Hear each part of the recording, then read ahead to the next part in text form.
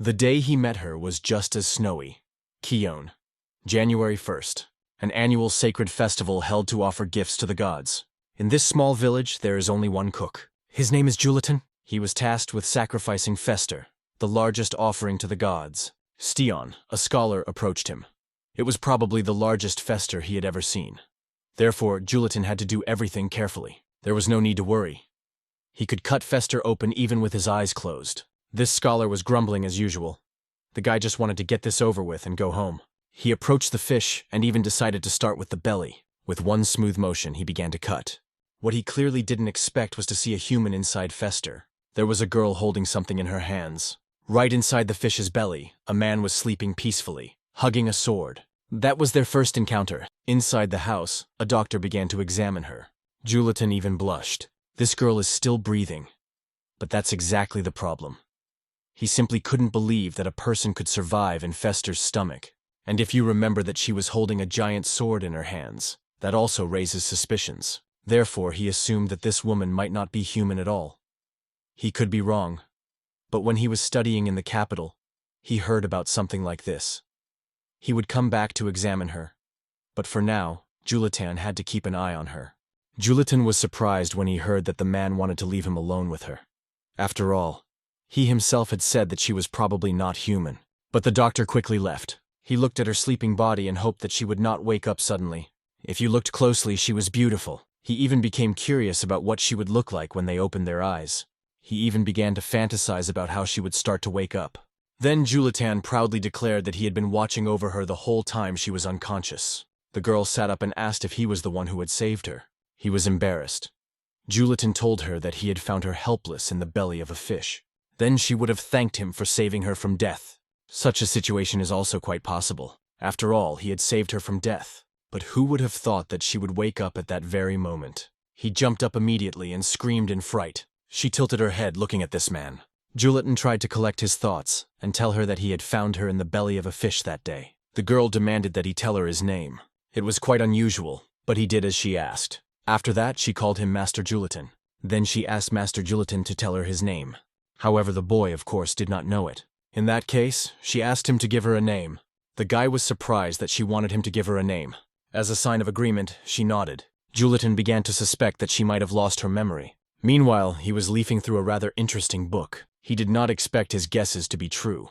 It all starts with Togo, as soon as the contract is signed. Even though he didn't expect it, he was still right. If this woman had already woken up, he was in danger.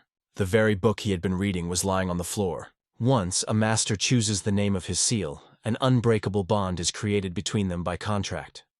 The contract can only be broken in the event of the master's death or if he passes the seal on to another person. It's surprising that she doesn't even remember her own name. Apparently, she will need a temporary name until she remembers her real one. After thinking for a moment, his attention was drawn to a red bead necklace. Julitan came up with a name, Carnelian. The boy asked her what she thought of the name. The girl also said the name, as if tasting it. In fact, Carnelian's eyes reminded him of those stones. They were so bright and so mesmerizing. Just like her beautiful eyes. Carnelian. It's a beautiful name. From now on, that's what she'll be called. Julitan was glad that she liked the name. Suddenly, the same doctor who had told him to stop ran in. The window behind him suddenly opened. Snow began to blow into the room. The seal, now named Carnelian, began to swear allegiance to the knight Julitan. She swore allegiance to him as her master. They sleep an eternal sleep in mines, caves, and forests scattered throughout the world. In the world, there are creatures whose great power can only be awakened and used by special people. And the name of these brave individuals who are able to turn their abilities to their advantage is subordinates. They are able to enter into a contract with these creatures. Outwardly, they resemble humans, but they possess powers that stir the imagination. They will serve their master forever. However, if their master dies, they will fall back into a deep sleep. Those who have lived for thousands of years, constantly waking up and falling asleep, they are called seals. He has heard of the so-called seals. However, he does not know that they can be found in the stomach of a fish or awakened by an ordinary village cook. Julitan, of course, understands everything, but he wanted to at least give up. However, Carnelian was against it. The boy asked Steon if the seals were really that powerful. Their abilities are unique, especially those who possess unusual weapons. Their strength is equal to 1,000,000 soldiers. However, Carnelian believed that they were slightly underestimated. It wasn't just a million soldiers. She was capable of wiping a couple of countries off the face of the earth without batting an eyelid. So now she hopes he understands why an ordinary cook shouldn't have awakened her.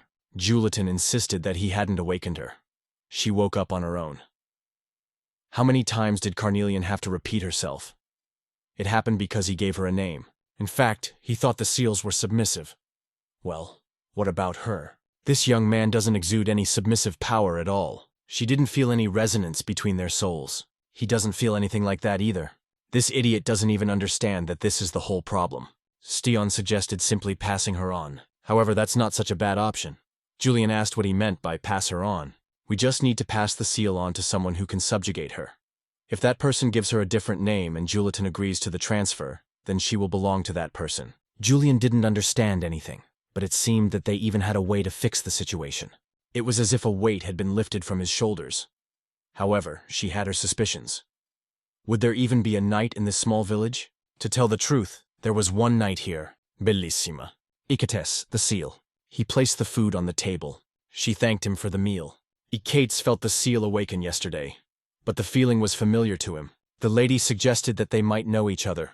Lee Dietrich, the first knight of Lysenborough. That's true. She has a very painful past. She once said that she didn't want to awaken anymore. A cool evening breeze blew into the room. Now everything was clear to her. Lee Dietrich hoped that she had been subdued by a good man, since she had awakened again.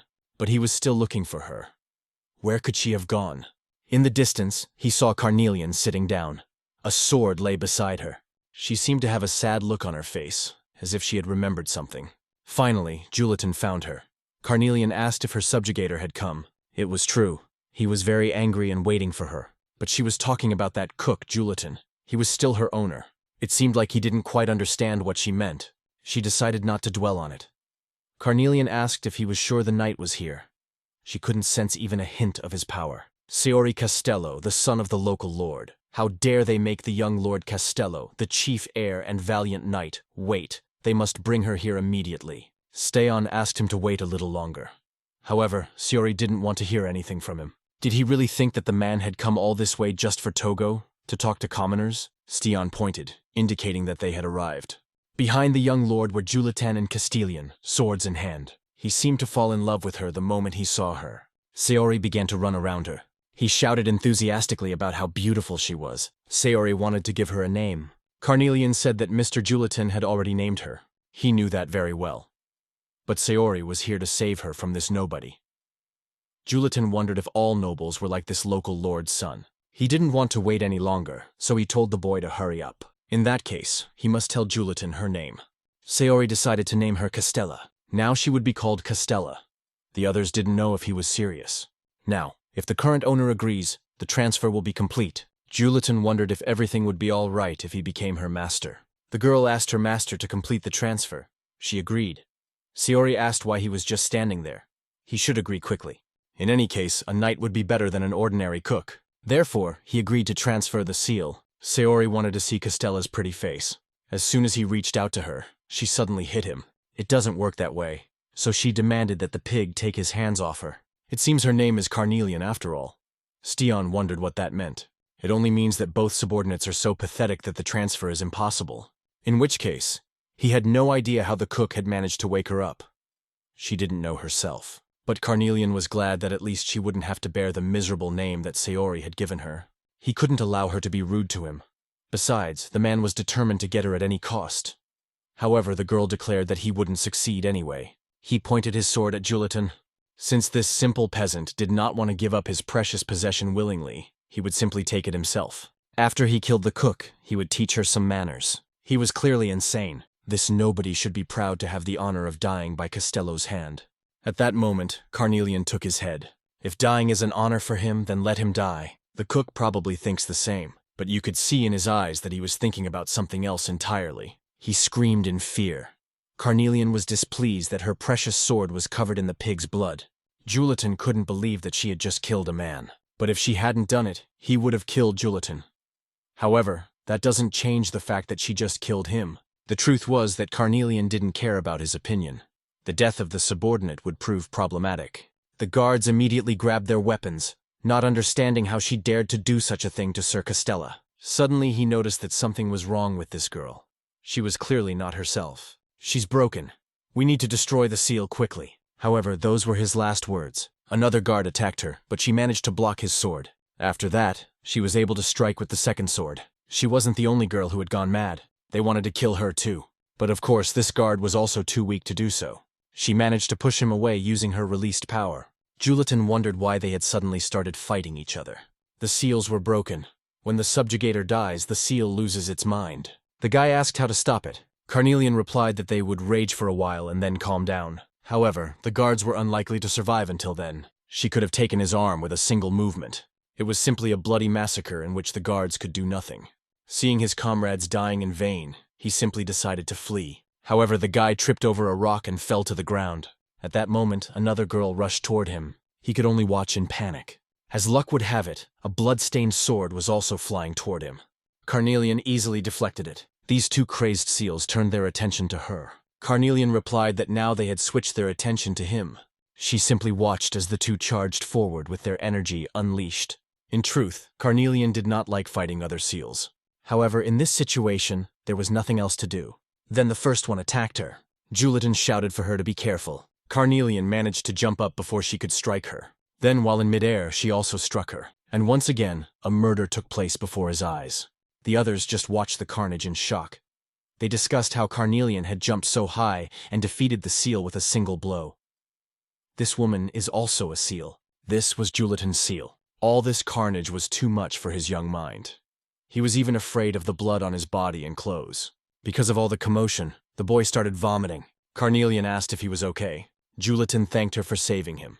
Thanks to her, he was still alive. Perhaps he had misunderstood. She had already told him that seals went berserk when they lost their master. Even weak seals were susceptible to this. So the girl asked him what he thought would happen to her. Nevertheless, he was still grateful to her. She just sighed at this pathetic subordinate. He couldn't even make a proper exchange. After that, the two stood and watched as the area was cleared, and how the bodies of the dead were covered. Steon approached them and asked what they planned to do. Carnelian asked what he meant. Didn't she understand what the Lord would do when his son, soldiers, and seals had been killed? But she hadn't killed his soldiers. And if this was just a simple Lord's army, she could deal with them in seconds. However, he didn't ask how long it would take her to do so. Did he really prefer that she kill them slowly? He was more cruel than she had first thought. She had misunderstood everything. Even if she killed the Lord's army, stronger armies and seals would be sent. An army from a neighboring kingdom. Or even the imperial army might come. How terrifying it was to hear that they would simply come to avenge the son of a village lord. Steon sighed, saying that the Lord was an aristocrat after all. Even if the kingdom's army came here, it would only take 2 days. However, Julitan interrupted their conversation. He asked her not to kill anyone else. Just because they were pitiful and weak didn't mean their lives didn't matter. In this world, there are no people who deserve to die. In that case, Carnelian wanted to know why he had remained silent while that pig was still alive. He was just a fragile and weak submissive. So what did he want her to do? The guy just fell silent. After a minute of thinking, he wanted to go and explain the whole situation and ask for mercy. Carnelian found it funny. Carnelian asked him what he wanted to explain. That they had killed his son, but sincerely asked for forgiveness. Did he seriously think that would work? But you never know until you try. Steon decided to try. Carnelian asked if these people had all lost their minds. There is no other way out. He will try to explain the whole situation to her. Why the exchange did not take place and why the massacre began. He will be able to show her the truth. It would be better if he did it than Julitan. A little later, she stood over the graves of the seals and remembered what had happened. How she had killed them with her own hands. Carnelian looked sadly at the graves. Julitan approached her, his presence she had sensed long ago, and asked if something was wrong. The boy apologized. He hoped he hadn't disturbed her. Carnelian asked what he wanted. He happily announced that Steon had returned. She clearly hadn't expected him to actually return. Julitan thought that everything must have gone smoothly. Carnelian asked if he hadn't even been beheaded. The boy replied that of course not. Then she thought that maybe he had lost an arm or a leg. Everything was fine. The Lord said he wanted a personal apology. Julitan jumped up immediately. He knew Steon would succeed. Carnelian was skeptical about the apology. She couldn't understand what kind of idiot would need an apology from the murderer of his own son. Steon asked why she was so pessimistic. Perhaps she had seen a lot of bastards in 1,000 years. He could think whatever he wanted. She wasn't going to justify herself. Julitan began to ask Carnelian to help him one more time. She could only sigh at the request. The girl agreed. After all, it was her master's order. The man informed his master that they were already on their way. "Lancer Costello, my lord." He called for Joga. After him, a hooded man appeared and asked the lord what he should do. Lancer told him to prepare the best knife for the guests. They would simply cut off their skin before killing them. He was surprised when he heard that she didn't need food to survive. But even so, Julitan did not understand where she got so much strength. Carnelian explained that she absorbed energy from her surroundings. It was something like photosynthesis in plants. It was clear that the guy had no idea what photosynthesis or energy were, so she just told him not to bother his head with nonsense. She saw the food in his hands, so she decided to take it. Julitan didn't understand what she was doing, because she had just said she didn't need to eat. The girl replied that she wouldn't die of hunger, but she could still eat. She spat out what she was chewing because it was disgusting. He remembered Steon's words about how seals had a very long life, and they changed their master many times, so the guy wanted to know who her previous owner was.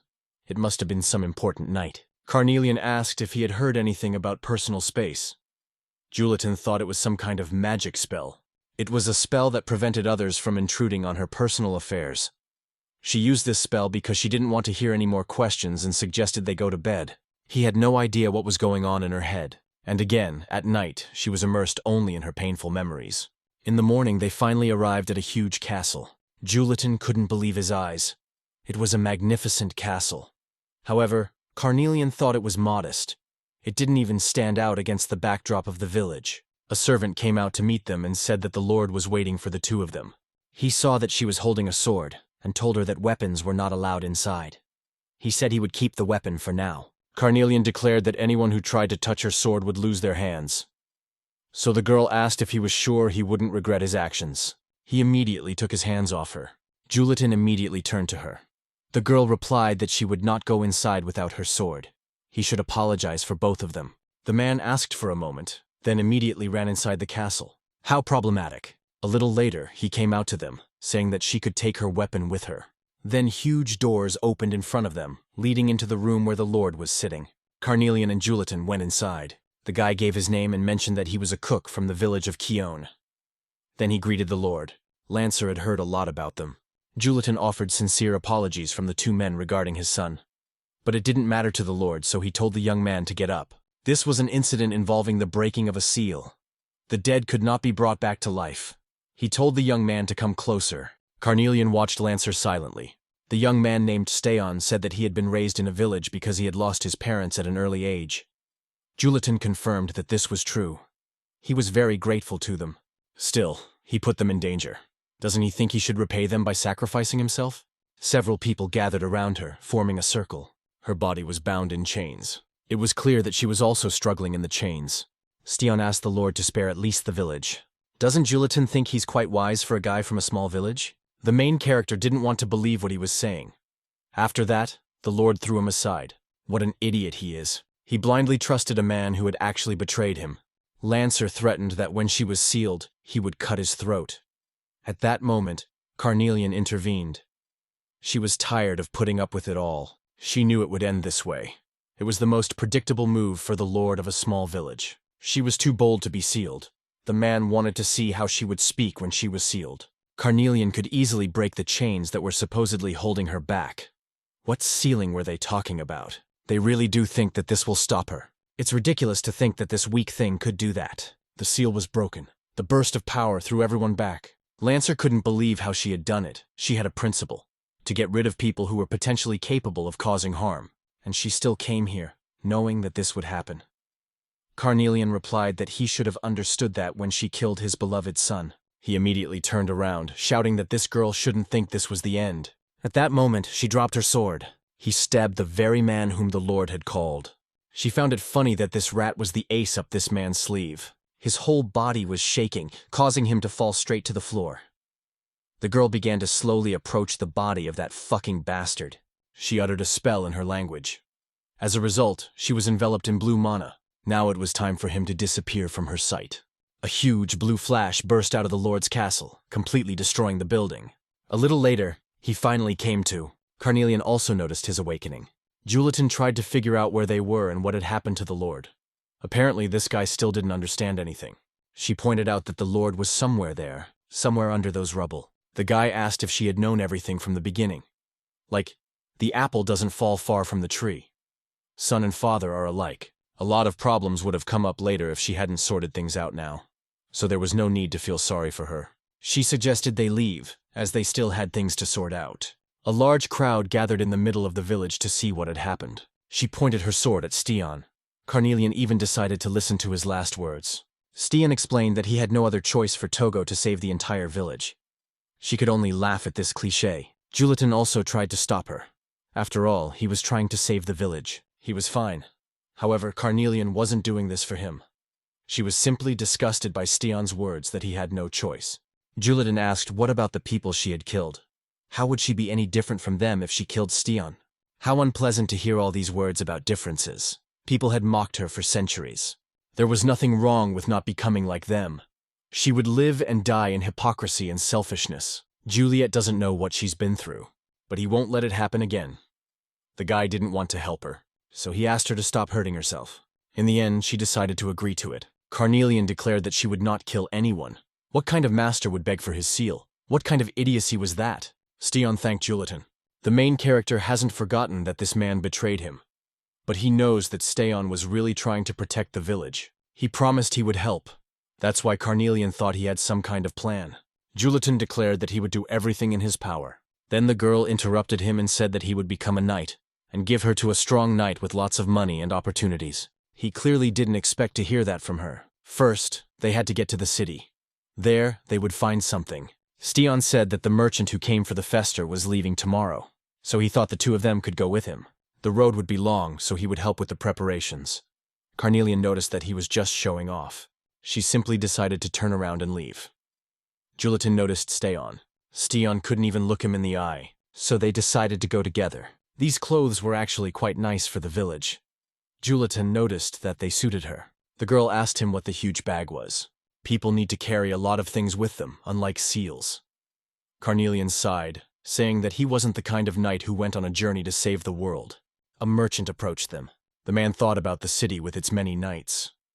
Carnelian mentioned that they needed real knights, not imitations. Bissima would be perfect for them. He had heard that there would be a knight tournament there in a week. It was clear that Julitan was hearing about this for the first time. Carnelian explained that it was a tournament where duels took place in the presence of the king. They organize a bloody mess for Togo so that the king will pay attention to them.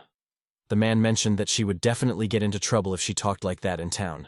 In any case, there would be a couple of knights there. The man said he needed to go to Slocket so they could go with him. If they found a ship there, they would make it to the tournament in time. A little later, the girl asked him what he was thinking about.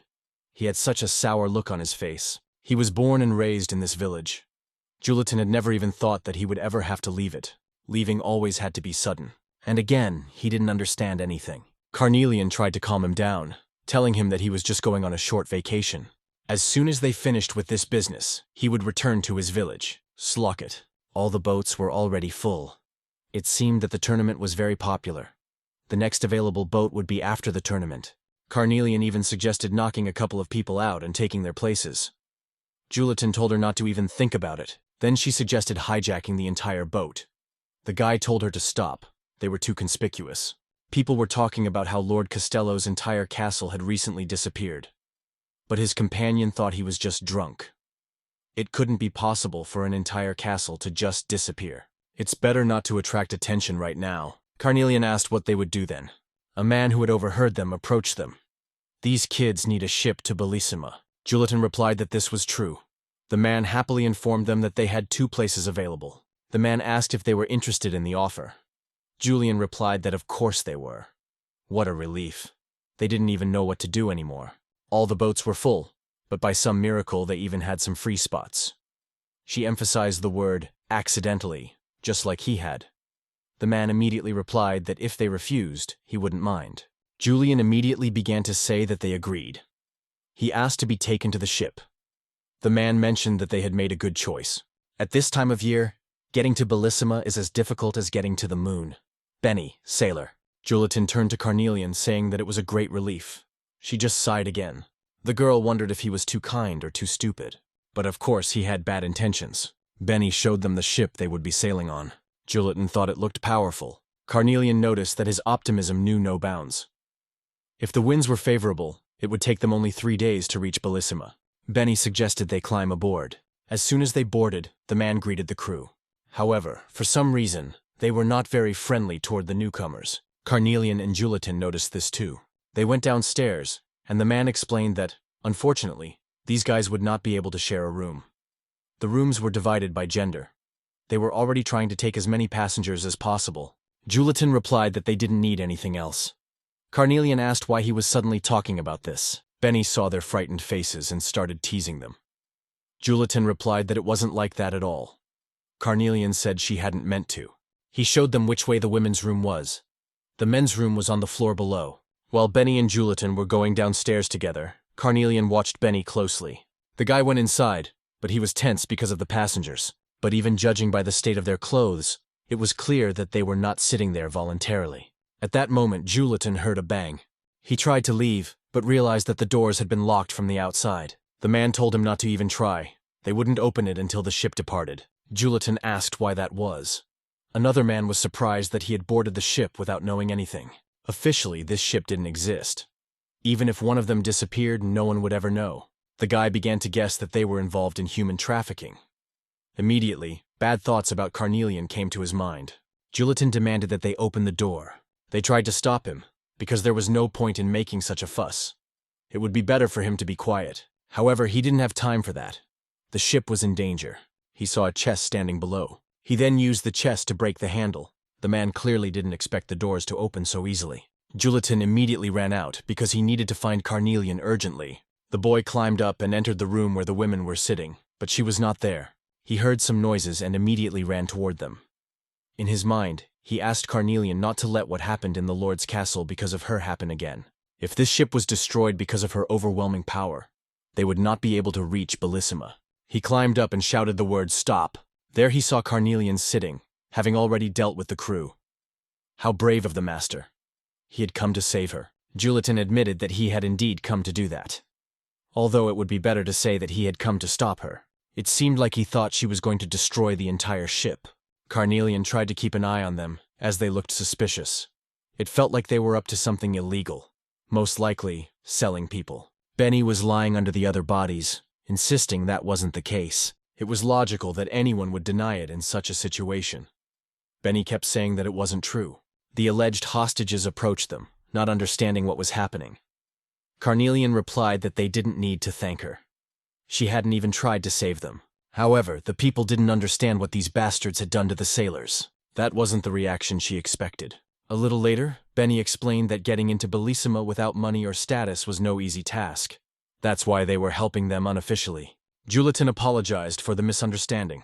Benny replied that everything was fine. They were also to blame for not explaining anything. After that, the man asked who they were. Carnelian said she was a seal, and that guy, the knight in training. They had business in Bissima, so that's where they're going. He clearly didn't expect to see a knight's seal on the ship. This guy looks a bit dim, but she's very strong. Benny asked if they really didn't know about the knight's ship. A separate ship is allocated for the knights for the royal tournament. Everyone gets their own room and high-quality meat. Now they realized what a mistake they had made. This ship doesn't have that. Carnelian replied that it was obvious. They also still owed money for the riot they had caused. Or did he really think he could just take it and forget about it all? Julitan admitted that they had no money left. If there was no money, they would pay in another way. Selbender. Oberammergau. Sitting on the balcony, he watched the beautiful weather. A girl approached His Majesty. He had told her not to call him that when they were alone. Michelle, the seal, called him Sir Offenbach. Michelle said that Garang had woken up. Offenbach asked who had woken her. She wasn't sure about the subordinate, but she felt her presence. So she really had returned. He returned to solid ground and turned to Michelle. The man demanded that Michelle find Garang and bring her to him.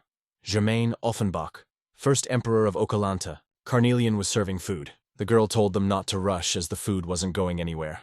And Julitan was busy cooking.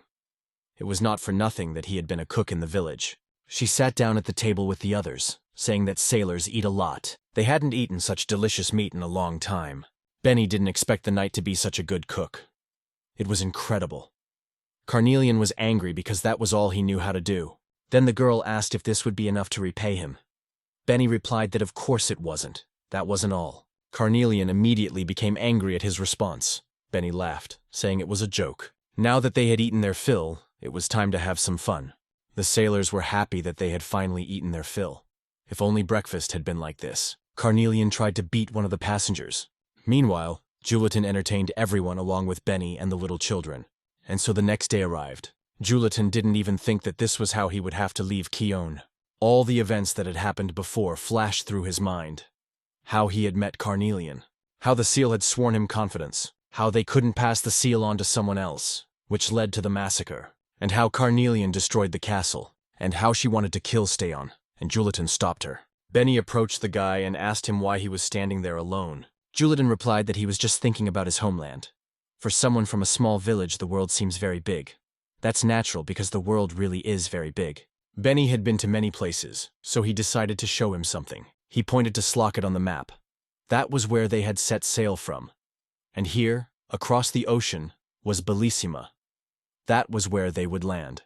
Bissima is one of the cities of the Kingdom of Riesenberg, and Riesenberg is one of the many kingdoms that are subject to the Hesfarkan Empire. That's not all. In addition to the Hesfarkan Empire, there is also the Garbet Empire. Furthermore, there is also the Dalekot Empire. Now Julitan truly understood that the world was incredibly vast. Benny wanted to show him something even more amazing. He hadn't tried it himself, of course, but he had heard that if you crossed the ocean, you could find a continent. It was much larger than all the others put together. Benny wanted to travel around the whole world and help people get where they needed to go. He even told Julitan to let him know if he ever needed a ride somewhere. After that, the two said goodbye to Benny and the other sailors. Bellissima. There were many people on the street, and Julitan noticed that it was much warmer here than in Slocket or Kione. There were so many people and such large buildings. Carnelian replied that this was the imperial city of Hesfarkona. Of course it would be big. He should stop talking like a country bumpkin. It was time for the master to start talking like a knight. He must have heard Benny say that lodging and food were free. The girl asked if he was even listening to her. The boy's attention was drawn to something else. There's a beast walking on two legs over there.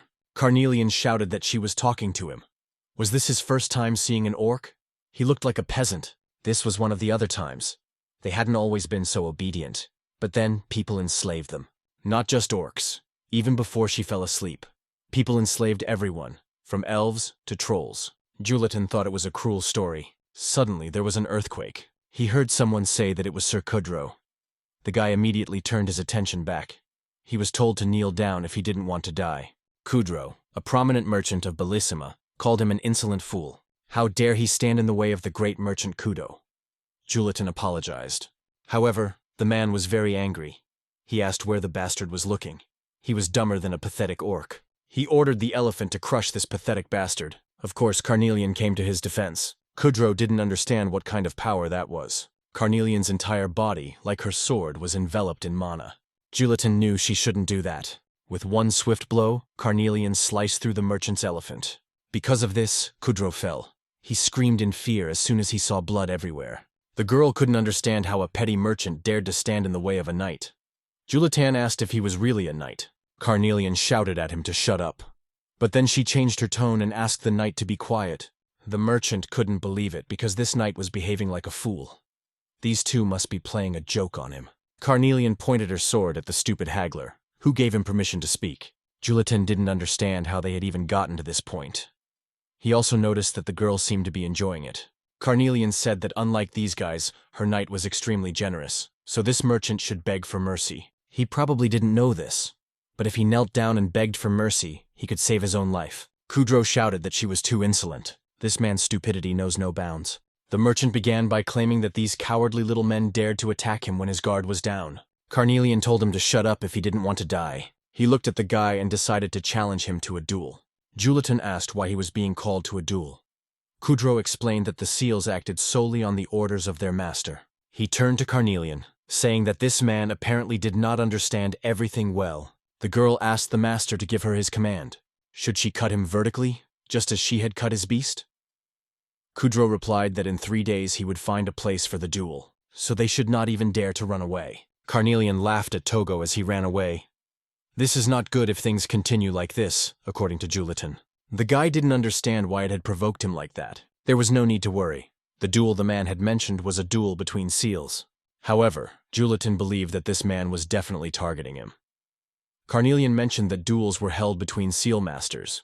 Instead of worrying, it would be better to find an inn first. She noticed her clothes. She needed to change and tidy herself up, but they didn't have a penny to their name. However, they had a wonderful knight-errant. So what was there to worry about? The seal they had been talking about had arrived in Bissima. He thought they were close. Lee Dietrich asked if he was talking about the seal with the painful past. Exactly. It takes incredible strength to awaken that seal. Whoever awakened it must be the best knight in the Empire. A knight like that appeared right before the royal duel.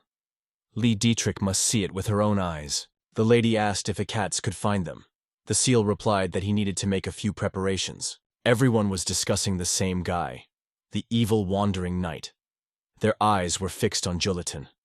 What on earth was going on in this world? Kudro had almost been beheaded. The man greeted the knight. They hoped that the knight would enjoy his time here. The guy wanted to clarify something. Suddenly, Carnelian struck him. She pretended to be concerned for the knight, as his wound had reopened. Carnelian had told him to be a knight. The girl explained that the knight had been seriously wounded in the last battle, and he was in a very bad mood after meeting someone who didn't know about knightly honor. For them, it was important to be of service to such a righteous knight. He asked permission to escort the two to a better room. After that, they entered the room. A change of clothes and a bath had been prepared especially for them. The man hoped they would rest well. Actually, things weren't so bad here. Carnelian asked what had happened. Was he really not going to stay here? Julitan was nervous that they would be in the same room. He looked the same as he did on the ship. Could it be that he was having wild thoughts? You didn't answer that it wasn't true. Carnelian laughed. Julitan asked why she was laughing. He's so silly. Did this guy really think that the seals would be kept in a separate room? For knights, seals are no different from swords or shields. Who, in their opinion, should take a separate room for a sword? How naive this guy is. A little later, he was eating an apple at the table. The bathroom door opened, and she came out. The boy heard her say that it was very refreshing after such a day. Julitan immediately became embarrassed as soon as he saw her clothes. Carnelian asked what was wrong. The boy asked what she had done with the clothes they had given her. She had simply altered the clothes to suit her taste. The girl didn't want to wear those old-fashioned things. She even thought she could say she was a little ahead of her time. Carnelian asked him how he felt now. Wasn't it cool to be a knight? He had been given a free room, free food, and free clothes. So what if it's good? He's not even a real knight. The guy is always afraid that they will be exposed. There was no need to worry. Who would dare suspect a sinister wandering knight of anything? Hadn't he seen how the innkeeper trembled with fear? She thought she would die of laughter. But the guy replied that it wasn't funny. Suddenly, she felt something. Carnelian immediately stood up. Julitan asked what was wrong. She sensed someone approaching, and someone very powerful. The young people heard an apology for interrupting their rest. They were looking for a knight. A knight named Lee Dietrich was looking to meet them. She had heard of the Dietrich family. This family of knights was recognized by the Empire. In that case, they must not have any evil intentions. Although Carnelian wasn't so sure, she didn't sense any desire to kill. Since they have no desire to kill, he has no objection to them entering. The female knight apologized for the sudden visit. The royal knight of Reisenberg, Lee Dietrich, gave her name. She had come in search of the great knight she had heard about. Julitan didn't even know how to respond to that. He greeted her, saying he was glad to meet her. Lee Dietrich thanked him for his warm welcome. What an idiot. He's practically shouting that he's a village idiot. What will they do if they are exposed? Sir Knight is free and does not belong to any country. Carnelian asked her to understand that he did not wish to reveal his origins. Juliet replied that this was true, and he invited her to sit down. She wondered about the knight who was hiding his origins. What else could they be hiding? There were fireworks. Karina watched them. A seal. Karina was intrigued, as it looked like some kind of festival. Zelid Vinkristen, the exiled knight. Let them enjoy the festival. After all, it would be even more interesting now, the royal arena. It's better that it's all problematic. She should have just killed him when she had the chance. Julitan thought she shouldn't be upset that she didn't kill someone. The guy noticed her sword. He was stupid, so he couldn't understand how she could cut something with it. Carnelian asked where he thought the strength to cut something came from. Julitan thought that the angle played a role. The real blade is in the heart of the owner, so it doesn't matter how sharp the sword is. Without desire, it can't even cut a sheet of paper. And most importantly, Since it's not sharpened, she can sleep with it in her arms. It's especially cool in the summer. Carnelian remembered that she hadn't even told him the name of her sword. Julitan was surprised that it had a name. The Mad Blade of the Mistral. He liked it. Lee Dietrich and Ikates came to them to find out how their preparations were going. Julitan greeted Lady Lee.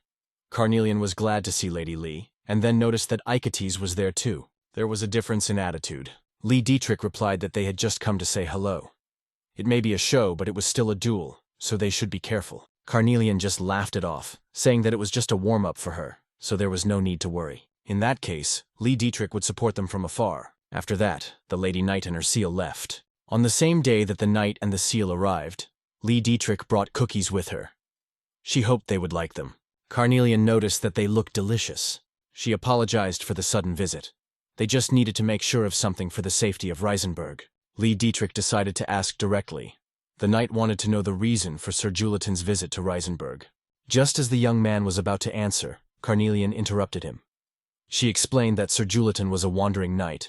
You travel to become stronger and do not interfere in the affairs of other countries, just as you do not work for them. If that was rude, Lee Dietrich apologized. The boy replied that it was all right. How commendable to face various difficulties for the sake of training.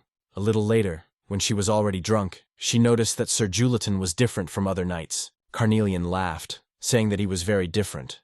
She only wanted to say that there wasn't a single thing he could do normally. But Julitan covered her mouth. The guy asked if he was really that different from others. He seemed like a man who was unattached and free to choose his own path. Julitan replied that he was not like that, quite the opposite. Looking at Sir Julitan, she felt uncomfortable that he was using his status as a royal knight as an excuse for Togo to be inattentive to his training. Carnelian pulled him out of his thoughts and asked if he had been listening to her at all. How could he even think about anything else when his seal was about to go to a duel? What an incompetent master. She would deal with this in the blink of an eye. Julitan just hoped everything would go well. Today is the day everyone has been waiting for. The duel between Sir Kadro and Sir Julitan is about to begin. Everyone present in the arena was eager to see this unforgettable duel. Carnelian entered the arena. The main character watched her exit. Kudro approached him and greeted Sir Julitan. Julitan's seal may be skillful, but the same can be said of his seal. Julitan noticed how much his attitude had changed after Kudro learned that he was a knight. And yet his seal looks incredibly powerful. Yasak, Kudro's seal. Carnelian covered her nose. She said she could smell the stench even from here. Because of those words, Yasak immediately lunged at Carnelian. She just watched the blow with a smile on her face. Julitan was worried about Carnelian. However, the girl was behind him, saying that he was as slow as his master. Yasak reacted immediately and wanted to strike again. However, Carnelian was faster than him and was already in the air. The girl landed on the arena floor without much effort. She heard words of discontent. The crowd didn't like that she kept running away. A seal should fight normally. Kudro also began to mock Togo, saying that the rumors about his seal being strong were false. She covered her nose again. Yasak lunged at her once again. Carnelian jumped back. She ended up behind him and kicked her opponent. It wasn't that she was just running away. She simply didn't want to stand next to him. Yasak became angry again and jumped up. Carnelian was able to block the attack without much effort. It was clear that the seal had no idea she was capable of such a thing. The girl wondered if he really thought he could defeat her if he caught her. She managed to knock the axe out of his hands. Carnelian brought him to his knees and thought that this poor guy must be having a hard time with such an incompetent master. Actually, it would be rather boring to end this way. Perhaps she should arrange an explosion for the finale. She cast a spell, and the others noticed the high-level magic. The spectators immediately noticed the fire falling from the sky. But the truth was that it wasn't Carnelian who did it. They immediately began to scatter as soon as they saw the stones flying straight at them. People started calling for help. A woman was holding her child in her arms. Fortunately, a shield appeared just in time. This shield was put up by Ikates. Lee Dietrich shouted for everyone to evacuate the area. They were being attacked by an enemy country. They were almost at the city walls. There was an army with catapults. Part of the city was destroyed and on fire. There was fighting in the streets. A man was about to kill a poor woman kneeling before him. The woman begged for mercy. The man told her to shut up and accept her fate. As soon as the sword was near her hands, a shield appeared around the girl. Because of this, he couldn't hold the weapon in his hands. He had no idea where the shield had come from, but then he was pierced. It was Lee Dietrich. Lee Dietrich told her to hide somewhere, as it was not safe there. The woman thanked the Lady Knight. Ikates noticed that things had calmed down a bit. Lee Dietrich wanted him to go to the garrison to block air attacks. The man asked what about her. She would head for the captured fortress wall. Lee Dietrich could deal with her on his own. If other places fell, it would be the end for them. The female knight also added that he would need a shield to stop the siege weapon. Iketes put his strength into her weapon. Lee Dietrich also wanted to give him orders as his superior. If she died, he would have to find a new master. He clearly did not expect to hear such an order. Wars are unpredictable. Iketes must find someone he can trust completely. In any case, he had to accept the order. After that, he fled. Lee Dietrich also set off to carry out her mission. Julitan was curious. Why had Lady Lee refused their help? The man was at a loss. He shouted for her not to come near him. However, these were empty words to Carnelian. The girl had no idea who these men were or why they had attacked. Lee Dietrich and Iketes ran up to them. The girl asked if they were okay. They had heard the screams. Carnelian explained that they had just dealt with some punks who were getting in the way. Then she asked what was going on. Lee Dietrich explained that the country of Helmand had launched an attack, taking advantage of the noise created by the duel. They had never had good relations, but she didn't understand why they had done this now. Carnelian asked Lady Lee if they needed help. It was a bit boring, of course, but she could still help. Lee Dietrich thanked her for the offer, but they had to decline. This was Riesenberg's business. She didn't want to cause them any more trouble. It would be better for them to hide somewhere. The inner castle should be safe now. Knights are people who are willing to give their own lives for their beliefs. Free knights, on the other hand, can disregard their principles, whether it be honor or knightly dignity. For them, asking a free knight to help the country is the same as simply disregarding all their beliefs, and to get involved without any power is just stupid. It was hard for him to admit it, but she was right. Although, if you don't count Julitan, his seal has plenty of power. Meanwhile, the fighting continued. Helmand had been hostile before, but they had never acted so hastily. Lee Dietrich tried to figure out who was behind it. They noticed her immediately. She had the nickname Azure Predator. Using her strength, she managed to get rid of her attackers. Sille watched it all unfold. Of course, he knew Lee. She was just as strong, but at the same time fragile. After that, Sille decided to engage her in combat himself, drawing his weapon. Lee Dietrich immediately blocked his attack. After all, they hadn't seen each other in a long time. Lee Dietrich also recognized Sille. The girl managed to push him away. Those present also noticed the attacker. His nickname was the dreaded Sille. Now she understood why Helmand had attacked them so unexpectedly. It was Sille Vinkristen. To be precise, the reason was her. If not for Lee Dietrich, why else would he have agreed to work for such a boring country? The girl didn't understand why Sille was doing this, but that was clearly not something she should be thinking about right now. Karina probably felt the same way. She had some kind of weapon in her hands. With it, she was able to push Lee Dietrich away. Sille took one of the two jars and poured its contents onto his sword. She noticed that it was poison. Sille asked where her seal had gone. He needed to see the death of his master. Lee Dietrich replied that it was none of his business. At least Karina would see her last breaths. Lee Dietrich herself understood that it was very disadvantageous for her to prolong this battle. She had to finish it with one blow. Of all the people in Riesenberg, only she was capable of stopping Sille. After that, they lunged at each other in attack. The man noticed that she was rushing straight at him. Lee Dietrich managed to cut him. Because of this, Sille immediately jumped back. But the truth was that the cut was not deep enough. It seemed she was prepared to kill him at the cost of her own life. Was this the knightly honor she had come to embrace? The poison had already begun to spread. Sille declared that from that day on, there would be no more Azure Predators. He lunged at Lee Dietrich again. Karina noticed something and told the man to be careful. He had to stop immediately. Another person appeared who wanted to join their fight. If two attack one, it's not really fair. Karina thought she recognized that voice. It was Carnelian. She declared that they should fight at least with the same number of opponents. With the help of catapults, they attacked again. But there was a shield around the city. A subordinate reported that the catapult couldn't break through the shield of Riesenberg. The man ordered the attack to continue. It would be good to exhaust the seals. If they could get rid of Lee Dietrich, even the impregnable Riesenberg would fall. O'Connell, commander of Helmand. The bombardment continued. Iketes also noticed that Helmand's attacks were becoming more and more fierce. He hoped that Lady Lee was all right. It seemed they were a little late. Carnelian apologized, as her master had been thinking for a while. So we need to finish quickly since they're late. Old scenes immediately flashed through Karina's mind. Back then, Carnelian had also killed a man. Her expression at that moment was impossible to discern. The man, with his last ounce of strength, reached out toward Karina. He muttered something about his wife and sons. Karina's whole body was shaking. Then, as now, it was Carnelian, only under a different name. Karina wanted to kill her, She immediately slipped past her master and headed for another seal. Carnelian wondered if her greeting had been too aggressive. And only then did she notice her face. It seemed that Carnelian immediately remembered who she was. Carnelian immediately pushed her away with her sword. Karina wondered if she had already remembered her, and what she had done. Sille told Karina to stop. The long-awaited reunion turned into a mess. He suggested retreating for now. However, Karina was against it. Sille immediately became angry when he realized that she was going against his orders. Did she want to die? The horror on her face was immediately apparent. In the end, she had to agree to his order. Sille told her to stop arguing and go to the back. At that moment, she looked at Carnelian one last time, telling her to just wait.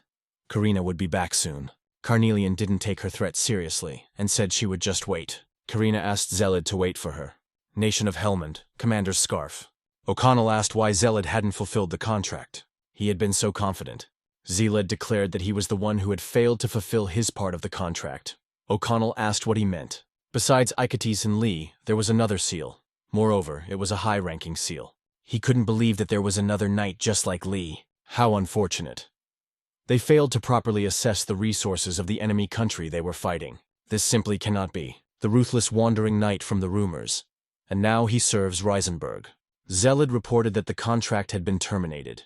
He didn't care if O'Connell went around saying that he had lost the war because of him. He will mercilessly take away the right to lie from the weak. Icates noticed that a day had already passed. She should return to the castle and recover. Lee Dietrich replied that Sille's poison was special, just like him. It wouldn't be so easy to get rid of it.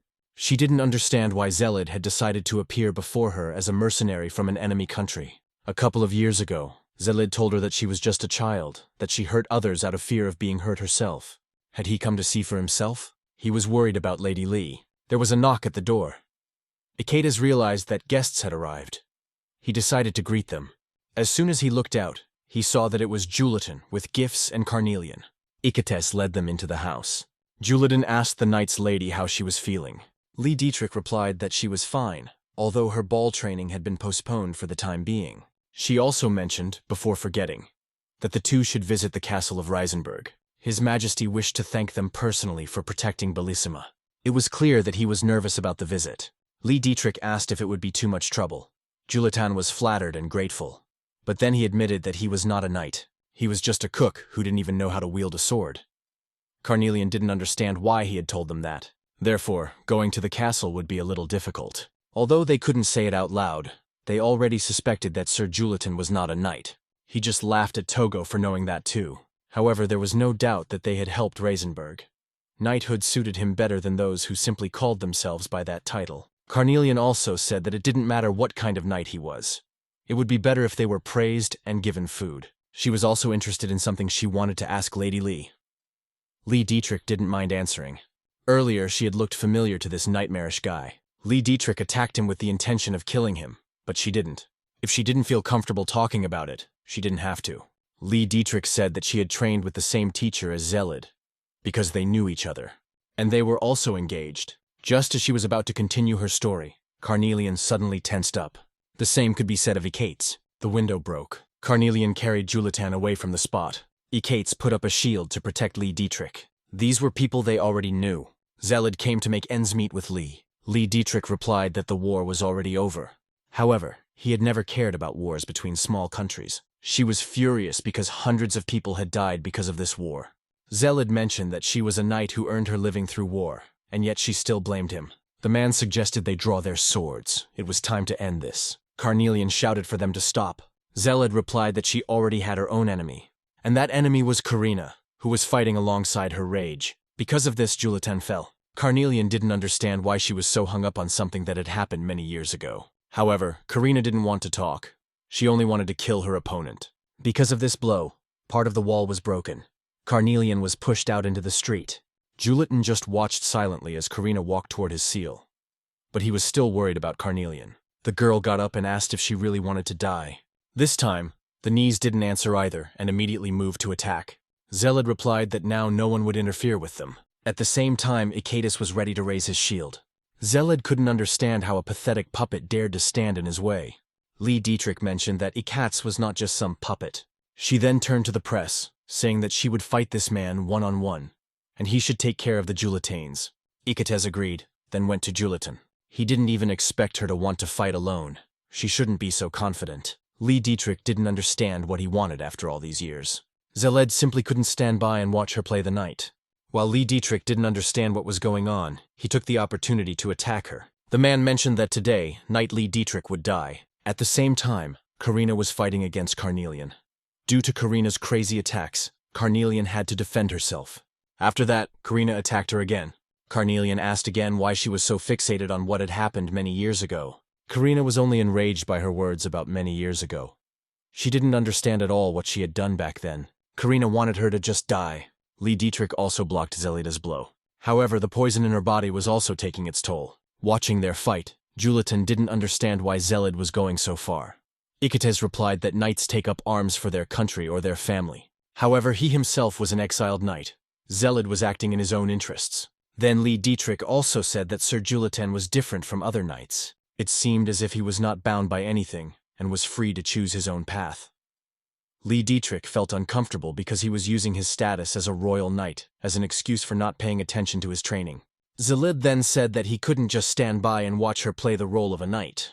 And then he said that today, Knight Lee Dietrich would die. Julitan began to understand what Sille wanted to achieve. He found it funny to see an imperial knight who could barely stand up to an outcast. The title of Azure Predator did not live up to its name. Sille attacked again. Lee Dietrich tried to withstand his blow, but it was clear that she was having a hard time fighting him. Thanks to his strength, he was able to knock the sword out of her hands. Lee Dietrich fell to her knees and a blade was pressed against her throat. Sille said again that the existence of Knight Lee Dietrich would now come to an end. He even raised his sword to deliver the final blow. But at that moment, he dropped his sword. Sille immediately turned around knowing who it was. Iketes had intervened. Lee Dietrich asked how Akates could disobey her order. Regardless of the circumstances, the seal exists to protect its master. Sille wanted to get rid of this bastard who had interfered with them. Iketes raised his shield. However, Sille struck a blow that shattered his shield. He then struck Iketes again. In panic, she shouted Iketes' name. Sille took the sword back into his hands. The seal attacked him to protect its poor master. It seems that he is more than just a puppet. He had to admit it after all. Since he was a rather interesting young man, he decided to let him live. But he still had to pay for the scene he had caused. At that moment, Lee Dietrich jumped in, preventing her seal from being killed and attempting to slash it. Lee Dietrich replied that they weren't done yet. Sille just laughed. Now he finally saw a familiar face. An ordinary girl named Lee, hiding behind the brilliant facade of a knight. He decided to return to his seal. Julitan immediately ran to Carnelian. There he saw Karina kneel her down. It seems she can't even wake Mistral. You can't really call that revenge. Now let her just die. Karina called her by her old name, Garang. Fortunately, Carnelian managed to jump out of the way of her blow. She landed behind Karina. Carnelian didn't understand what she had done wrong, why Karina's master had died. But it was Garang who had killed her former master with her own hands, and that was when she had gone mad. Karina killed everyone she loved with her own hands, and now she claims that it was not her fault at all. Carnelian replied that it was all Karina's fault. She was desperate over the death of her master. She suffered because of the murder of her master's family. All of this is a consequence of her love for people, despite the fact that she is a seal. Julitan could only guess what they were talking about. Sille approached him, and noticed that this high-ranking seal had a master who could not walk. Because of this, she cannot use even half of her power. Julitan asked what he meant. Didn't this guy know that the power of a seal depended on the abilities of its master? He was killing his own seal with his own hands. He remembered Carnelian's words that such a subjugator would never be able to awaken her. The words about him becoming a knight and passing her on to another knight who had plenty of money and skills. She always complained about his weakness. But Carnelian never said that he was the reason for her weakness. Sille approached Karina to stop her. It was time to leave. She clearly didn't like this decision. However, he didn't want to hear her disobedience again. Because of this, she had to back down again. Sille looked at Lee Dietrich and mentioned that killing someone bound by their past was worthless. He also said something about the seal. After all, she wasn't to blame for her master's incompetence. After that, Sille left. Karina took one last look at Carnelian, then left as well. Julitan asked if she was okay. Carnelian honestly admitted that she had almost died. She hadn't even been able to protect her master. How ridiculous she was. However, Julitan clearly felt guilty that she had almost died. Carnelian advised him not to pay attention to what Sille had said.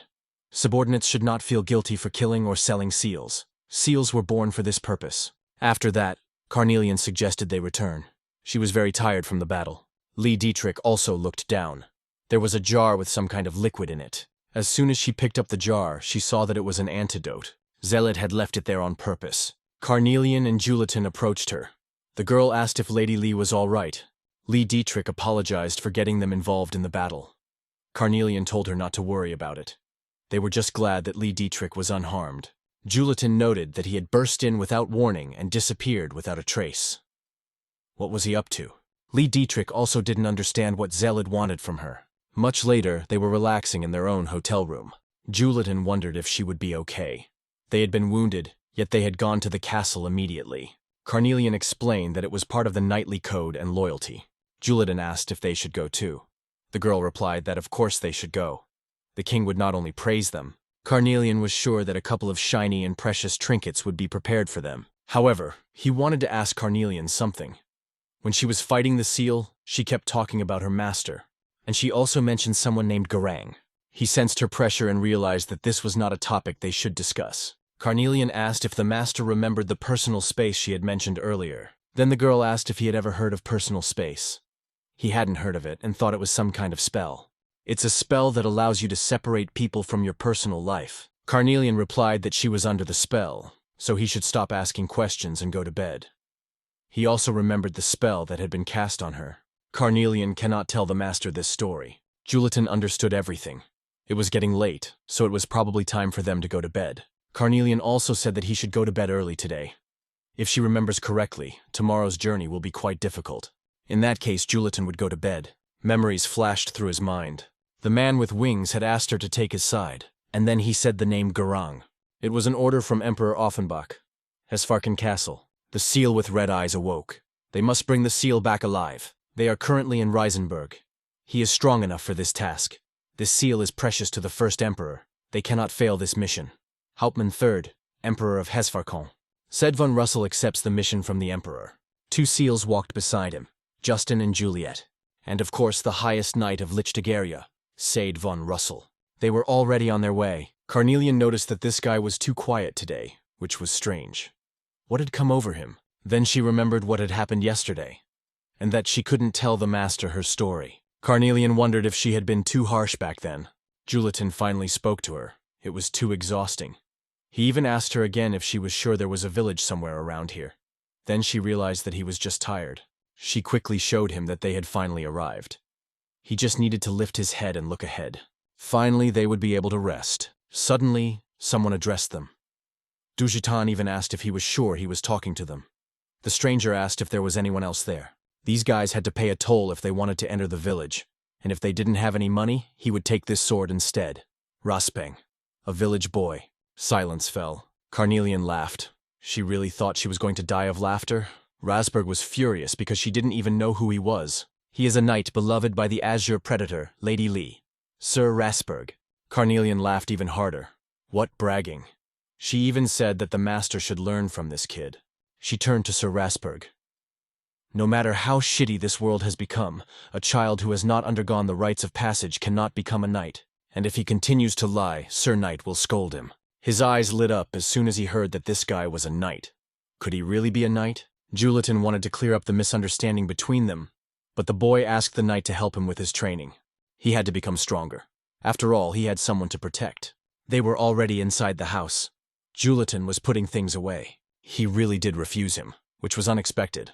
Unfortunately, Julitan couldn't help him. After all, he wasn't a knight. The boy was so serious, so he couldn't lie to someone like him.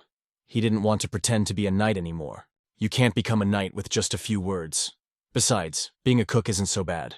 They even managed to get a nice room in exchange for cooking tomorrow. Carnelian decided to check the room for dust. It was clear that no one had cleaned it properly in a long time. Besides, this boy's father was a knight. So Julitan was sure that when he returned, he would get a real workout. The master is indeed forgetful. There is not a single decent knight among those who claim to be knights. Only those who chase after women say such things. Unfortunately, this young man may never see his father again. He was even a little upset about it. Seeing his mood, the girl suggested they have a drink downstairs. Julitan replied that he had never drunk before. In that case, there was nothing to be done.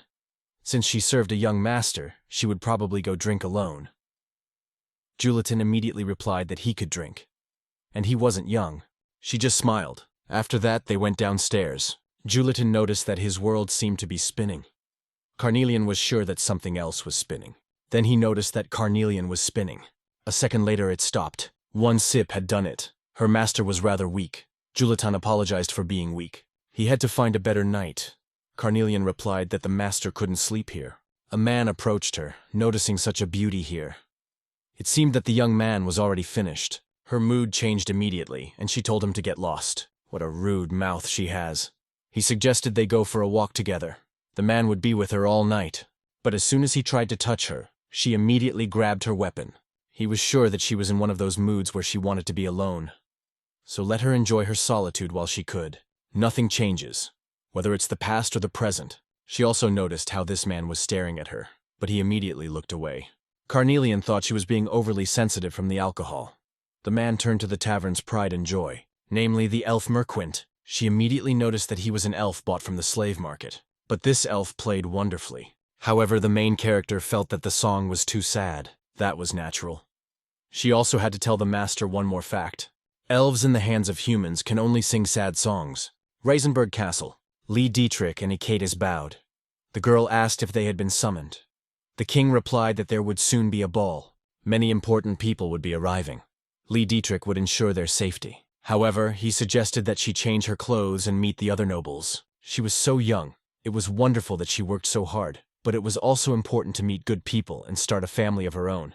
But here it was again. She hoped that everything was all right with Sir Julitan.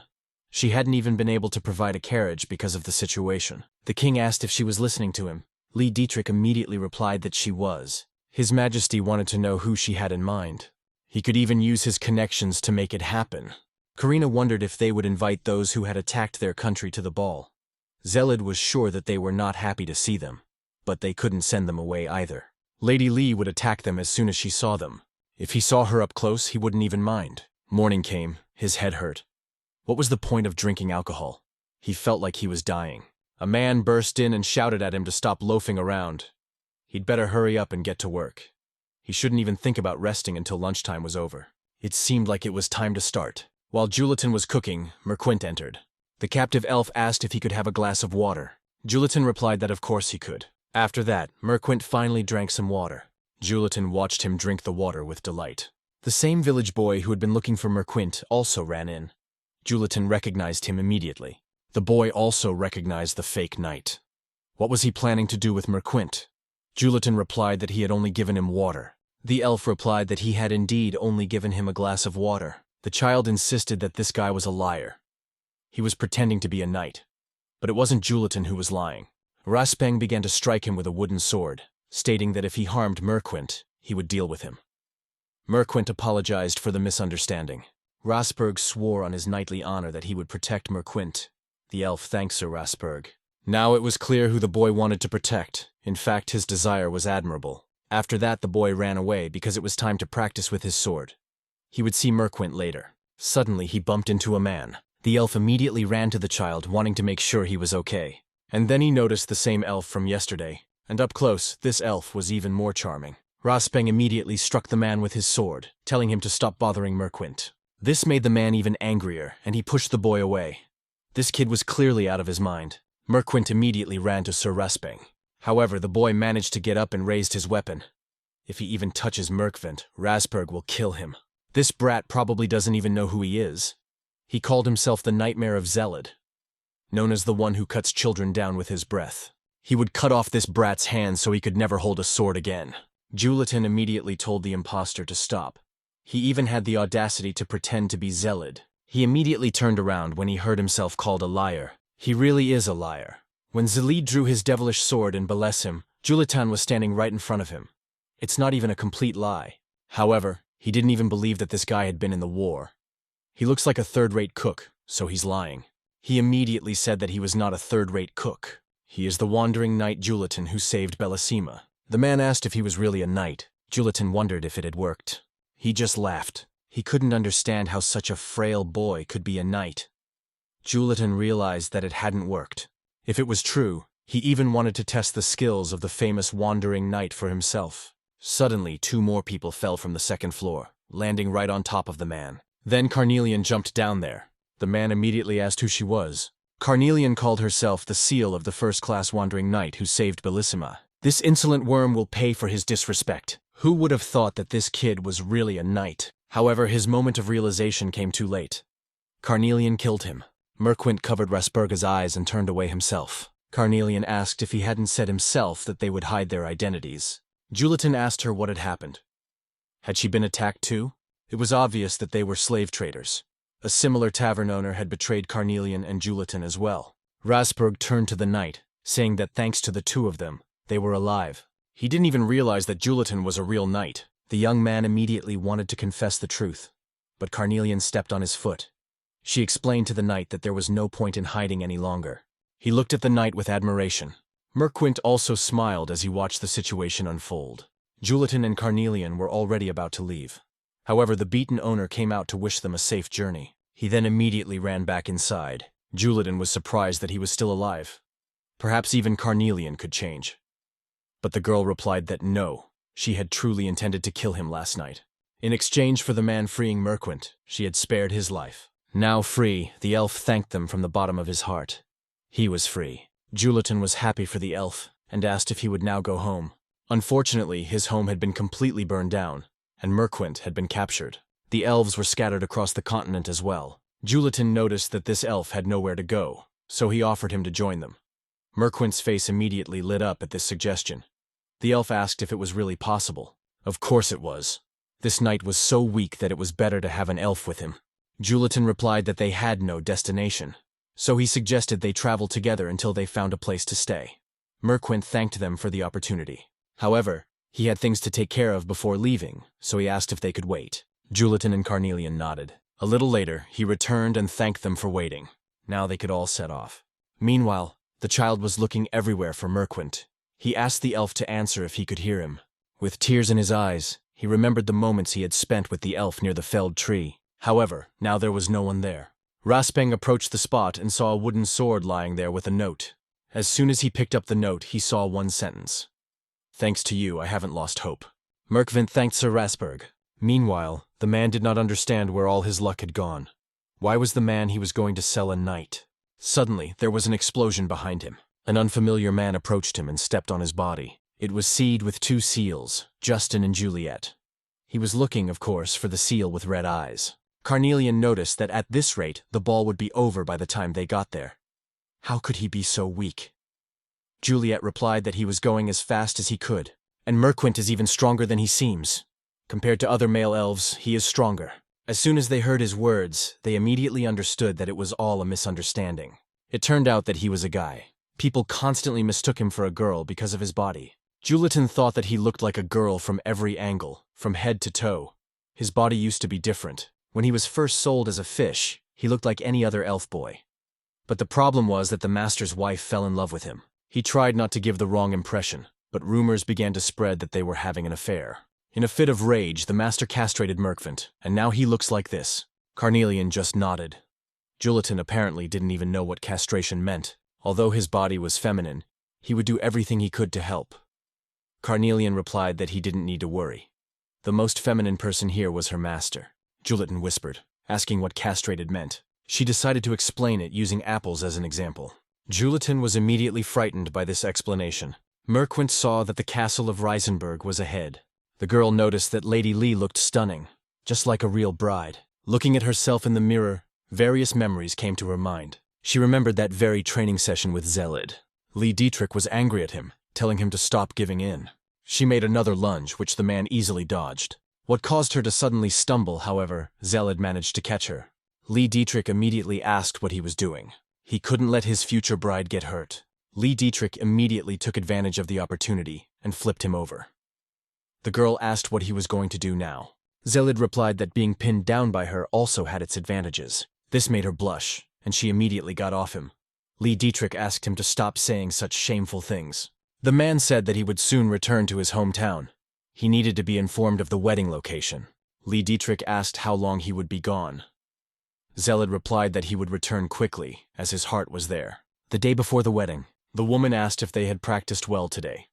She must have been nervous about tomorrow's wedding. Lee Dietrich asked about Zelid. The maid replied that he would arrive soon. He said he would return immediately. The girl hoped that nothing had happened to him. She shouldn't worry. The maid had prepared her wedding dress, which was in her room. Lee Dietrich thanked her for that. After that, she went to her room and saw the wedding dress that had been mentioned. She immediately looked around to see if anyone was coming. As soon as she realized that no one was there, she quickly closed the door behind her. She went to the mirror and even started trying on the wedding dress. Suddenly, a pearl fell off the dress and rolled toward the open door. At that moment, Iketes walked in. Lee Dietrich asked what had happened. The seal replied that the news concerned Sir Zelid. Sir Zelid had killed his entire family and disappeared without a trace. Because of this news, the dress fell from her hands. In the reflection, Lee Dietrich saw a vision of her past self, who should have been wearing a wedding dress at that moment. Lee Dietrich apologized, but she had to go. She thought that everything was in the past. Therefore, it was not worth thinking about it. Suddenly, she heard a familiar voice that Lady Lee recognized. It was Sir Julitan and Carnelian, whom she knew well. Lee Dietrich was glad they had come. She also greeted them in Reisenberg. The girl was even surprised that they had company. Julitan introduced Merquint. Merquint explained that he was Sir Julitan's lowest elf. He was infinitely grateful to this guy for taking him under his wing. Julitan replied that this was not the case. The young man had not taken him under his wing. Merquint was a dear friend to him. The same could be said of Cornelia. Lee Dietrich noticed that he had good friends. She hoped that their journey would be a good one. Merquint just smiled silently. He was truly happy that his destiny was now beginning to fall into place. Carnelian asked Lady Lee if she was in a hurry. Lee Dietrich replied that she was going to the castle after buying a dress for the ball. The dress must be beautiful. She couldn't even afford a dress because of her own tailor's incompetence. They needed to dress appropriately for the ball. Lee Dietrich said that they should just mention her name when they found the right dress. Carnelian asked if she was sure about her decision. Lee Dietrich replied that they were heroes of Reisenberg. She even asked them to buy it in her name. Carnelian immediately thanked Lady Lee. Suddenly, they heard a familiar voice. It was possible to see the Azure Predator after all, if they went to the ball. It was none other than Zelid with Karina. Carnelian seemed to sense Karina's mood and even wanted to draw her weapon. Lee Dietrich asked how he dared to show his face here. Zelid replied by asking if this was how Reisenberg welcomed its guests, especially the way she was aiming the ball at a guest of the imperial family. Lee Dietrich confirmed that it was Prince Belbran's seal. But why would the first prince do such a thing? Zelid eagerly awaited the ball. Soon they would see each other again. Julitan wondered if it was too extravagant. Merquint approached him. The elf noticed that the gray color suited Julitan very well. Now he could see for himself what it meant to fit perfectly. Merquint thought he was unworthy of wearing something like that. Julitan replied that he looked simply wonderful. Merquint thanked him for his kind words. However, Miss Carnelian was late, and he was right. Julitan shouted for her to hurry up, because they might be late for the ball. Carnelian replied that this was her first ball in 253 years. She couldn't just pick any dress. Finally, she chose a dress. It was a beautiful, form-fitting dress. Julitan also noticed Carnelian. The girl asked if he would finally stop staring at her. The boy immediately apologized. He also looked quite presentable in his suit. Carnelian asked the elf if he was sure everything was okay. Merquint replied that he was. He couldn't make a lady in a beautiful dress carry a sword. Julitan also wanted to carry a sword. Carnelian replied that Merquint might look weak, but the weakest one there was Julitan. Even the elf was sure that Sir Julitan wouldn't last a minute. After that, they entered the castle. It was nothing like the Lord's castle. Your men immediately greeted Julitan. They immediately recognized him as the famous knight. They were flattered by his presence, and the beautiful woman standing next to him was surely his lover. Julitan replied that this was not the case. Carnelian said that she was his seal. The fair-haired man wanted to talk about Prince Lance's help in the war. The other man replied that there was a proper order of things. They should talk about Prince Belbran's help in the war. The light-haired man interrupted him, saying that he was just trying to steal the spotlight. The dark-haired man asked if he was trying to tarnish Prince Belbran's honor. Lee Dietrich shouted for them to stop. What were they doing? They immediately fell silent. Lee Dietrich apologized for their behavior. After that, she wanted to escort these guys out. Carnelian asked Lady Lee what had happened to her dress. Lee Dietrich explained that she wasn't used to wearing dresses. Besides, the atmosphere was unpleasant. When she mentioned this, it was clear that everyone was indeed tense. Everyone had swords. Everyone was tense because of the struggle between the two princes for the throne. Isn't it usually the first prince who inherits it? The first prince, Belbran, has the right to the throne. But the second prince, Lance is kind by nature and skilled in state affairs. He has many followers. Such an incompetent older brother and a skilled younger brother. Quite a common occurrence. Lee Dietrich asked everyone not to worry about everyday matters and to enjoy the evening. Meanwhile, German arrived at a huge greenhouse. Jamie, who was the Sille, came to him. She wanted to ask this important person why he had come here. After all, he was the emperor of this continent. She should at least use his title. Jamia replied that she was not interested in human titles. In any case, she wanted to know if there was any news about Garang. Whatever it cost German, she would get it from him. Besides, there was another interesting thing. Just think, if it wasn't Teshin, then who could have awakened her? The emperor wanted to know from her who her subjugator was. Jamie had to know because she was the mother of all Seals. It seemed to him as if the whole world was lying to him. It's difficult to be at a ball with the nobility. It's not for him at all. As soon as he stepped out onto the balcony, he saw that Carnelian was there too. The girl asked what the great knight was doing there. Could he be asking her to dance? Julitan immediately replied that he wasn't. He also wanted to know what she was doing there.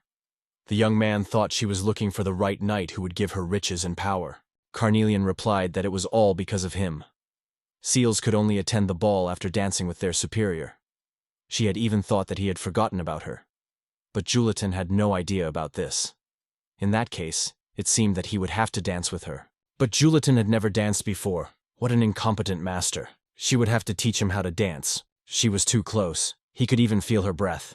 Carnelian asked Merkint if he could sing for them. The elf nodded.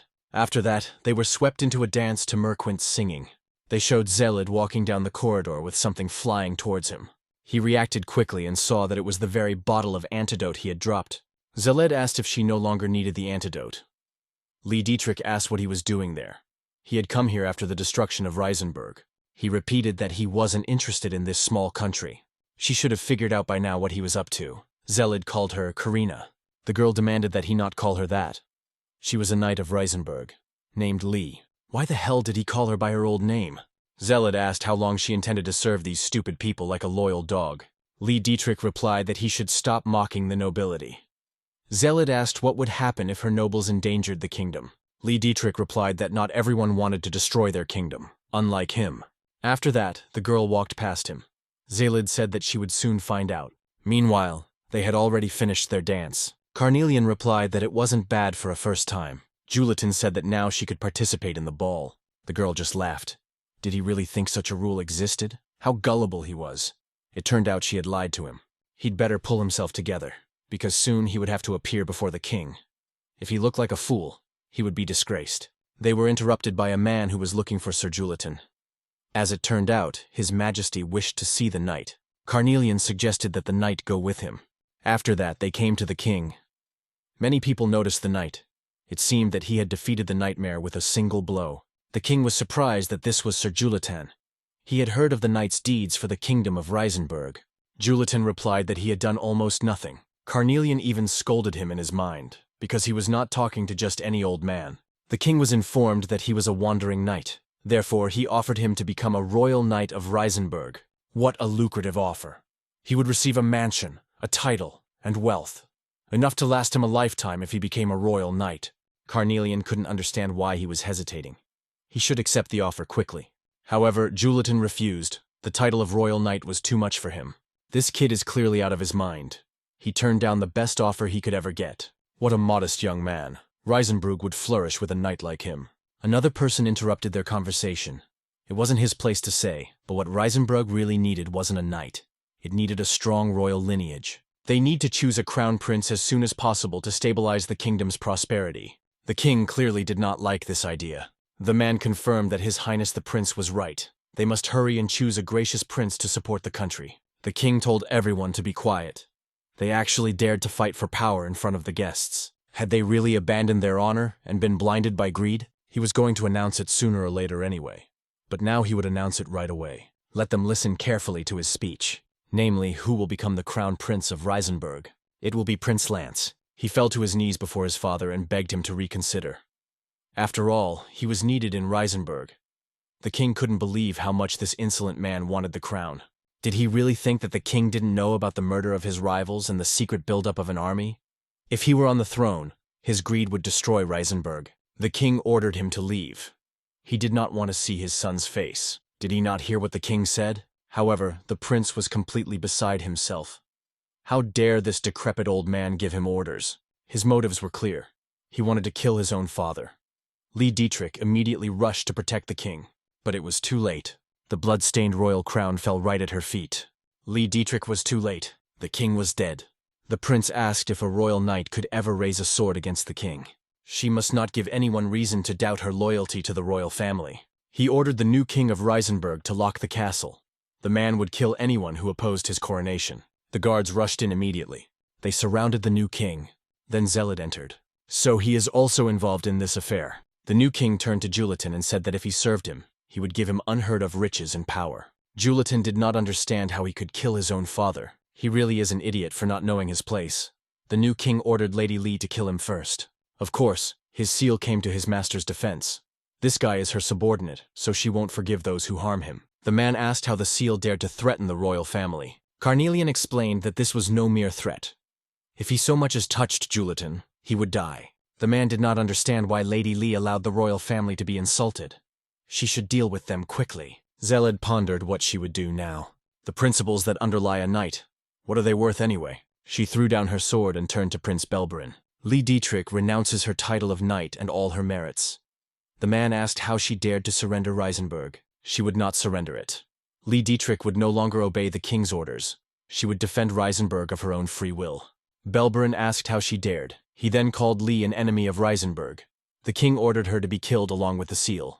But they doubted the wisdom of the new king's decisions. How those worthless cowards tormented him. He then ordered Sir Sille to kill these bastards. But it was clear from his expression that he had no intention of carrying out this worthless order. Belberin asked if he hadn't made a promise. Sille promised that he would be present, but this man had no right to tell him what to do. But he decided to turn a blind eye, since Lee had renounced his title of knight. Carnelian asked if it was now possible to finish off this mad prince. Merquint suddenly sensed something. He tried to understand what it was. What was this terrifying aura? He immediately ran out onto the balcony and saw that the city was on fire. Merquint shouted about it to get the others' attention. Lee Dietrich ordered Icades to go into the city and save the people. The girl had no idea what was happening. Another familiar figure entered the room. Carnelian immediately turned her attention back. It was a Stygian cardinal with seals, seed from Lichtegger. Lee Dietrich replied that it was a personal order of knights of the Hesfarkon Empire. They have more power than the kings of many countries. They obey only imperial orders, so why was he here? Sid demanded that the king be brought here. Belberin pushed the main character away, shouting that he was the king of Reisenbrunn. The man explained that Sir Lance was the king, so one of them must be the king. He also noticed the dead body, apparently that of the former king. Belberin began to insist again that he was the king. How problematic this was for him. Using her power, Juliet decided to burn the man. None of those present had clearly expected such a sight. After that, the charred body fell at their feet. Seth approached Lance, saying that this boy was now the king. The man demanded that the red-eyed Sille be brought to him. This was the order of the first emperor of Offenburg. Carnelian immediately understood who he was talking about. In the end, the man would find her himself, killing everyone present. People began to beg for mercy. Lee Dietrich told him to stop. She didn't know what orders he had received from the emperor, but she wouldn't let him wreak havoc in Reisenberg. Of course, he knew the azure predator of Reisenberg Lee. Seth thanked her for coming out. He had always been interested in female knights, as they were rare. They were so beautiful when they screamed. Lee Dietrich tried to block the blows with her weapon, but what was happening? This man was blocking her attacks with his bare hands. She also noticed something on his hands. Seth believed that there was no point in even drawing his sword. His seals also joined the battle. Even with her sword, she was able to cut through fire and ice. Seth was already right in front of her face. Then he grabbed Dietrich by the throat. The man was very curious to hear how the azure predator would scream. His hand was immediately cut off by Sille. The man told him to get in line since he had business with Lee. Incidentally, Sille had been waiting for his turn for a long time. After that, he had to draw his weapon. Sille had heard a lot about the sword of the Stygian cardinal's side. It was more of a magical amplifier than a sword. Sid had also heard about Sille's nightmare. He was even sure that the rumors about how Sille had cut off his arm would spread. He surely knew that no one had ever survived more than 5 blows from Seed, so now they would test it. He let out a sound wave. The wave affected everyone present. The stronger Sille's attack, the more it would hurt him. It seemed like he had some kind of resistance to magic. Zealot immediately approached him, saying that this man was talking too much. Justin used the power of ice. Together with her master, Karina also attacked the seal. Juliet put up a fire shield. In addition to these attacks, Zealot slipped through and attacked his opponent. However, Side also sensed his presence behind her, and then he used his magic attack again. Because of this, the man had to jump away from him. Meanwhile, Juliet and Justin attacked Karina. Sid kindly asked where his boast had gone. Maybe he should attack again. In response, the man simply remained silent. Sid explained that if he blocked his attacks, he would suffer. If he didn't, he would die painlessly. It was up to the nightmare to choose. Zealot repeated that he was talking too much. Lee Dietrich approached him, thinking that he was only interested in her. What was he doing? In response, Zealot asked if she would go with him to the south after he killed the guy. Lee Dietrich couldn't believe he was talking about this right now, but she would think about it. And first they had to deal with this man. After that, Zealot and Lee Dietrich decided to attack together. Meanwhile, Julitan, Carnelian, and Merquint were already running away from the burning castle. She didn't even have time to enjoy her dress. Julitan asked if it was okay for them to run away like that. Carnelian asked him what he suggested they do. The guy really wanted to help them. Carnelian told him to stop feeling sorry for them. They weren't in a position to help. She herself was the seal that Seed was looking for. They had to run as far away as possible. That would be the best help they could give. Everything would be over if the Emperor caught them. Julitan didn't understand why the Emperor was looking for her. Hadn't she been asleep for hundreds of years? It seemed that several hundred years were not enough to escape him. She apologized to the master, as now they would not be able to enjoy the journey. Sid was unhappy that they had lost the seal because of the interference. Juliet asked if they should ask for help. However, the man replied that there was no need. Even the most exciting hunts are for those who run in fear. The man reported that Seed had lost the red-eyed seal. He is disgracing the Hesvarkan Empire. That's even good because that bastard shouldn't be the only one to get all the glory. The seals will seek refuge near Dalekot, as the Emperor's influence there is minimal. He assumes that they will pass through the mountain peak, as a reward has been offered for his head throughout the Empire. Richard's guess was logical. The man ordered special troops to be sent to the mountain peak. It didn't matter how far they went. These guys wouldn't be able to escape him. Julitan stopped to rest a bit and also to ask where they were going. Since it's an imperial order, the reward for them will be throughout the Empire. We need to cross the border. So she wants to cross the mountains and then the border with Dalekot. First, they had to survive. Julitan asked how long they would have to walk. Carnelian guessed that at their speed it might take a month. He clearly didn't expect it to take so long. Carnelian stopped and asked the master if he knew why it would take a month to get there. A pack of wolves adapts to the slowest member. Julitan asked what she was talking about. Because of this useless master, they would be traveling for a whole month. She could get there in 2 days, and Merquint in a week. Julitan immediately replied that he understood everything, so she should stop shouting. Then he stubbornly walked forward. But then he stopped again. Since the journey would take a month, perhaps they would just make more stops. Julitan really couldn't walk any further. Even Merquint explained that they had been walking since last night without sleep. Why not just rest now? Peak gore. She wouldn't mind a can of cold beer right now. Julitan heard about the can leech and asked if it was near the can city. She was talking about a method of keeping beer in better condition. In any case, he'd better forget about it. Julitan asked if she wasn't worried. Carnelian asked what exactly she was worried about. She had said that Sade was strong. He was damn strong and had a terrible temper. In that case, Julitan wondered if the lady was all right. She couldn't say anything about that. Suddenly, the guy heard something and immediately rushed over to Carnelian. And only then did he realize that he was now hugging the girl. Julitan immediately walked away from her. Merquint noticed that this Ardpoo was frightened by something. Suddenly, orcs appeared before them. An orc addressed the man. Carnelian told the master to stay behind. She wanted to find out what the orc wanted from the man. He spoke in his native language and wanted to know where the animals they were chasing were. The girl asked what kind of attitude that was toward the person being questioned. She said they should speak in a language they understood. The orc wanted to know where the animals were. Carnelian didn't know, and it wasn't even their business. He called the man dirty. These words made her angry. After that, the orc spoke contemptuously of humans. She didn't care that they despised humans. But why the hell is he taking it out on her? She's a seal. How could he even mistake her for a human? This stupid orc can't even tell the difference between a seal and a human. Suddenly, Shio ran over. He was the son of the village elder. He didn't understand what his friends were doing. but he stopped immediately when he saw Carnelian. Shio immediately knelt before her and told her his name. He wanted to know what to call this beautiful woman. Hadn't he come to stop the fight? The boy touched her hand. She immediately pulled her hand away, slightly frightened. The girl asked the master to do something, as this guy was strange. Merquint thought that Carnelian had a soft spot for him. Thanks to the elf, he learned that her name was Carnelian. However, he did not expect to hear about the master. Could this sweet girl have been sold to this poor guy? Julitan replied that he was still there. Shio called him a dirty bastard. How dare he keep such a beauty in slavery? This guy clearly didn't understand anything. Who was keeping whom in slavery here? Sille asked her not to be sad with her lovely face. If she gave him a chance, he would always give her a smile. Carnelian hit this madman. What is he even talking about? In the end, he saved his friends. Merquint asked if they should stop her. They really should. But how exactly? Burn the village to the ground. Amaryllis, seal it. The damage was considerable. They were right. They couldn't let this continue. They had to drive the orcs away this time. The chief of the rural village, cut and burn ladder. The man asked if he hadn't said himself that they could negotiate with them. The chief must know how many gnats had been eaten by the orcs. The orcs refused to listen to them. They must hire mercenaries and get rid of them. They could try to negotiate with them. And speaking of mercenaries, they are asking for an unrealistic payment for their work.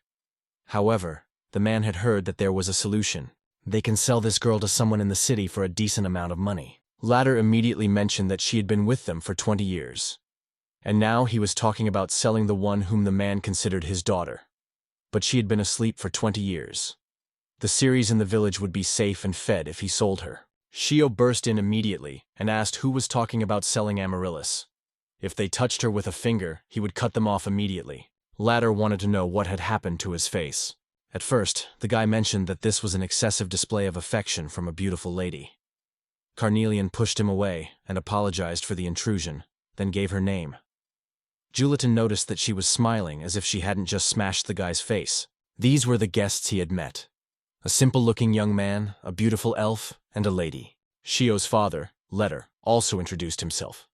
The guests must have been tired from their journey, so he offered them some tea. They would continue their conversation tomorrow. What a wonderful aroma. She immediately recognized that this tea had been grown in Shulihire, but that city had disappeared 100 years ago. So he didn't understand how she knew about its existence. But she remembered that it was a wonderful place to relax. It had the only hot springs in the southern region. Then the man began to guess that Miss Carnelian was a seal. The girl replied that this was indeed the case. Unlike his son, her father had a keen eye. She was now serving as a Seru Julitan. Shio asked his father what the seal meant, and whether they were any different from slaves. Then the man told him that Lady Carnelian was like their daughter. By the will of fate, they live for their master, who awakens them. He immediately approached her and knelt down, saying that fate itself had brought them together. He would awaken this beautiful lady with his kiss. Carnelian struck the idiot again, saying that she was already awake. Ladder apologized. He may not seem like it, but this guy has a good heart. Shio wanted to know what his father had said earlier about selling Amaryllis. Carnelian realized that they were referring to the seal they had been talking about. He wasn't sure if they had seen it, but there were orc camps around the village. Since orcs had no concept of breeding animals, they hunted the gnats that crossed their territory, causing problems for the villagers. Orcs find it difficult to understand the concept of breeding gnats. Some residents wanted to subdue the orcs for stealing their property and rashly hired mercenaries. They could have solved the problem with the orcs somehow.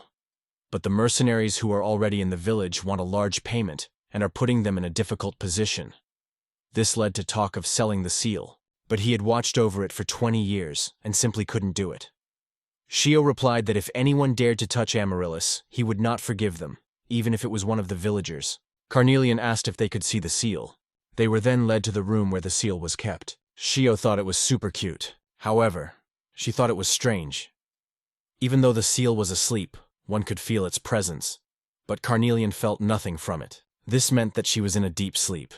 He would definitely wake the pure and fragile Amaryllis himself. Julitan warned that it was better not to judge a book by its cover. When Carnelian was asleep, he also thought she was weak and delicate. Carnelian immediately asked what he had just said. The guy replied that he hadn't said anything. Did he really think that seals were so easy to wake up? Shio replied that this boy, who had been through so much in his life, had managed to wake her up. How dare he look down on her master? He may not be talented, but he was still able to wake up the stunning and wonderful Carnelian.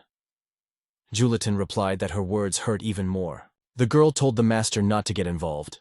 Shio was mocking him for being weak. It was disappointing that he wasn't a knight, but he was laughing because he was weak. And what's wrong with being a cook? Suddenly he heard the words, "Please tell me your name." Julitan asked why he was asking again. He said his name. Had she already forgotten? Merquint replied that it wasn't Miss Carnelian. It was the seal that had just awakened. She asked to be named. Shio was delighted that she had finally awakened. Carnelian couldn't believe her eyes. He thought there must be some misunderstanding. He was a cook and didn't even know how to wield a sword. Carnelian explained that seals couldn't think about anything else when they made a contract. She asked him to give her a name. Julitan had no idea why this was happening again. Shio immediately turned to Amaryllis and asked if she recognized his voice. They had called her every day. Her name was Amaryllis. She couldn't even imagine how he had waited for that moment when she would wake up all this time. However, she noticed the subordinate and asked him to give her a name. Shio immediately replied that it was not the right guy. Did that bastard wake her up to take her away?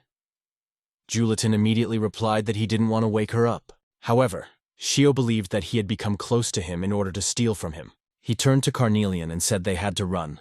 They immediately took off. Merquint thanked him for the tea. She could only watch as Sir Julitan ran away. Julitan had no idea why this was happening again. She tried to cheer up the master. His life was already such a mess. They were being pursued by the first emperor of Offenburg. It would be useful to awaken another seal. But that wasn't what he meant. Carnelian replied that it was a joke. Why not go to a pub? He wanted to get drunk. Carnelian mentioned that he didn't even know how to drink. She also said that pubs exist to sell alcohol. Where would a pub even come from in this farming village? Merquint could smell a pub in that direction. Carnelian asked if he was talking about the smell of alcohol. The elf replied that he could smell a pub. Carnelian asked if there was a difference. He immediately wanted to check. Our heroine asked the elf how much he knew about seals. Not much. He just knows that they are very powerful and live a long time. Only humans can awaken them. Not only humans can awaken them. This is different from what Merquint heard. Take, for example, that only those who are strong enough for the seal can awaken it. Looking at Julitan's situation, it's clear that strength varies. She was sure that even such a weak master had hidden potential. Julitan entered the room and saw that it was already occupied. They were clearly unfriendly and asked the boy what he wanted there. He just wanted a drink. A woman approached him, apologized, and explained that it wasn't a pub. Julitan asked who they were. They were mercenaries who had come to deal with the orcs. The man became enraged and asked him where he was looking. He should leave. Carnelian asked the master why he wasn't going in. Were there really such beautiful girls in this backwater? And one of them was even an elf. They asked the beauty to come over and pour them a drink. Someone even said he would caress her all night long. Could these be the mercenaries who were supposed to save the village? They didn't understand why the kid was still standing there. All he needed to do was leave his friends here and get out of there. It was clearly not difficult for him. There was no need to worry, because they would take good care of them. Suddenly Julitan approached him and told him to kill him. The man pointed a dagger at him and asked if he really wanted to die. Why not repeat his words again? Julitan grabbed the dagger and said that if he was so sure, he should go ahead and do it. They clearly did not expect such behavior from him. The man had no idea who this brat was. He was clearly not from the village. Could he be a knight? He talks too much for someone who is about to die. At first it seemed like he wanted to fight this bastard. But then the man said that today he would just run away from his problems. The others followed his example. After that, Julitan sat down, saying that his whole life had flashed before his eyes. Carnelian didn't understand if he had gone mad. Why did he do that? He had always wanted to do it at least once, to respond to someone who was rude to him. Of course, he was only able to do it because of Carnelian. He had always been protected. Carnelian asked who the master was who protected the seal. This guy was too strange. The woman thanked him. She had been having problems with these mercenaries. Earlier, he had mentioned the pub. The table was already set, so she suggested they have a drink. Carnelian even decided to feed the master. After that, they all decided to have a drink. It was time to head to Dalicot. Suddenly, he saw Carnelian wearing the same clothes she had on at the very beginning, and didn't understand why she was wearing them again. Then she asked him to give her a name. Had everything gone back to the beginning? He asked her to stop joking. However, she still asked him to tell her name. Because of these endless words, he finally woke up. As soon as he said it was a dream, he suddenly noticed Amaryllis standing next to him. She asked him to give her a name. She pursued him with the request to give her a name, even while he was eating. Julitan kept running away from her. On the one hand, the girl asked him to give her a name. On the other hand, Shio was chasing him away from Amaryllis. Julitan asked him to stop her. She was still looking for the boy. And he was hiding, watching her. Carnelian even joked that he should tell her he was there. She had scared him. The girl asked if he was really hiding from her. Julitan replied that it was true. On one hand, she asked him to tell her his name. On the other hand, Shio was glaring at him and threatening him to stay away from Amaryllis. In short, he didn't know what to do. She would feel sorry for Shio, but everything would be resolved if he gave her his name. It could be dangerous if the awakened seal didn't fulfill the contract, but Carnelian had become weak because of him. He didn't want to make another seal worthless. Suddenly, Carnelian hugged him. Just because a seal has a strong master doesn't make it happier. Of course, if they meet a weak master, they will probably be useless. That's why he would run away from her. Julitan immediately carried out his words. However, the master doesn't know that she clearly won't be useless. They called Shizo Peak, the leader of the mountain mercenaries, because of a problem in this small village. What pathetic bastards. However, the man claimed that this kid was unusual. There is no one stronger than Shizo at the peak of the mountains. It will be quick, since it's just one kid. They can also rob the villagers while they're there. Suddenly, he noticed Amaryllis, not understanding who this girl was. The man had never seen her before. In any case, it didn't matter. With such a pretty face, he was sure they would make a lot of money. Shizo ordered his men to take her away. Amaryllis was looking for Julitan as usual, and didn't even notice the other people approaching. The man said she would die if she made a sound. It would be better for her not to resist and go with them willingly. She simply ignored them and wanted to go back. The guys didn't understand if she was okay. It would probably be easier to carry her. They knocked Amaryllis unconscious. This girl clearly has problems. That's even better. Girls like that are easy to sell. They even decided to check if she was fresh. She could only watch them silently. Carnelian asked how long he planned to run away. Julitan asked her to be quiet. The seal might be nearby. Shio immediately ran over, shouting. He wanted to know where the guy had hidden Amaryllis. Julitan asked why he would do that. Then why couldn't Shio find her anywhere? Julitan replied that he could think whatever he wanted, but he would be wrong either way. He had been hiding from her all day.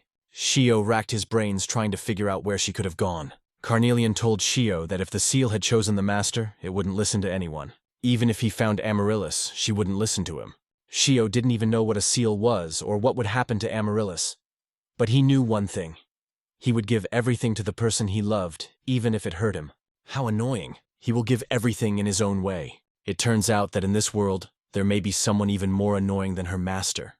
He knows nothing about seals. Julitan suggested going to look for Amaryllis. Wasn't the master hiding from her all day? He knows it himself, but they still have to help find her. Shio is very worried. Carnelian asked what they would do when they found her. Of course, he decided to leave her with Shio and run away again. Merkvint asked if hide-and-seek was really over. Hide-and-seek was indeed over. It seemed she had forgotten that her master was also a fool. Shio noticed many footprints and ran after them. There he spotted the same gang. Shizo thought it wasn't interesting when they didn't put up a fight. Suddenly, he saw one of his men being defeated. Shio demanded that those bastards stop. Shizo asked who he was. The man replied that he was the son of the village chief. Shizo asked him not to say that he was the one who had tried to kill them. The man replied that it was someone else. Since he was the son of the village chief, whom they were trying to exploit, there was nothing they could do. He ordered his men to show this guy why he shouldn't mess with the great Shizo. The man began to say that even if he was the village headman's son, it didn't change anything. However, Shio decided not to listen to him, and immediately attacked. He hit his opponent on the head. Shizo shouted that he was a stupid bastard. Then he asked his subordinates what they were doing. They should have already grabbed him.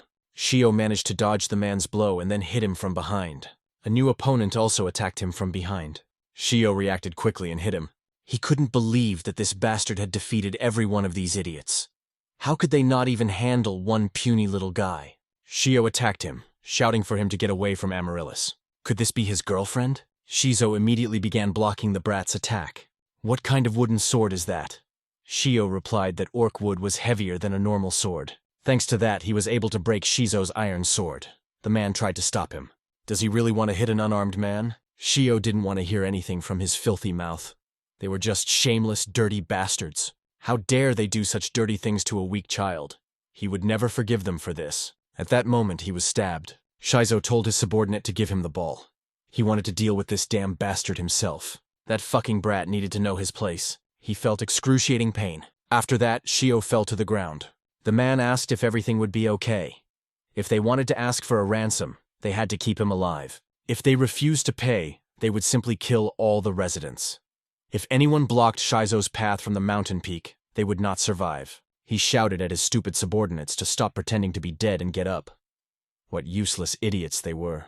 It was surprising that this kid was still moving. His gaze was fixed on Amaryllis. Shizo grabbed him by the hair, finding him ridiculous. He was apparently trying to look cool in front of his girl, even in the face of death. Why didn't he look at what was happening to his beloved? Shio realized he had no strength left. He was very sorry that he couldn't save her. He could even hear her finally speaking to him. Shio always imagined how she would look at him and talk to him. He apologized to Amaryllis, because even now he couldn't see or hear her. Julitan, Carnelian, and Merquint arrived. Julitan shouted for them to stop. Merquint noticed that Shio was seriously injured. What had they done to him? The man informed the leader that this was the very man who had tried to kill them yesterday. Shizo was angry, wondering how they could have been afraid of such a weakling. Shizo demanded that they bring him the head of this brat. But they must not harm the girl or the elf. With a single movement, Carnelian was able to get rid of these guys.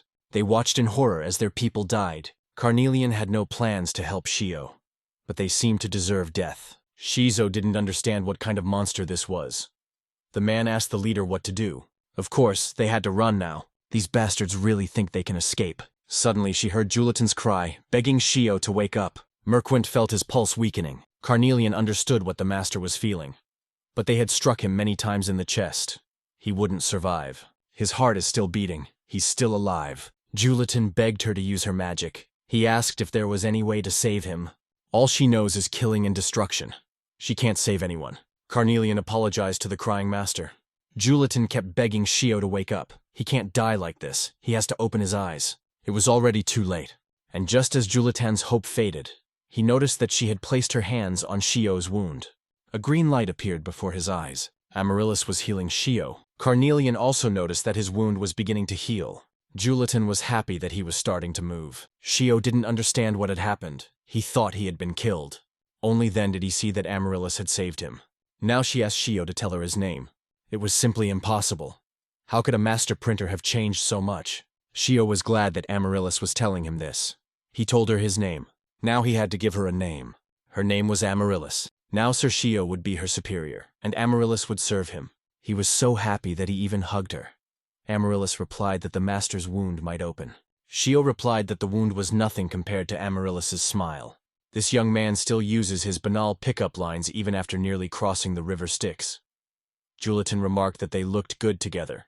Merquint replied that they looked happy. Carnelian noticed that this seal had an unusual ability.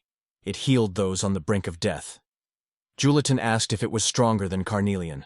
Let her think about it. She has abilities that allow her to burn someone to ashes. And Amaryllis has the ability to resurrect a person from the ashes, which is more difficult. And it seems that this seal has awakened for the first time. That means it hadn't awakened before. Carnelian was so envious.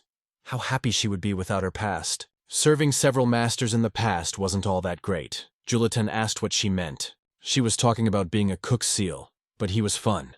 Julitan asked if she was telling the truth. In fact, she enjoyed watching him make a fool of himself.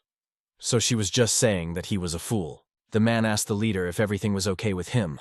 Shizo asked if he remembered that girl. However, he had never seen such a terrifying woman before.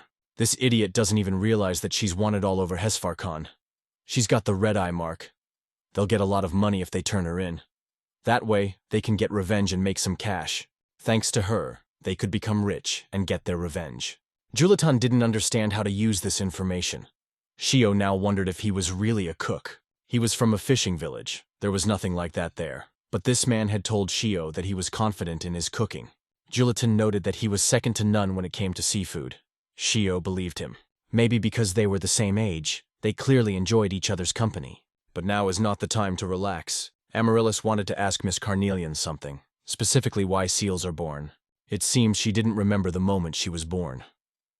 Carnelian replied that it was better that way, as it was better not to remember. And because of the rule, Carnelian couldn't tell her, and she shouldn't worry about such things and just live happily. Her foolish master would grow old and die in time, but she would live with these memories forever. Amaryllis couldn't believe that Sir Shio would die. Carnelian reassured her, saying that it wouldn't be soon, so she'd better not cry. Shio asked what the two beauties were talking about. Amaryllis replied that Sir Shio couldn't die. The boy asked why he had to die. Just as she was about to answer, he suddenly silenced her. Shio would never leave Amaryllis alone. Amaryllis asked if that was really true. Shio replied that she had nothing to worry about. Julitan shouted for Shio to come and help. Shio asked Amaryllis if she wanted to see Julitan ruin the cooking. She finally realized that everything would be fine if she relaxed from time to time. Suddenly Letter entered the room. Shio noticed that something was wrong with his father, so he wanted to find out what was going on. He looked worried. The man told him that the village meeting had ended. It seemed that everyone had unanimously decided to subjugate the orcs.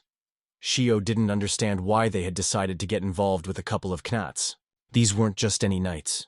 They were afraid that the orcs would come after them next. Orcs don't attack without thinking. They're a smart race. As long as people don't invade their territory, they'll never attack them. He's right about that. But those who are afraid of dying want to attack, instead of trying to understand their enemy. What nonsense. Letter said that those who are afraid hold weapons, and those who are brave extend their hands. Someday he will understand this. Then he will be the one to extend his hand. Tomorrow, he will go to the orc village. His father asked him to rest, as he had recently been wounded. There was no need to worry, because now he had a capable seal named Amaryllis. His father just sighed, saying that he understood everything.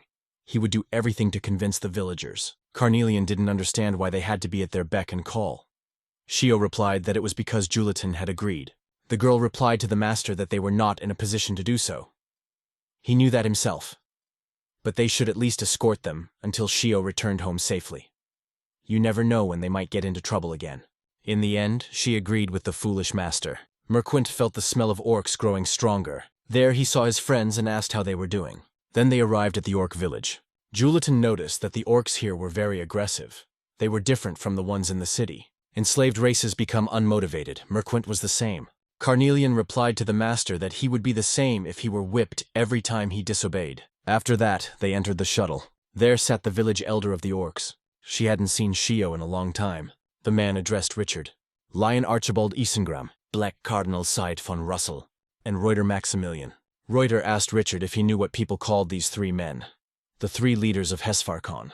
They had reduced him to the level of those who knew nothing but fighting.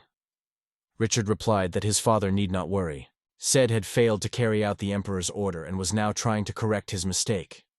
If they got the red-eyed seal before Said, they would take away his chance at redemption.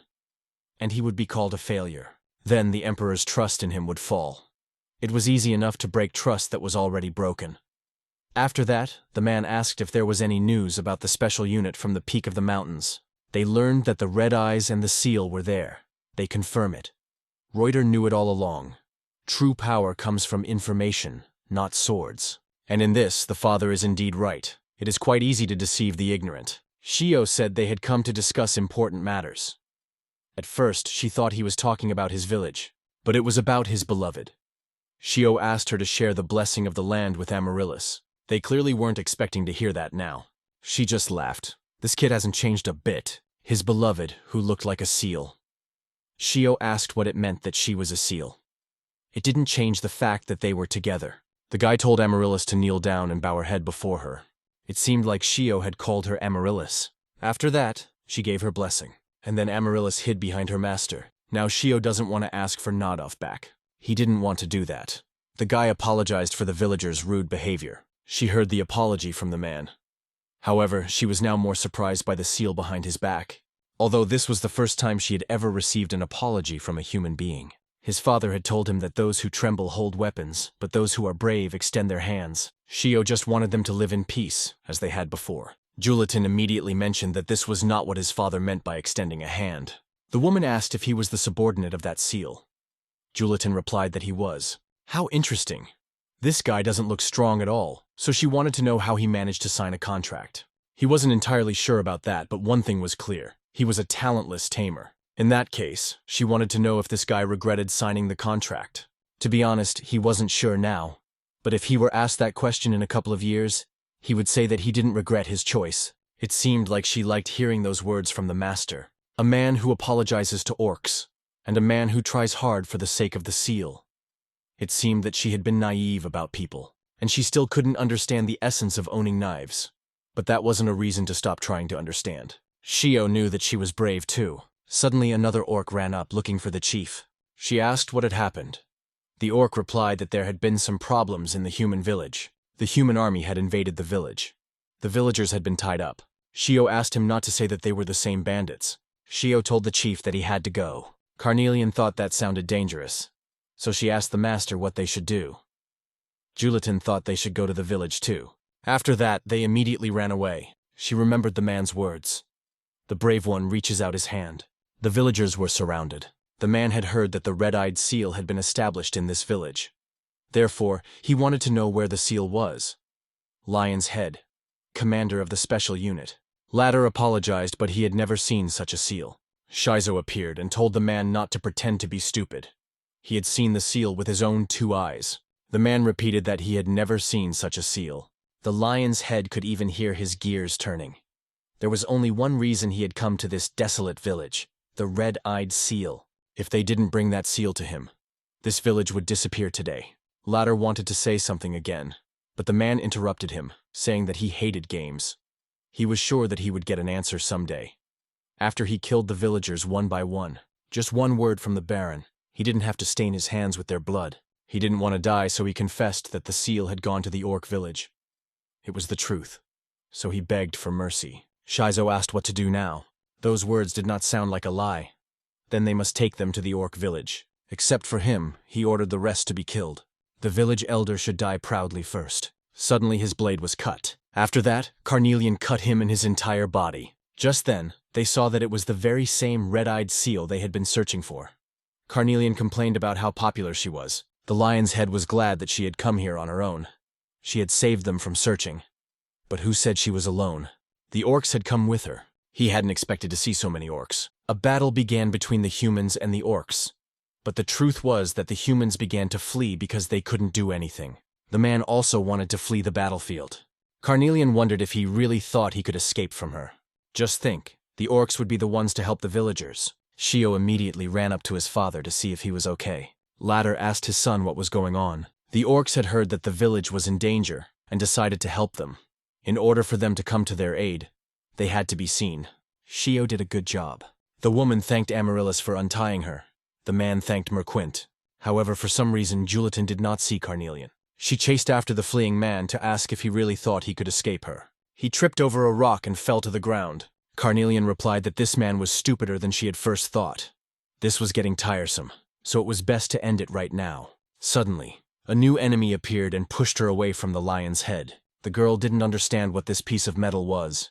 A knight in huge armor was facing her. However, Carnelian declared that this huge armor was slow. But before she could even strike, the knight was suddenly behind her. She had to block the blow with her weapon, which sent her flying back a little. Carnelian didn't understand why this piece of metal was so fast. The man just smiled and said that they were armored honor killers. Hoplites, reinforced with magic. They die fairly quickly if they leave their bodies. But that's justified, considering that they can be used to kill knights or seals like her. She noticed that she was surrounded by all these knights, who had been strengthened by magicians. She was at a disadvantage, as there were too many of them. 2 knights also approached the orcs and villagers. The orc immediately attacked him. However, the knight was able to cut the orc in half with a single blow. Another was targeting Julitan and Merquint. Meanwhile, Carnelian was still busy with her opponents. She had to be constantly on guard to dodge their attacks. Another one was right behind her, knocking the girl to the ground. However, she did not give up and came up with a new way to get rid of them. Carnelian thought she was going to go mad. Those pieces of metal wouldn't budge. She realized that she needed to take care of the poppies first. Suddenly, she noticed how one of the metal creatures was about to kill a villager, and Julitan was right there. She immediately reacted to the voice of the master, who managed to pull the villager away from the knight's sword. However, only then did he notice what this pile of metal was standing right above him. Carnelian understood that this was very dangerous, so she immediately rushed to defend her master. Another piece of metal appeared in front of her, but she immediately pierced it with her sword. After that, the girl wanted to strike the enemy who was threatening her master. Another knight quickly caught up to prevent her from doing so. She couldn't react properly because it happened too fast. As a result, the knight knocked her to the ground. Meanwhile, the first knight was ready to kill Julitan. Several more knights rushed at her to finish her off. Once again, Carnelian realized that she could not protect her master. At the same time, clouds began to gather. One of the lightning bolts struck the very knight who was standing over Julitan. The same thing happened to the other knights surrounding Carnelian. Julitan and Carnelian watched as they all fell. The girl immediately turned around to see who could possibly use magic of such a level. It started to rain. No one could believe their eyes. Not even the one who had attacked the village. This magic was used by Shio's father, Ladder. The mages and the lion-headed man immediately began to flee the scene. Kino tried to understand what was going on. How could the head of this poor village be a magician, especially one who, with just a wave of his hand, was able to neutralize all of her honor killers? Because of this, the man had lost all his armored honor killers. What on earth would he say to that man when he returned? Suddenly, silhouettes of people appeared before him. He understood that this could be the end for him. Meanwhile, everyone was busy rebuilding. Amaryllis knew it must have been painful. He needed to wait a little longer. However, the orc replied that it didn't hurt. He considered it an honor to have been injured while helping a friend. Carnelian complained about how her whole body ached. If only she could take a warm shower, all her fatigue would disappear.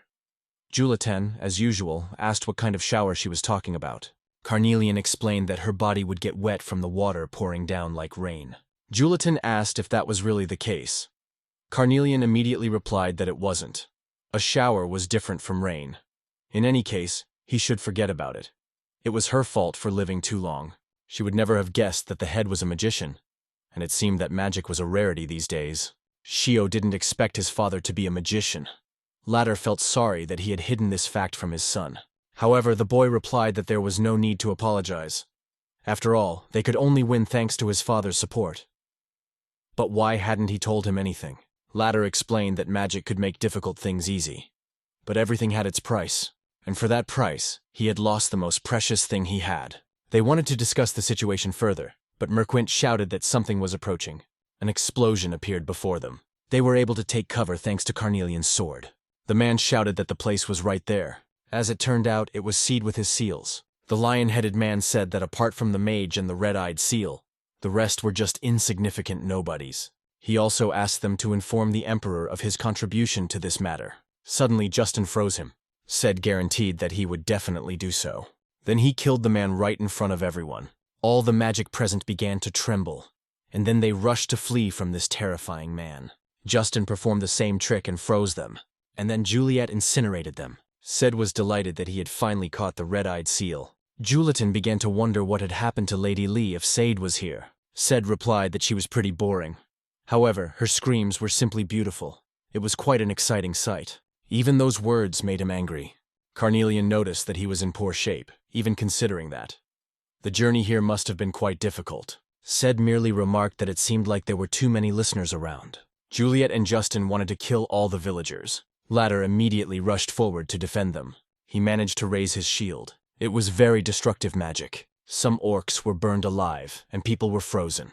However, Ladder's shield still held. Shio couldn't believe his eyes. He immediately rushed forward, bearing his weapon. He wanted to attack Seda to make him stop. However, for Seda, it was not a strong attack. With his weapon, he wanted to kill this guy. However, Amaryllis stood up to defend him. She looked at her master one last time before falling. Carnelian and Julitan watched in shock. Shio begged Amaryllis not to die. He screamed in desperation. Ced reveled in these desperate cries. Julitan could only watch. He remembered all the sacrifices that had come before.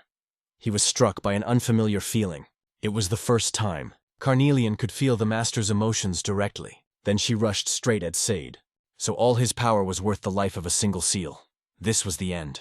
However, he reacted immediately when he saw Carnelian lunging at him. Their weapons collided. Ced asked if she had come to die. Carnelian wanted to destroy his sword. Now she decided to prove her words with action.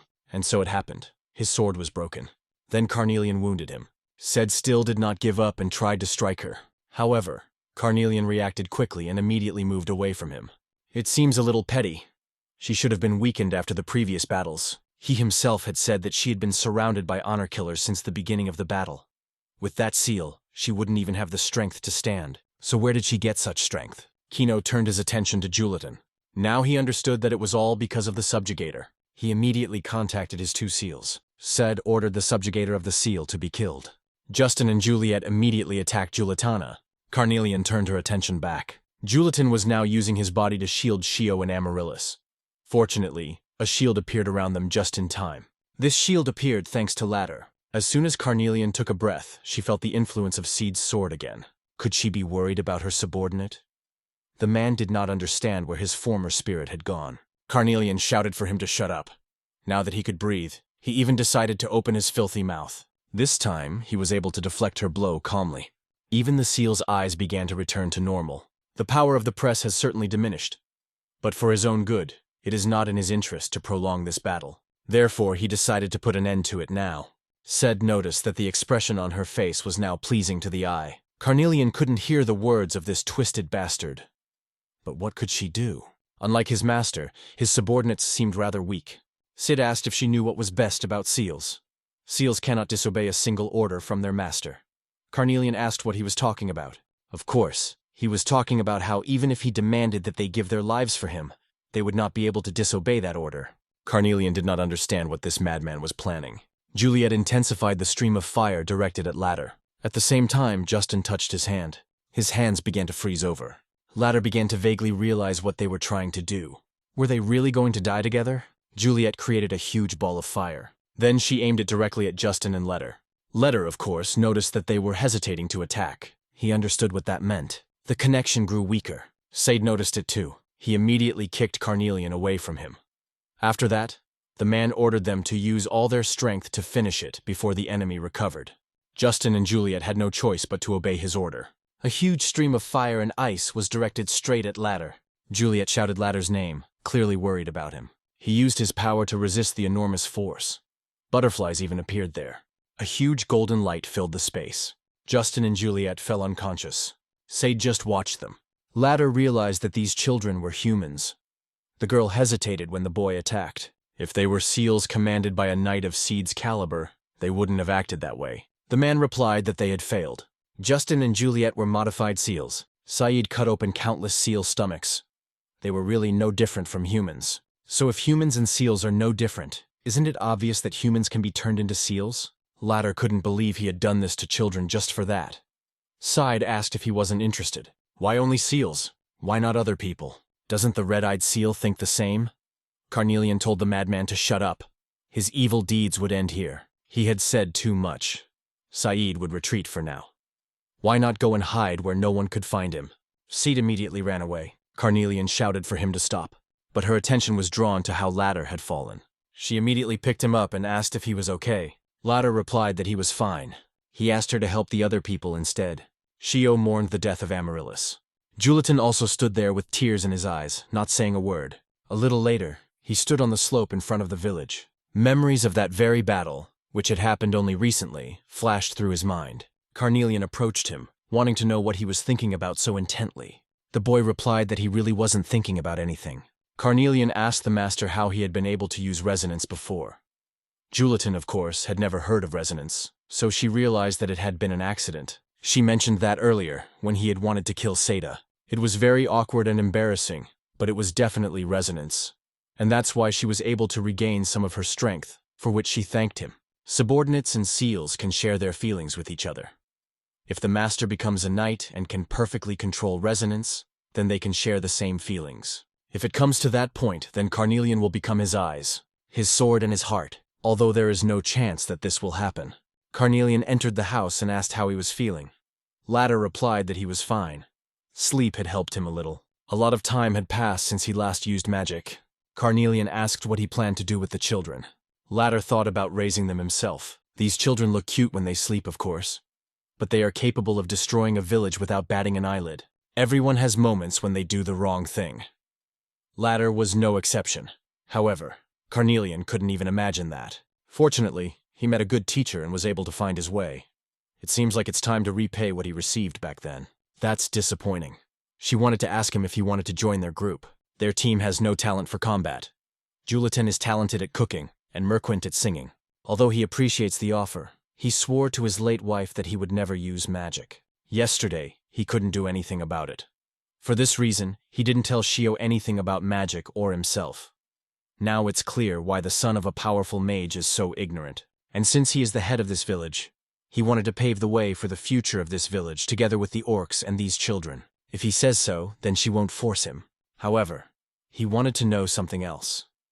Ladder noticed that all the soldiers and knights were from the imperial army. Could it be that the Emperor himself was pursuing her? If he meant Emperor Hesfarkan, then he was slightly above him. They were talking about the Akolant Empire. The first emperor was Offenbach. If it was Emperor Offenbach's order, then the road through the mountains would be blocked. So they had to go to the Haiti Mountains. His teacher, named Theseus, should be there somewhere. He will find a way to help them. Carnelian asked how they would find one person in the mountains. With this necklace, she must find his teacher. Shio will lead them there. Now Shio would be under their protection.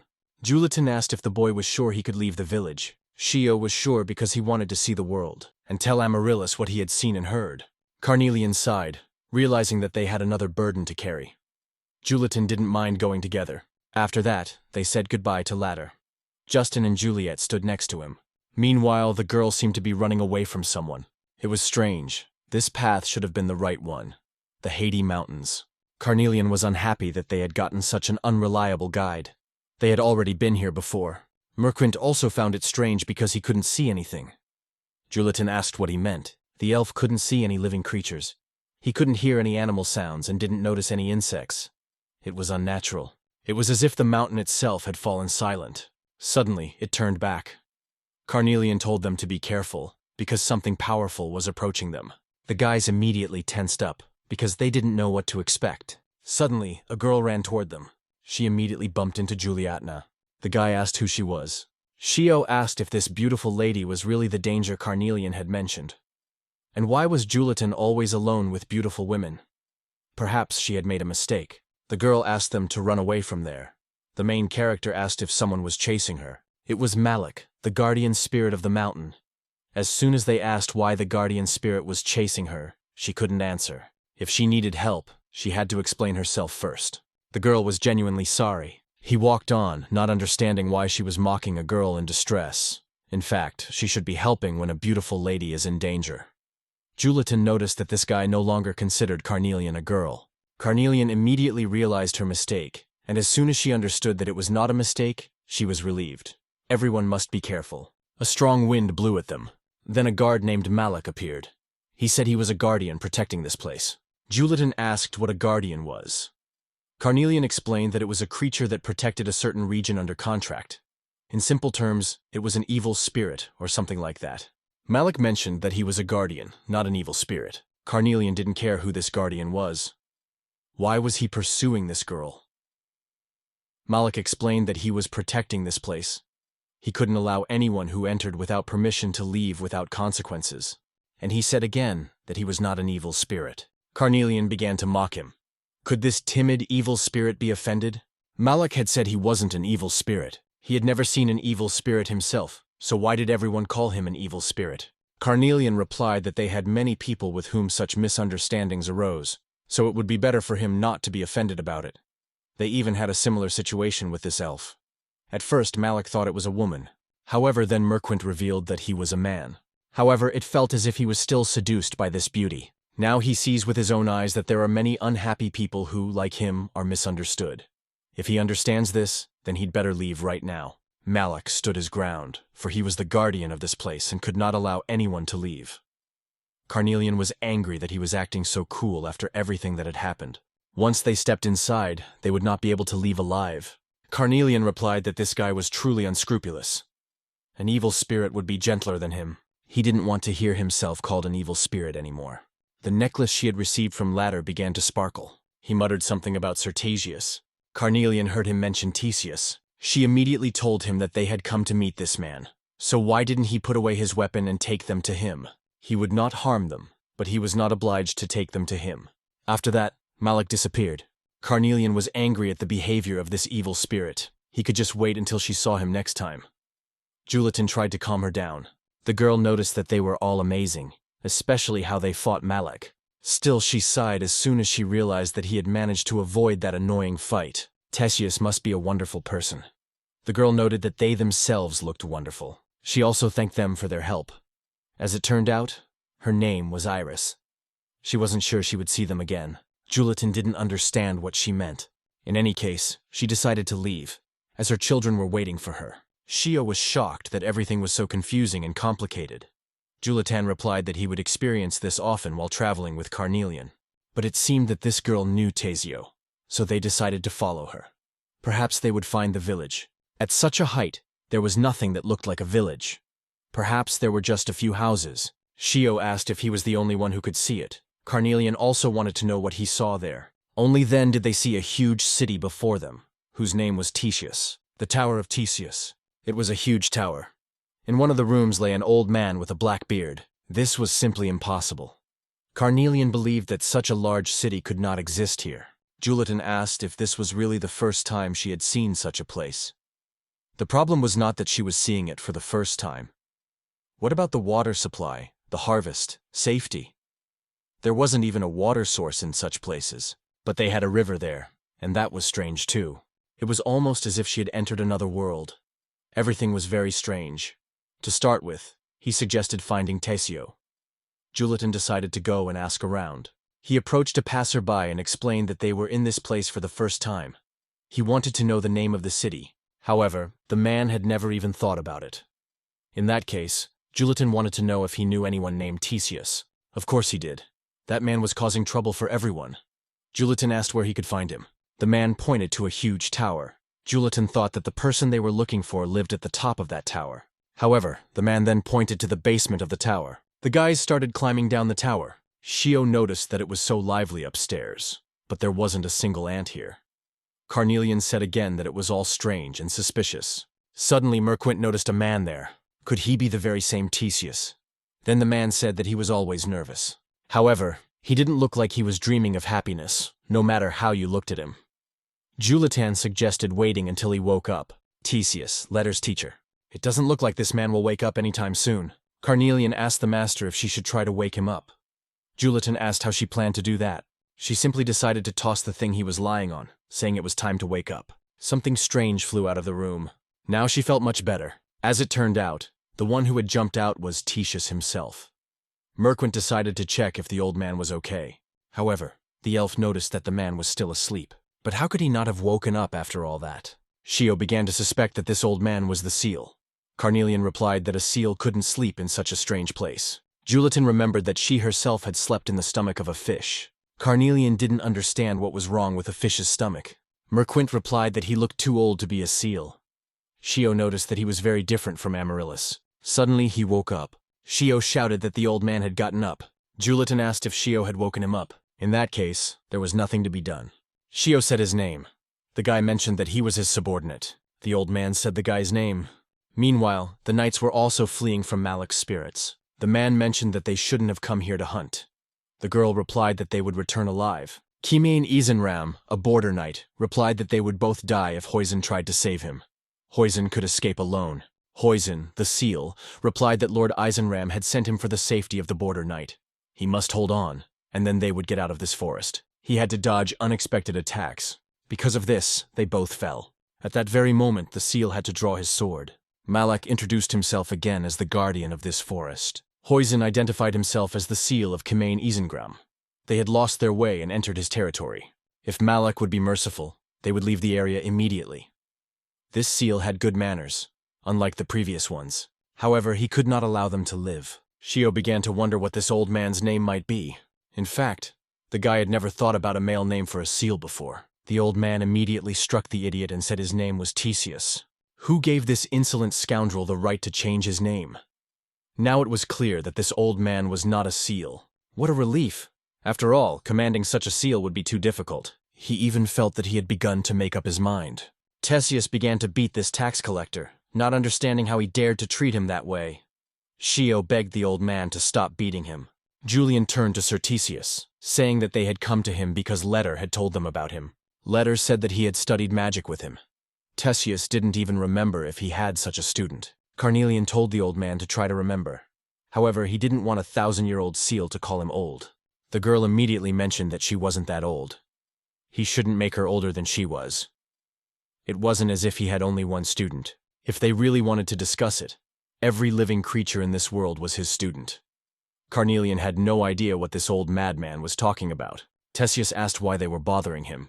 They needed to get to Dalakot, but the road was blocked. Latter said he might have a solution. He had to figure out a way to get to Dalakot.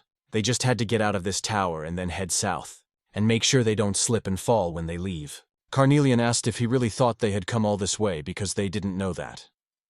All the roads to Dalicot are blocked because of Offenbach. Theseus asked why. Because Offenbach is after them.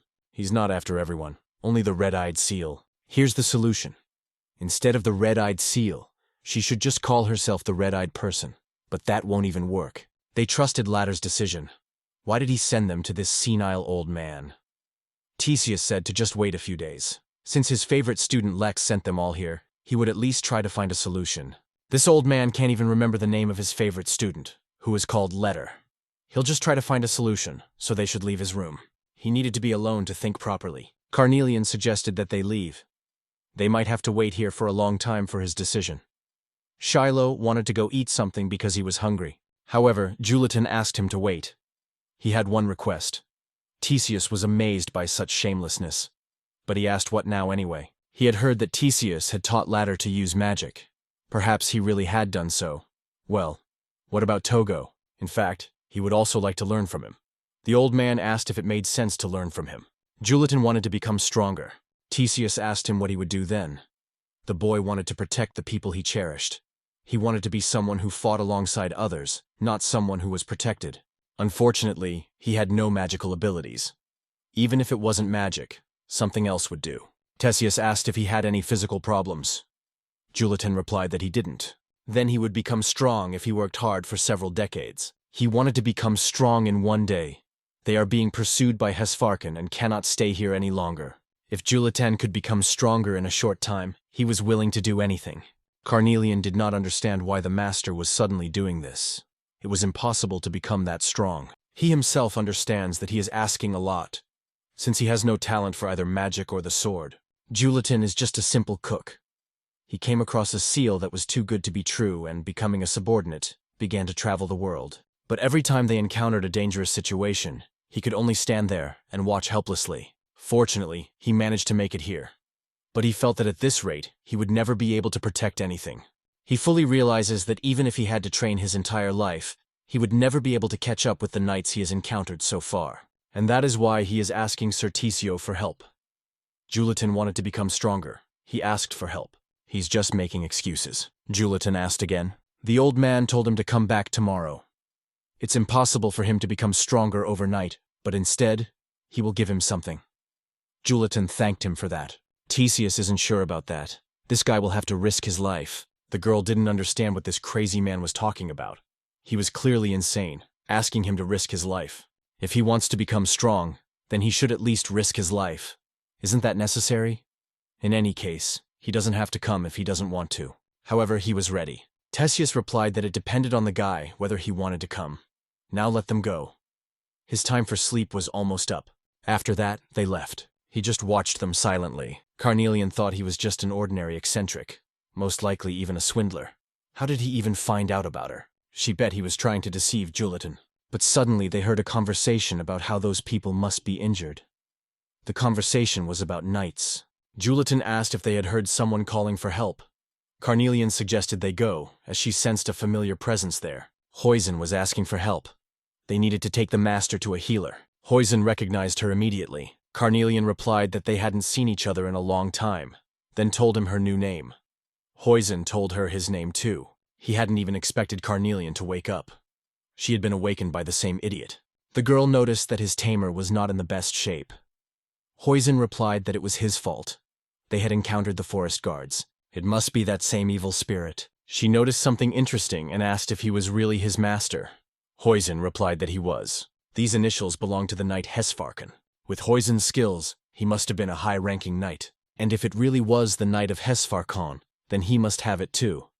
It was well known that the entire empire was searching for the red-eyed seal. Huizen immediately began to explain that they were not there to arrest her. They had gotten lost while hunting. Huizen asked her to believe his words. She pointed her weapon at him. Carnelian apologized. There was no prey that could help the wounded hunter. But even after these words, the knight's wounds were bandaged while Huizen sat with him. The others waited below. She mentioned that they would meet again, and it really happened. Just think, Miss Iris will be the town healer. Carnelian could only watch her go. If we go back to that moment, Iris immediately ran over there. The girl noticed that the knight's wounds were serious. He needed urgent treatment. Iris asked the two men to help carry the wounded man to her house. She didn't like any of this. Iris thanked them for their help. It would have been bad if they had been late. Shio replied that they had to help. Julitan asked if there was a hotel in the city. The sun was already setting, so they needed a place to stay. As it turned out, there were no hotels in the city. This was surprising, because the town was so large. It was just that strangers never came here. Iris offered to let them stay at her place if they didn't mind.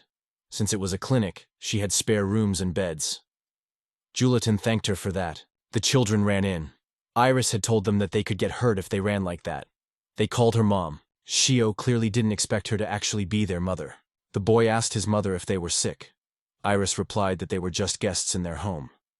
Shio wondered how old she was when she gave birth. The girl turned to the elf, thinking that this woman was very beautiful, and her eyes were beautiful too. The boy noticed that the girl had red eyes. She must have stayed up late. Besides, she didn't look happy. The child wanted to help her. He pulled her by the hair. Iris immediately said that he shouldn't do that to guests. But his mother had said that people get sick if they worry too much, and he was just trying to help. Iris explained that pulling people's hair was rude. Now he had to apologize for it. The child apologized. Carnelian asked what this little boy would do when he encountered a ferocious beast. Besides, he looked angry. If he pulls his hair like that, he might eat the child alive. In that case, he would simply defeat the monster with his friends. Another child wanted to give him some food. His mother said that people become happy when they eat their fill. It must work the same way with monsters. Then they would be friends once the master was full. Carnelian sighed and explained that even if the beast wasn't hungry, they couldn't be friends with it. Maybe they wouldn't become friends, but it would be easier for the beast. Carnelian told the master that she was going to eat. She had been hungry lately. At night, she had been sleeping with her sword in her arms. Julitan noticed that she had actually fallen asleep, which was a first. She was probably trying to escape from this world. Iris entered the room and asked if he couldn't sleep. There was nothing to do in this town at night. Since he couldn't sleep, she suggested they have a cup of tea together. After that, she found out how they had ended up here. Everything had changed so suddenly that he was confused. Julitan apologized for only talking about himself, but she actually liked it. It made Iris think that she wasn't the only stranger in this world. The guy asked if Miss Iris was like that too. He'd seen these delightful children before. Her children disappear at night. The main character asked what she meant by disappearing. When the town becomes quiet, it feels strange. At times like that, she wonders if she really exists in this world. Julitan didn't quite understand what she was talking about. After all, she already existed in this world, in his opinion. Iris asked how he would explain what it means to exist. No one can prove their existence. One can only believe. The fact that the children will return in the morning and that she exists here is what she must believe. Iris was sure that he couldn't understand her now. But Sir Julitan had to believe in himself. The more complicated the world seemed, the more he had to believe in himself. Carnelian asked if he really wanted to go. The boy was determined. Julitan said he would return strong. Carnelian asked if this idiot really thought it was that easy to become strong. She was against it. If he wanted to go, he could go alone. In that case, they would go. The girl replied that she was going to walk around the entire city, so she would be busy today. Shio tried to calm Julitan down. Today would be a day for the guys. Julitan asked what that meant. After that, they arrived at the tower. The guys were somewhat surprised. Shio asked what he was working on. Theseus replied that it was just a small defense. The guy asked if it wasn't a barrier to protect the tower. The old man replied that it was just decoration. Then Shio thought it must be to strengthen the magic. He said it was just decoration. Why couldn't he understand it the first time? At that time, Shio didn't understand why he was doing it at all. Theseus replied that he felt lonely if he didn't do anything. But he noticed that the guy had really come. Then he got ready. Julitan replied that he was ready. Then we can begin. The old man started looking around, not understanding where he had put everything. He asked the guys to wait a little while. He would find everything soon. Finally, he found what he was looking for and immediately threw it into Julitan's hands. In his hands was a rather interesting and beautiful sword. He decided to pull the sword out of its sheath a little, and suddenly something struck him.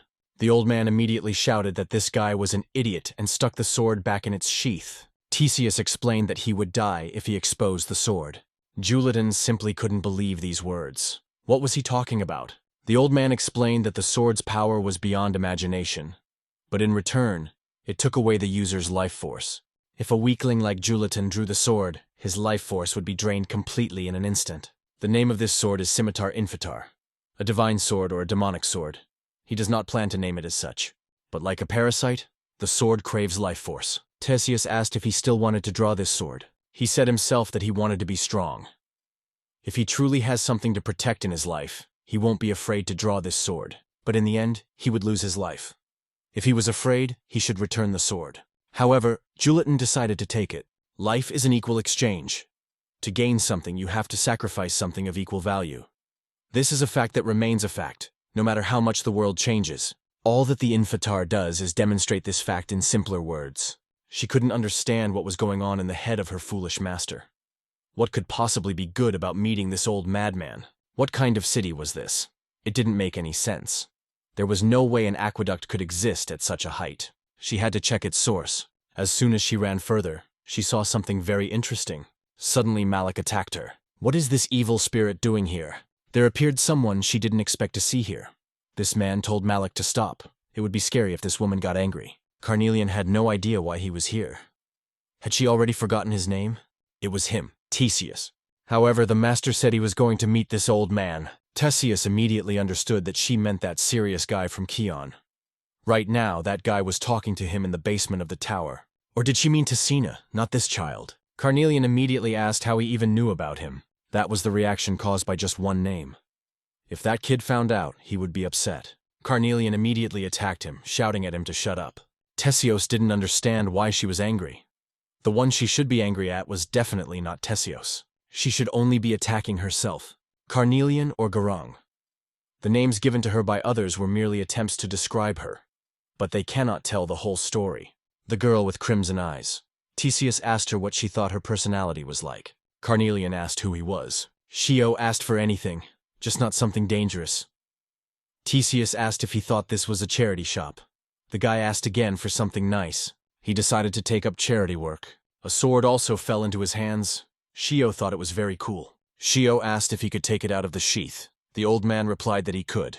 It wouldn't kill him. This sword is made from a unicorn's horn. It's lighter and stronger than most other swords. Shio wondered if that meant the sword would have a cool effect. Of course it does. If you sharpen this sword well, it will cut well. Shio asked if that was all. Theseus asked what else he wanted from the sword. If he didn't need it, he should return it. Shio replied that he would use it. This thief was still unhappy because he had received the weapon for free. We have nothing else to give them, so let them get out of here. Julitan thanked Sir Tesio. The old man told him to forget about it and finally leave. He was going to take a nap. Those damn kids even broke his bed. They have no idea how expensive it is. Shio immediately hurried them along, and Juliet wanted to leave. Besides, it wasn't them. Towards evening, he finally woke up. Huizen was glad. Kione asked where they were. Huizen managed to find the town nearby. Huizen asked the master how he was feeling.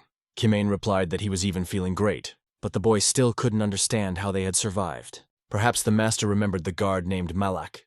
He nodded in response. Kione remembered him. He was clearly stronger, but suddenly disappeared. Thanks to that, they managed to escape. Kione apologized, because his inexperience had almost cost the seal its life. That's not true. The reason General Eisenram sent Hossein to him was because he could help. It was entirely his fault that he couldn't protect the master properly. Kione thanked him for that. Hossein believed it would be best to leave this place as soon as possible. Kione asked him why he thought so. Was this place really dangerous? Just as he was about to explain, Carnelian entered. Having heard that he had woken up, Hossein was sure that Miss Carnelian was talking about leaving. There was nothing to see, so she hurried back. Kione seemed to immediately understand who she was. It was because of her red eyes. This was the very same red-eyed seal that the imperial palace was searching for. The imperial palace must be looking for a seal with red eyes. But how could they mistake a weak girl like Carnelian for the seal just because they had similar eye color? She felt so sad about it. This was clearly not what he had expected. If this is really the case, then Kione must apologize. It cannot be that the evil criminal who defeated Marquis Seda and forced him to flee is as beautiful as she is. And if she were a red-eyed seal, she would never have stayed in such a place. After all, Hesfar Khan's army had surrounded the entire mountain.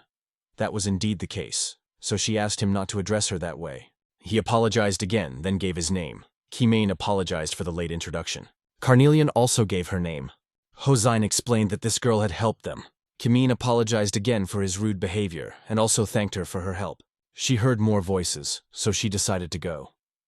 At first, she called Julitan her master, But then she corrected herself and called him her companion.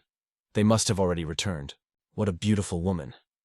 How was it possible that he could have met such a beauty in such a forest? And he had no idea that no matter how beautiful she was, even the seals feared her.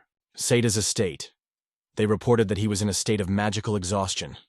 The doctor did everything he could, so he needs some rest. She must be happy to see him in such a state. Everdeen, Seida's older brother's wife, she would never treat him kindly.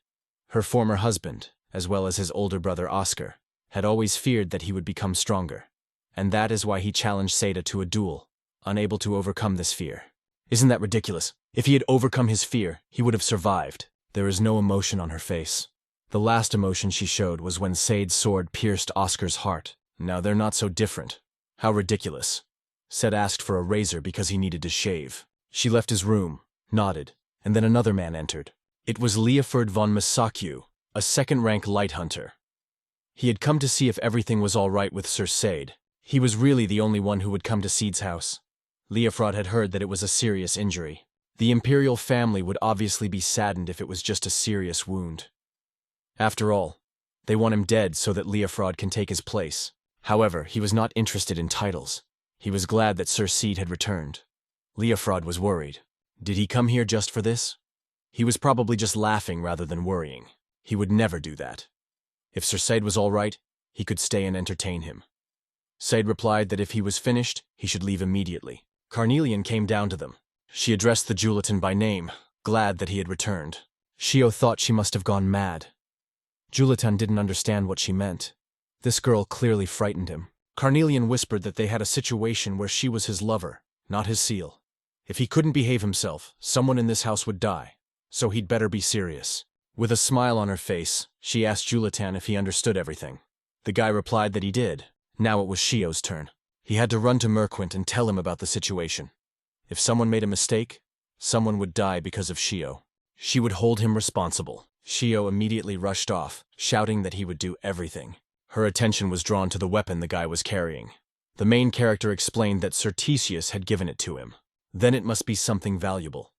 She was very curious, so why not talk about it honestly and openly? He nodded. Carnelian asked him to stop pretending to be a dumb hero. Why did he even take that scary sword? Julitan asked her to listen to him. Was he really going to say that he would just die for her or something? He'd better not say anything stupid, like that he wanted to protect the seal. And why was that idiotic? He wasn't good enough for her, either in status or skill. That's why he didn't want to be an even bigger burden than he already was. And why is he resorting to this? He could just become strong enough to hand her over to a real knight. Julitan apologized, but he has no intention of keeping his promise. At first, he thought that everything would be resolved if he could pass her on to someone else. Julitan never thought about becoming the master of the seal. At the time, it was too heavy a burden for him. Now things were different, and he didn't want to give it to anyone else. After all, he had promised Carnelian. The guy had said he would take care of her wounds and make sure she didn't feel any pain. He would do everything he could to make her happy, even if only a little. Julitan asked her to trust him, although Carnelian already knows she can't be happy. But he keeps making her dream about useless things. Kione came downstairs. He caught them in an embrace. In fact, it sounded to him like someone was arguing. It seemed he had been mistaken. As soon as Carnelian heard his voice, she immediately pushed Julitan away. Julitan flew into the wall, leaving a mark behind him. The girl immediately rushed over to him and asked if he was okay. Julitan replied that now she didn't even treat him like her master. Carnelian hit this idiot. She didn't like calling him master when other people were around. She would only call him that when they were alone. Kimin had no idea what games they were playing. Julitan even wanted to explain what had happened. However, Carnelian made it clear with her eyes that he shouldn't try to explain it. Julitan replied that it was his secret hobby. He apologized for the long introduction and then gave his name. Kimin introduced himself as well. Now he had a strange hobby too. Carnelian replied that Julitan had saved his life, so he shouldn't worry about it. In the distance, they saw Shio lying down. He was talking to Amaryllis, saying that she was thinking of following them to Dalicot. He wasn't sure what would happen, but he would go through many trials and return to her as the best version of himself. Carnelian asked what he was muttering to himself. Shio immediately jumped away from them. How that girl had scared him. He had been in such a good mood, and she had ruined it. Carnelian told him not to be shy. She also asked if he had found Merquint. Shio replied that he had looked everywhere but couldn't find him. The girl asked if he had left with the children. Julitan noticed that the children were there. They were walking with their mother. Iris was glad to see them all there. Julitan asked if she had been looking for them. Malik would be returning to the city soon. It was time for them to disappear. The boy asked what she was talking about. She was talking about herself, about the children, and about this city. Iris felt sorry, but she didn't think she would have time to prepare dinner for them. She meant that Malik and his henchmen were on their way here, and as soon as they entered the city, he would disappear. All of that is correct. Kione wondered if they were talking about the same guard who had tried to kill them. Huizhen nodded. But why is he trying to attack the city? In any case, she was sorry that tea was all she could offer them. Now is not the time for tea. They need to run. Iris asked Sir Julitan if the forest was on fire. How could the trees escape? Even if they shouted and brought water, the trees couldn't escape the fire right in front of them. Obviously, trees cannot move. The moment a seed sprouts, the death of a tree is predetermined. Although neither the exact method nor the time can be determined. It is inevitable, both for trees and for people. In other words, she means that she will not even try to avoid it. Iris also does not want to accept such a fate. But the desire to preserve eternity is greed. Julitan asked how that was greed. One must at least try to fight it. Carnelian remembered those very words when he said he didn't want to give it up. She could only remain silent with a sad expression on her face. Of course, struggle is also part of life. But acceptance is also part of it. She existed in this world and was truly happy. It seems Malak is already here. The boy immediately ran outside. Then he saw that the city was indeed completely gone. Malak asked if he really intended to draw the sword. Julitan asked why he was doing this. Malak was simply following a predetermined path. But he decided to ask his question again, namely whether this guy was going to draw his sword. Iris approached him and stopped him. Julitan asked if she really wanted him to just stand there and watch her die. He wouldn't let that happen. Carnelian explained to him that nothing would change even if he drew his sword. He didn't expect her to think that way either. Iris confessed that this city was an illusion created by Certesius. Julitan asked what she was trying to say. The girl was talking about an illusion. Everything here, including herself, was an illusion. However, the guy still didn't understand, or rather, he didn't want to believe it. It was quite simple. Illusion was illusion. Reality was reality. Everything returned to its place. She was certain that Julitan had been dreaming. Just as illusions can influence their lives, even though they are illusions, they will remain in his life even after they disappear. A boy ran up to Carnelian and asked her to make his older sister better. The girl reassured him, saying that she often gets sick. After that, the child returned to his mother. They were happy to have met such wonderful people. It was fun. Kione would never forget how she had saved him. Huizhen also paid her respect with a nod. Carnelian thanked Iris. Now it was time for them to leave. With Malika's power, the house began to evaporate. In its place, a huge tree appeared. And now they were gone. Theseus and Merquint came to them. The old man replied that there was no need to be depressed. Carnelian and Shio pushed the old man aside as soon as they saw Merquint. They wanted to know where the elf they had been searching for was. Merquint apologized, as he needed to ask Certesius something. These brats didn't even want to listen to him. He was here for Togo, to bestow upon them his priceless wisdom. We need to start from the beginning. This city is a reminder of the burned forest. And Iris was one of the largest trees in that forest. It must have been difficult for her to live in human form. He remembered Iris's words that she wasn't the only stranger in this world. When he first arrived here, there was only a scorched forest, and Malak who roamed the forest.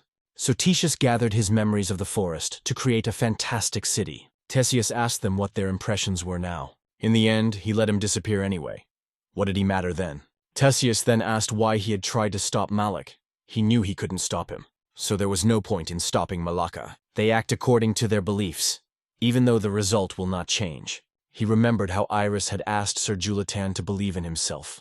The more complicated the world seems, the more he must believe in himself. But it couldn't be said that nothing had changed. They would all remember Iris. So Iris had definitely existed. Some things can only be changed by faith. He was sure that listening to an old man was too boring, so Theseus decided to leave. And he almost forgot what he wanted to do. With a single flick of his finger, he was able to change Carnelian's eye color to blue. Merquint and Shio also noticed the change. For a while, she wouldn't have to worry about her red eyes. But if she lost her composure, they would return immediately. So she had better be careful. Carnelian asked what he meant by losing her composure. That old fool had deliberately emphasized that point. He wished her luck in this god-forsaken and forgotten world. After that, there was no trace of the old man. Kione noted that too much had happened in one day, and he was absolutely right. However, the man was still glad that she would no longer be misunderstood because of the color of her eyes. Now she could truly descend from the mountain without fear.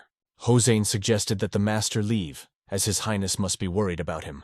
Kimin would eagerly await their next meeting. Carnelian approached her beloved, saying that it had been a pleasure to meet Sir Kimin. Julitan wanted to know what Merquint had been talking about with Sir Theseus. Merquint decided to study under Sir Theseus, for the sake of his race. As sad as it sounded, they would part ways here. Carnelian asked if the old man had agreed so easily. At first, he was against it. But Malik helped him a lot. She didn't expect that evil spirit to help him. And again, the seal calls him an evil spirit. She was even sure that he had his own motive. Shio asked if it wasn't obvious. He just likes Merquint. But isn't that elf a man? Malik replied that gender didn't matter to him. Probably no one expected such a situation. Carnelian was disappointed that she would now have to travel with unpopular men. Shio replied that Merquint was also a man. After all, the girl had said unpopular men. After meeting Julitan, Carnelian, and Shio, Merquint found a new life. Therefore, he sincerely thanks them all.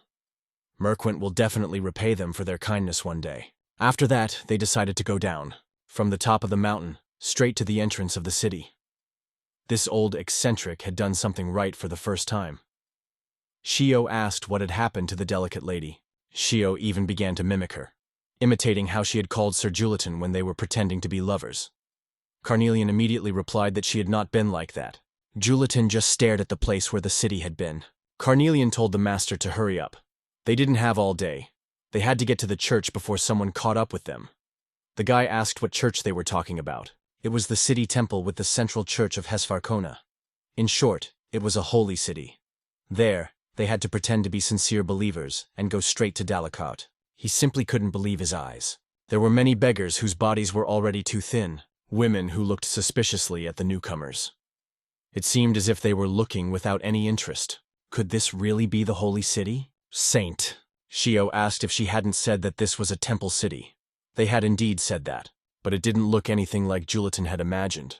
Perhaps they worshipped the god of entertainment. They just had to get through here as quickly as possible. Reason replied that it wouldn't work. The gates to the docks were guarded by border guards like a checkpoint. All roads leading to Dalakut were blocked. There was no way to get to where they were going. What kind of red-eyed seal is this that makes the northerners come here? The border guards are already on their way. We need to hurry, but what should we do? Shio asked what he thought about it. They could eat first and find a place to stay. They can't do anything right now. Carnelian shouted at him to be realistic. There's no time to loaf around. When there is no answer, one must simply eat and sleep. That is the wisdom of the orcs. It was hard to admit, but he was right about that. Meanwhile, in the mine, two men were chasing some child. The man noticed the child turn a corner and ran straight after him. However, there was nothing there. The kid had already hidden. They had to catch him, or they would be killed. But they were wrong in thinking it was a boy. In fact, it was a girl who had almost been caught. Everyone on the street was starving, and they had stockpiled all this food here. Suddenly, a man shouted that he had found the child. He was here. Meanwhile, Julitan was standing on the street. She said she'd be back soon, so where was she? Carnelian said that the usual methods wouldn't work anymore. She decided to go and find out what was going on. The girl told him to stay there. The guy started to remember what had happened last time. He asked her not to say that she was causing new problems there. Suddenly, he heard a scream telling them to stop immediately. At first, he thought it was Carnelian. Then the girl ran into the main character, Sherlin, Tolbane's younger sister. Julitan apologized to her. Just as she started to gather the food back, a man suddenly hit her. Only then did he see that it wasn't a little bastard. It was a little idiot. Julitan immediately snapped out of it and asked what he was doing. A knife appeared at his throat. The man threatened that if he uttered another word, he would die along with her. Another man was watching all this from the roof. A guy immediately appeared who wanted to attack the man who wanted to kill the girl. Without hesitation, he stabbed the man with the blade. They could only watch the scene in shock. The man who had threatened Julitan immediately recognized the face. It was Tolbane, members of the Assassin's Guild. The man had no idea what he was doing there. At that very moment, he was killed by another assassin's blade. Tolbane turned his attention to his younger sister. He saw her stealing again. The guy had told her to stop doing such dangerous things. Sherlin asked if she was supposed to let the children die of hunger. She wouldn't do that. Tolbane explained that they might kill her before they killed them. Sherlin told him to forget about it. He was working for the guild, so he should get out of there. Tolbane pointed his weapon at Julitan and asked who he was. However, the girl didn't even know about it. In any case, it didn't matter. This guy knew that she had stolen things from the organization, and he also knows that Tolbane killed several members of the guild. Therefore, the witness must be eliminated. There were many troops on the street. People were discussing that even the Lion of the Gate had come down here. Is the red-eyed seal really that powerful? Even the general's son is here. By the general's son, they meant Kimin. The red-eyed seal threatened the safety of the empire, and now it was heading for Dalekot. From now on, not a single ant would leave the holy city without his permission. Archibald Eisengram, military commander of Hesfarkun. Suddenly he saw Carnelian approaching and immediately jumped back. Then a dagger flew toward her, which she easily deflected. Tolbane was already behind her. However, the girl reacted quickly and struck. The guy was no slouch either and managed to jump out of the way of her blow. Of course, he noticed that she was swinging her sword as if nothing had happened. Carnelian asked the master if he was okay. Julian replied that he was. Hearing this, he even thought that this girl was his slave. After these words, Carnelian's sword immediately flew at him. At the same time, it managed to get close enough to strike again. He would have been better off not jumping to conclusions, for she was the seal.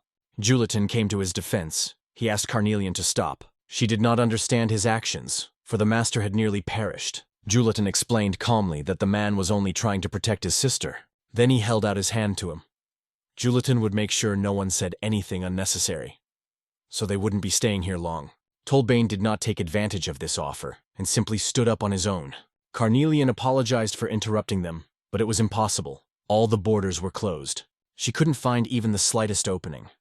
The guy replied that they would have to find another way. Tolbane asked if they were trying to cross the border. Julitan asked if he knew of any way. There was a small risk, but a way existed. Carnelian mentioned that he'd better not lie. Then he said that they would have to become slaves. The best export goods in the Holy City were drugs and slaves. But the slave trade was illegal here.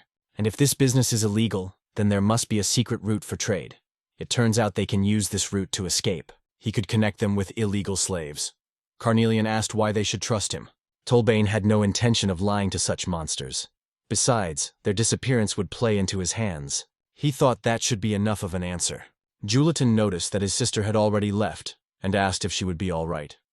He also thought that they did not have a very good relationship, but received no response. Apparently, that was indeed the case. After that, the two of them returned to Shio, who didn't understand why they had taken so long. Carnelian had something to discuss with the master. Shio was surprised that they wanted to do it without him, but then the guy realized something. Shio guessed that they had been on a date. Even their expressions confirmed it. But before he could finish his sentence, a sword was already at his throat. Carnelian kindly explained that if he crossed the line again, she would sell him into slavery. She even swore. Sherlin finally returned to the others. The girl asked her why she had come so late. Sherlin showed that she had brought them fruit. The woman didn't even know how to thank the girl. The children were starving. A sleepy boy also came out to them and saw that Sherlin had arrived. The girl asked him why he wasn't sleeping. The boy replied that his stomach was rumbling. She handed him some fruit and told him to go back to bed right away. The woman thanked the girl again. Charlene was about to leave and asked them to rest. The boy asked when she would return and when they would play. Charlene stroked his head and also mentioned that she would be back soon. But now he needed to go to sleep. The boy remembered her promise. At the same time, she was also being watched. It was Tolbane. In a huge closed room, there were many people who were conducting experiments on fruit. Crowley approached them. He was the Imperial Minister of Security and commander of the Special Forces. He wanted to know if the experiment was going smoothly. The man explained that there were no problems with the experiment, but the border patrols stationed in the area were causing problems. These ignorant bastards are ruining everything. They are putting the Empire's great plans into motion. Crowley also said to make sure that they were operating without any problems. In the morning, the man told everyone to hurry up because they were leaving soon. He turned to a large, thin man. They had to go downstairs and make sure that all the goods were in place. On his orders, they went downstairs, where bound people were sitting. It was noticeable that their numbers had decreased during that time. Rumors of the patrol's arrival had affected deliveries. Or maybe they were cowards. But this time, the quality of the goods was excellent. And as it turned out, one of those captured was Sherlin. He grabbed her by the chin, saying that this idiot was young and beautiful. She could fetch a good price. But then the man pointed in another direction, saying that there was even better merchandise there. This girl was the best of all the ones he had seen this year. It had been a long time since they had such good product. The ship sailed away. The captain replied that they should continue sailing until further notice. After that, the man decided to rest. The man asked if he was going to take a nap. Of course, it was obvious. He was tired of this man constantly bothering him, so he told him to go and check the goods. It was as if he had been waiting for that order. He really couldn't concentrate because of her face. The man asked his older brother what he was going to do. They were almost across the border, and the captain was asleep. So who cared what they were doing here? Carnelian just smiled. The man also saw that she had a very beautiful smile. The fearless are the most attractive. She immediately broke the ropes and hit the man on the head. The other man just stood there watching. At the same time, Carnelian decided to knock him out too. After that, she decided to untie the master and Shio. Carnelian asked him what was wrong. Julian said that he was seasick and that it was his first time on a ship. If she thought about it, she saw someone familiar. It was Sherlin. Julian asked if she was also trying to get to Dalekot. The girl replied that she wasn't, and now it became clear that she had been captured. However, she refused to admit it. Sherlin said that her brother had forced her to board the ship. He said that her life was in danger. She had to return as soon as possible. There were children in Santa who needed her help. She couldn't let them live the way she did. Tolbane seemed to care deeply for her. Julitan was sure he had a good reason. Carnelian interrupted their conversation, saying that they should not know any more than they already did. Carnelian would give her the vessel so she could return as soon as they arrived in Dalekot. Sherlin asked how she planned to get the ship to her. It's quite simple. Just take the ship. So Crowley wants him to leave the special forces alone.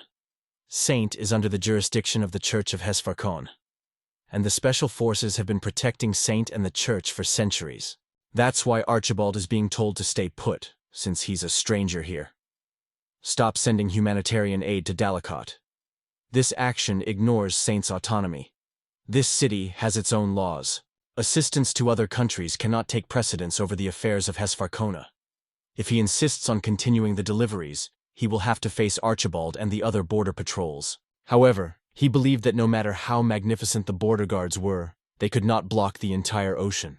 The general turned to Crowley and suggested that he try to do so, especially if he was so confident. The captain heard someone calling him in a girl's voice, so he woke up immediately. Then he saw that it was Carnelian. A few seconds later, he was completely beaten and even serving Carnelian. Carnelian asked the captain if they had already crossed the border. The captain replied that they would cross soon. When the girl asked how much longer they would have to wait, he replied that he would check right away. The subordinate informed the captain that there was a huge reef ahead. The captain asked what he meant. There couldn't be a reef here. Carnelian immediately realized what was happening. There were many ships ahead. The man reported that they were surrounded. They must drop all weapons and keep their hands above their heads. Carnelian immediately recognized that voice. This simply couldn't be happening. He decided to repeat it once more. Julitan ran up to her, wanting to know what was happening. And only then did he also hear the familiar voice. From that moment on, if they did not surrender, they would be considered enemies. It was Huizen and Kimain. Kaimine Eisengram also saw the very same guys he had parted with just a short time ago. The commander of the 7th Border Guard unit. She tried to stop feeling nervous. Now they were slaves. Carnelian turned to the captain, who immediately flinched. They were slaves, after all. Therefore, the captain had to make sure he played his part. It was best if he wanted to live. The captain had better speak calmly, otherwise they would think he was a slave. Kaimine and Huizen jumped onto the deck from their ship. Huizen also didn't understand why Carnelian was here. Kimin doesn't know what's going on, but she should also lower her weapon. Carnelian immediately said Sir Kimin's name and ran to him. She ran into his arms, saying how scared she was. The girl thought that at this rate, she would become a slave. His face turned completely red, and he didn't even know what to say in response. She glared at the captain. The captain tried to play his part well, saying that she was a slave. She should return to the basement where she belonged. He said this in a mechanical voice. Huizen immediately saw through this lousy actor. Even if Sir Kimin didn't know she was a seal with such a huge sword, he would never believe she was a real slave. Kaimin shouted for the bastard to shut up. Not only had he tried to sell her into slavery, but now he was threatening her. The man asked her to believe that no one would dare harm her as long as he was by her side.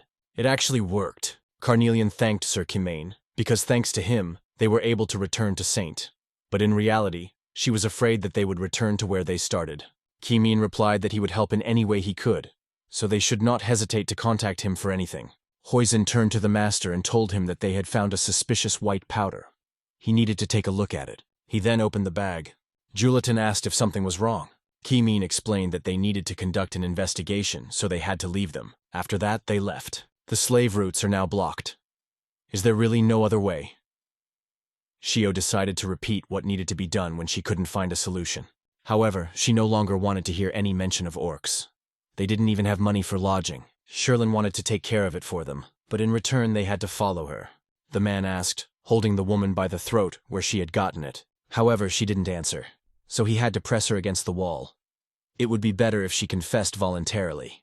Another woman wanted to come out to tell the director that something was wrong with the children. It all happened after they had sown the fruit. Then a knife appeared near her. He turned his attention to the woman, as she clearly knew where the fruit had come from. Tolbane wiped his blade. Suddenly, he sensed another presence and immediately went to the entrance. As soon as the man began to approach the room, he decided to attack him. Only then did he notice that it was Sherlin. It seemed that sending her into slavery wasn't enough for him. Tolbane didn't understand why they had all returned. It wasn't that they wanted to come back here, but his sister had done it. Sherlin asked how he could send her away. The guy explained that he had no choice. Now everyone in the organization was hunting for the thief. She would die if she was caught. Then they asked him what exactly she had stolen. He told them it was the fruit of illusions, a special white powder that had plunged the city into hell. These fruits were the basis for the production of drugs. Then she remembered how she had given the fruit to the children. Sherlin looked at her hands, which had given the fruit to the children. Tolbane wanted to tell her that she would have to hide for at least a few more weeks. However, she didn't want him to touch her with his dirty hands. He knew that Sherlin was going to give the fruit to the children, but he didn't say anything to her. She wouldn't pretend to be blind like Tolbane. He has eyes, but he lives like a blind man. Julitan asked if he was okay. Tolbane told him that the guild had a secret underground passage. If they used it, they could cross the border. Carnelian asked if it was really true. To get through there without any complications, they needed a map. If they promised to take Sherlin with them, he would give them the map. Carnelian couldn't believe he dared to try to bargain further. Julitan stopped her, and also explained that if Sherlin refused to go with them, they couldn't force her. Meanwhile, the girl finally ran to where the director and the children were to find out if they were all right. With tears in her eyes, she tried to explain what had happened to the fruit she had brought. Suddenly, she heard an unfamiliar voice. It was the girl who had stolen the fruit. At that moment, her head was covered with a bag. Assassin Guild headquarters. A man blocked his way, saying that no one should disturb him. Tolbane explained that he had come because he had been called. They heard her voice coming from the room. He recognized it as Tolbane's, so he ordered them to let him in. As soon as he entered, he did not expect to see such a sight. At the man's feet lay Sherlin, beaten and bruised. He tried not to show any emotion. Tolbane asked if he had something to say to him. The man said that this idiot had stolen his fruit. He ordered that she be taken to the forest to be fed to the animals. Then he picked up the girl and went to carry out the order. The leader of the Assassin Guild. As soon as he took a couple of steps, he immediately started running. He cursed that bastard in his mind. The boy was sitting right in front of the guild leader. It turned out that his father had sold him. It was obvious that he had been born to be sold as an assassin with a special spell on his eyes. It turned out that there were people worse than them. They decided to take this guy and make something useful out of him. The goal of today's training was to survive. It was a truly bloody spectacle. And as it happened, he was the only child to survive. Then they were ordered to find more children to fill the ranks. His first mission was ironic. Find his own father who had sold him. At least he should have a chance to take revenge. A portrait of his father lay at his feet. He ran to the house. Tolbane began to knock, hoping someone would let him in. The door opened. However, there stood a stranger who noticed that someone seemed to be seriously injured. Tolbane asked who he was. There is something very interesting that the leader said at that time. He said that a traitor would come here. The guy immediately pulled out a weapon to get rid of his enemy. After that, he finished off the man. As soon as he entered, he laid the girl on the bed and told her to hold on. He would go find a doctor. However, as soon as he stepped outside, he suddenly noticed that there was already a crowd of people there. There was the leader of the Assassin Guild, who couldn't believe that he dared to bite the hand that fed him. Ungrateful dogs should be gotten rid of. Sherlin begged her older brother not to go there. However, he simply closed the door leading into the house. The leader ordered his men to catch the boy. Tolbane drew his weapon and immediately entered the fray. Thanks to his skills, he was able to stand up to such a crowd. Sherlin, with tears in her eyes, even covered her ears so she wouldn't hear all the screaming. The boy didn't stop. He needed to kill everyone who threatened his family. It didn't matter how strong he was. The rest of the guild was already on their way. He was enjoying watching how long he could hold out. A subordinate ran up to him and told the boss that they had a problem. The man asked what had happened. Then he reported that all the guild members had been killed. The man couldn't believe what he was saying. They had been attacked by some woman. Finally, Carnelian was able to find them. Why was he out on the street during work hours? She had wasted her time going through the cave. At first, he thought the woman had gone mad. Then his subordinate wanted to explain everything. However, before he could finish his sentence, his head was severed from his shoulders. Carnelian pointed her weapon at him. The leader asked who she was. Carnelian said she was the one who needed something from him. Tolbane, Shio, Carnelian, Julitan, and the guild leader walked through the tunnel. Tolbane couldn't help but wonder if he would end up like his subordinates. Tolbane thanked her for her help. If it weren't for her, he would have certainly died. However, she did not want to hear words of gratitude. They had come because they could not trust him. After that, they entered the room. Shio watched the leader closely. Finally, he found it. It was the very map they had asked for. He had done everything she wanted, so now he asked that they simply let him live. Carnelian agreed to spare his life. She took the map from his hands, but the same could not be said for Tolbane. He had a completely different attitude. He tried to play on her pity, saying that he was the one who raised this child. However, even that didn't work on Tolbane. He simply wanted to kill this man. All those childhood memories flashed through his mind. After that, the guy pointed out that the entrance was behind that wall. Carnelian touched the wall and heard something click. The others heard it too, and now they just needed to push a little. Of course, Carnelian simply decided to destroy the entrance. Julitan shouted at her to stop. Carnelian tried to calm him down, saying that she was carefully controlling her strength. But she hadn't expected to encounter Kione so quickly, and he didn't expect to see Lady Carnelian here either. The girl wondered why he was here at all. Carnelian decided to use the same trick again. Sir Kimin came to save her once more. Julitan just watched silently. The girl explained that the bad guys had kidnapped them again. She was very afraid that they would sell them again, but her words did not match reality. They were all dead. Carnelian had completely forgotten that she had killed them all. So she decided to say that without Sir Tolbane, they would have died long ago. This man was amazing. He was able to stand up to all the members of the guild by himself. Tolbane was convinced that she was completely shameless. Huizen, of course, did not believe that such a thing could have been done by that guy. There were many wounds on the corpses, some of which had been inflicted by some kind of stinger, and some by a sword. In addition, she had destroyed the stone wall in front of him. Sir Kimin would obviously not believe this nonsense, but his guess was immediately dismissed. Her trick had worked again. Kimain was glad that Lady Carnelian was safe. Carnelian asked how they got there. The guy said they found a strange tunnel near the border. It seemed to be a secret passage for crossing the border. They followed it and ended up here. She couldn't believe there was a tunnel here. But now Carnelian was convinced that this path really did lead to the border.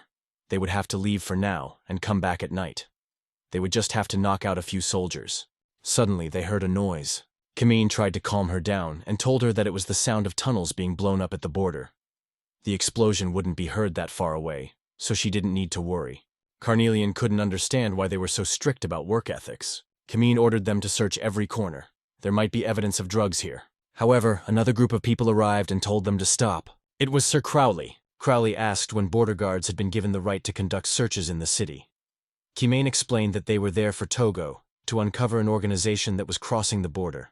Border guards should stay at the border. Crowley said he didn't take the special unit seriously because his dad was the commander-in-chief of Hesfakon. Kimin said that wasn't true. Then let him take his lackeys and leave. Kimin cannot do that. Crowley couldn't believe that this man was trying to disobey him.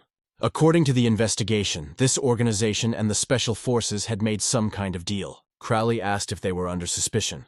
They don't want to suspect the special unit, but they will continue the investigation here. They decided to lay all their weapons bare. The knights were also on alert, Julitan whispered, asking if they weren't on the same side. Carnelian considered them all the same. However, they were trying to figure out which one of them was better. The girl wondered whether she should try to help Kimin. Hesfarkon. Currently, border guards are investigating a special unit in Sente. What would happen if they discovered the truth about Sente? The strong suppress from the outside, and the smart destroy from the inside. What would happen if that dim-witted General Eisenham found out the truth about Sente? I wonder what his reaction will be. The man turned to Sir Crowley, saying that they were in a disadvantageous position. Therefore, they should retreat. Crowley asked how he dared to say that to him. The investigation team rushed in, ready for action. Crowley didn't understand why now of all times. He had to hide his weapon, saying that he would leave it behind today. So he considered himself lucky. Kione told his subordinates that they must not miss a single piece of evidence. Every corner must be searched. In his mind, he cursed that insolent brat. An underground church complex. A plantation of illusory fruit. Crowley reported that the border guards had discovered the headquarters near the guild. How troublesome. All the members of the headquarters were dead. It was only a matter of time before the plantation was discovered. So they had to gather all their forces. The leader of the Saint Church. It was he who advised Sir Crowley to pull himself together. Even if they find out the location, they won't be able to get here. Attacking the church is treason against God and the Emperor. Thanks to the border guards, they don't have enough people to distribute drugs. However, Crowley thought that this bastard was too stupid. Crowley said they should gather all their forces immediately. So why is he so relaxed? The church leader should be doing all this right now. If he really wants to keep his goods, they'll both die if the border guards get here. Crowley hoped he had made himself clear. The border guards' barracks. Kione apologized, but he also asked them to cooperate until the investigation was complete. Of course, they would cooperate. Carnelian hoped that all the bad people would get what they deserved. Shio thought they had already gotten what they deserved from her.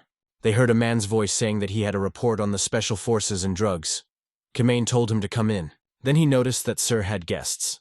However, Kione replied that everything was fine and asked him to give him the report. They obtained evidence of collusion between the guild and the special forces, but the source of the drugs is still unknown. Judging by the fact that distribution continues even after the borders have been closed, the plantation is most likely located in Saint's territory. An implantation of this scale cannot go unnoticed.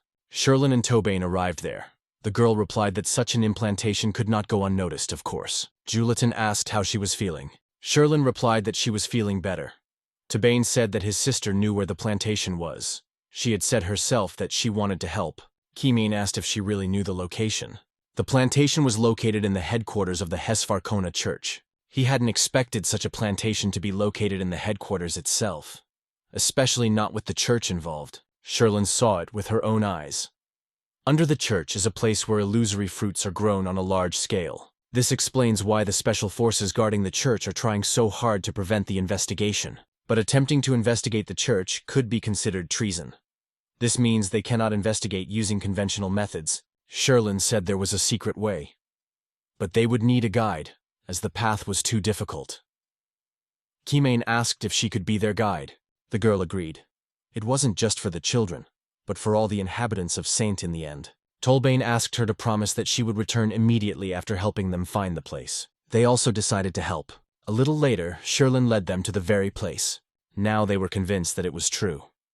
Kione hadn't even thought that the church was producing drugs. Of course, Crowley was already waiting for them. Still, they managed to get this far. They were growing plants that had been declared illegal by the authorities. Kione was going to arrest him. However, Crowley just laughed. Crowley asked if it was because he was still young. What bravado he has. 10 years ago, the city of Saint Temple was founded in this place.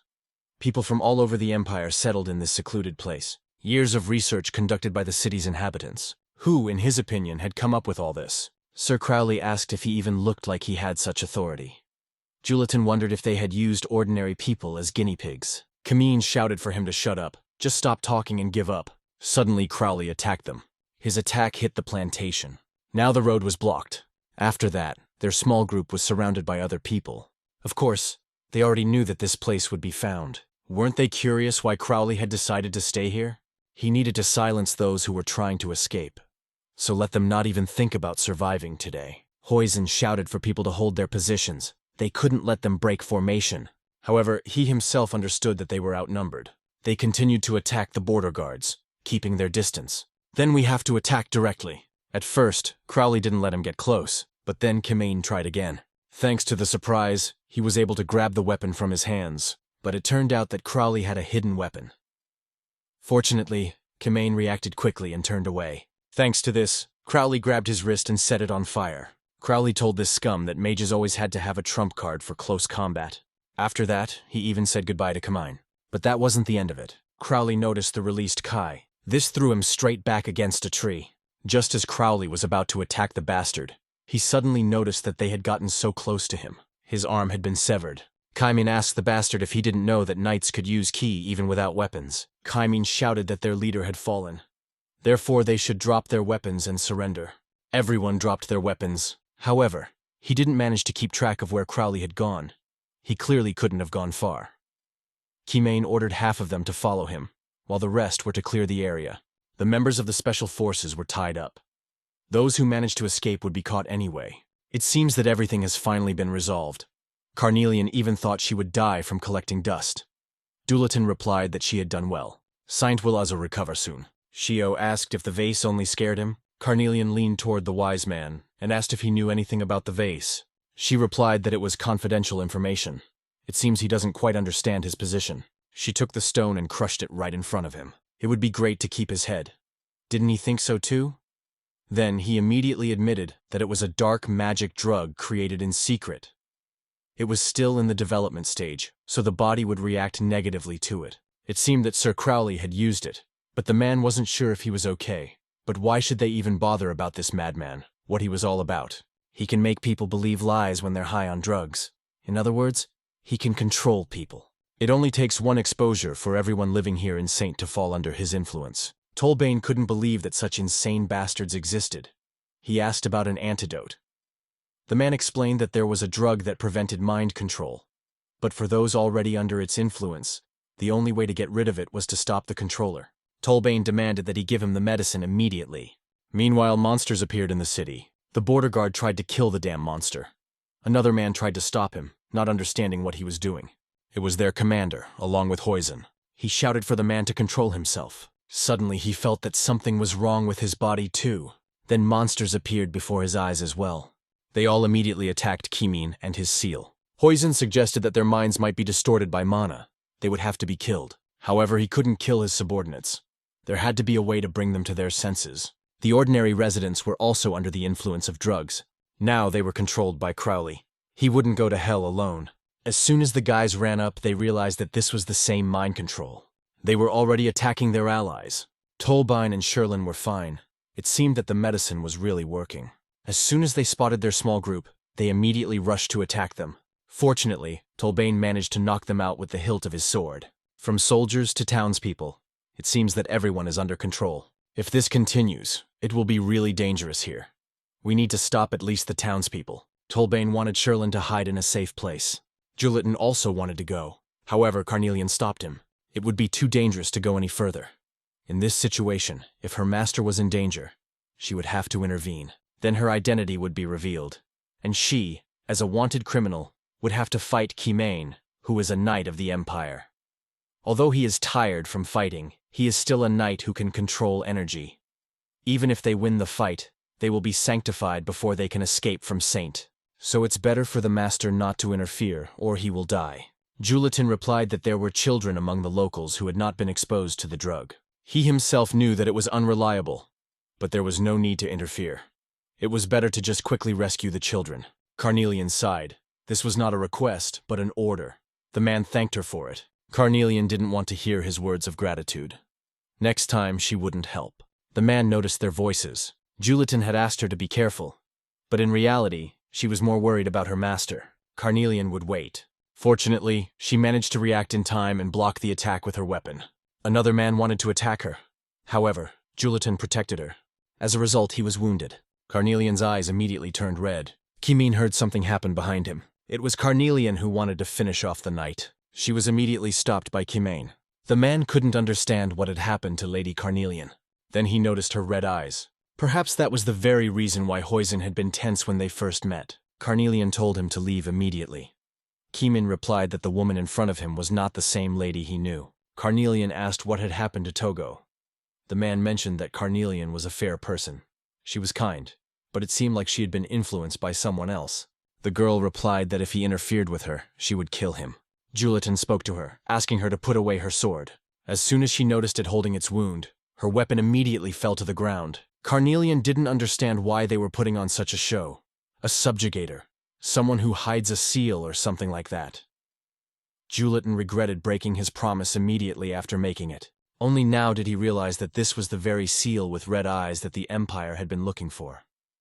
Carnelian asked if he was going to arrest her now. Kimin did not want to do that. On the contrary, he wanted to use her power.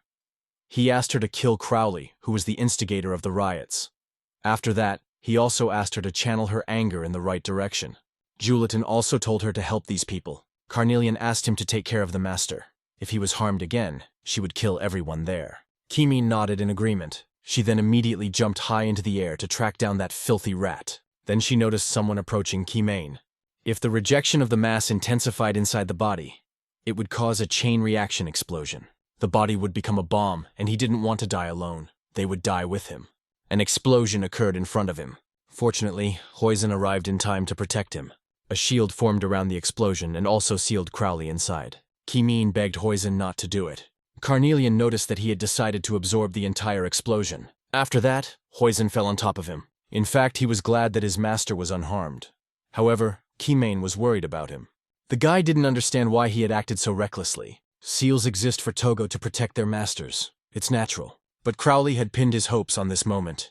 He was going to die soon anyway, so killing one child was nothing. Kione shouted that he was a bastard. Crowley explained that if the knight died, he would spare the child. Kione had to demonstrate the knightly skills he boasted about. The guy demanded that he keep his promise. Crowley just laughed, saying it was obvious, but at that moment, his head was severed from his shoulders. Carnelian and Tolbane attacked him. The child immediately ran to his mother. Carnelian noticed that they had almost collided. Tolbane explained that anyone who talks nonsense becomes a hasty target for him. The girl replied that she had been there much earlier. However, Tolbane believed that he had won. Every member of the squad is required to report on the wounded and dead.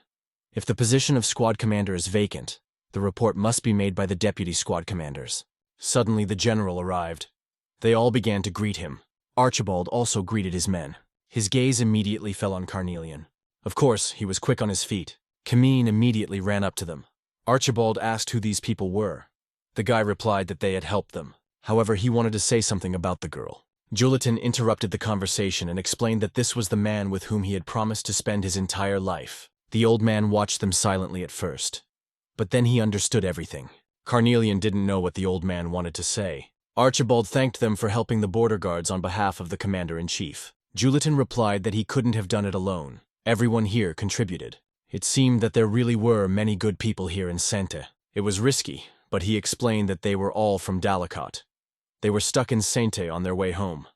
After all, the old man already knew everything. If he showed that he wanted to escape in this way, they would all confess that they were a gang of red-eyed seals. Archibald said to stop it. He was literally asking the commander-in-chief to let them cross the border. Julitan replied that he was just explaining the situation. The old man just smiled. There must be someone who can stop this recklessness. This young man is willing to do anything for his girlfriend. Archibald suggested they talk in private. Carnelian did not expect him to want to talk to her. Carnelian began to look around, not understanding why they were going so far away. Archibald immediately drew his weapon and attacked her. Fortunately, she managed to react in time. Archibald believed she was too dangerous, and of course he knew that it was the red-eyed seal. Everything happened just as Carnelian had thought. She had been recognized. After all, she had a powerful aura. The girl repelled the old man's attack. She wanted to continue the fight, but suddenly noticed that he had put his things back in their sheaths. He had received orders from His Majesty to capture the red-eyed girl and the seal. However, he had not found anyone with red eyes. There was only the story of the blue-haired boy. She still needed a ship to get to Dalicata. Carnelian didn't understand why he had suddenly become so friendly. What kind of parents would abandon the one who saved their child? Archibald was grateful. However, her master deserves praise, but being around her is too difficult. Carnelian asked why the general didn't take care of himself. He was certainly an excellent knight, but it didn't seem like he had much time left. Archibald replied that being near her would be dangerous, and perhaps deadly. Perhaps it was none of his business, but it would be better to think about it. In fact, Carnelian understood all this herself. The Empire of Ocalant, the imperial palace of Oberammergh. Michelle couldn't even handle this. The seal apologized, saying that it would call the cook. However, he replied that Michelle should do it again. The girl reminded Mr. Offenbach that there were 100 cooks in this castle, but he told her to do it again. Since Boko was nowhere to be seen, he began to suspect that the Garang had gone to Dalicot. Michelle asked if that was the case. After all, he was a fool to expect anything from Hesfarkon's people. If he went to deal with it himself, Molkabel would cause trouble. Her face darkened at the mere mention of Molkabel. The man asked if it wasn't better to be with him than with Molkabel. The seal remained silent. Doesn't she like it here?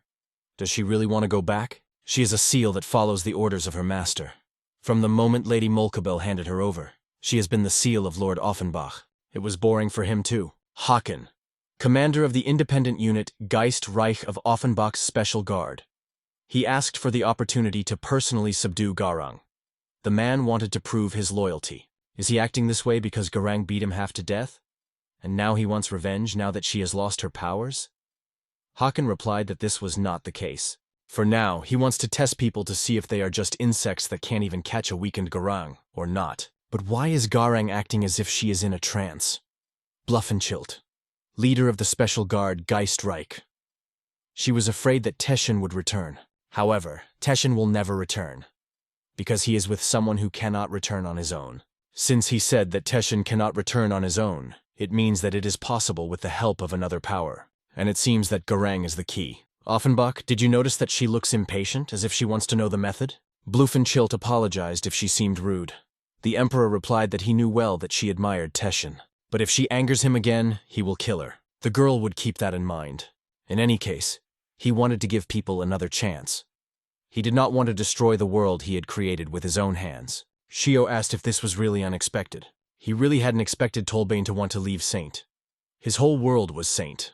Of course, he would miss it. But he wondered if this world could be a place of happiness. Or was it all just a creation of time and space? That's quite a decisive goal.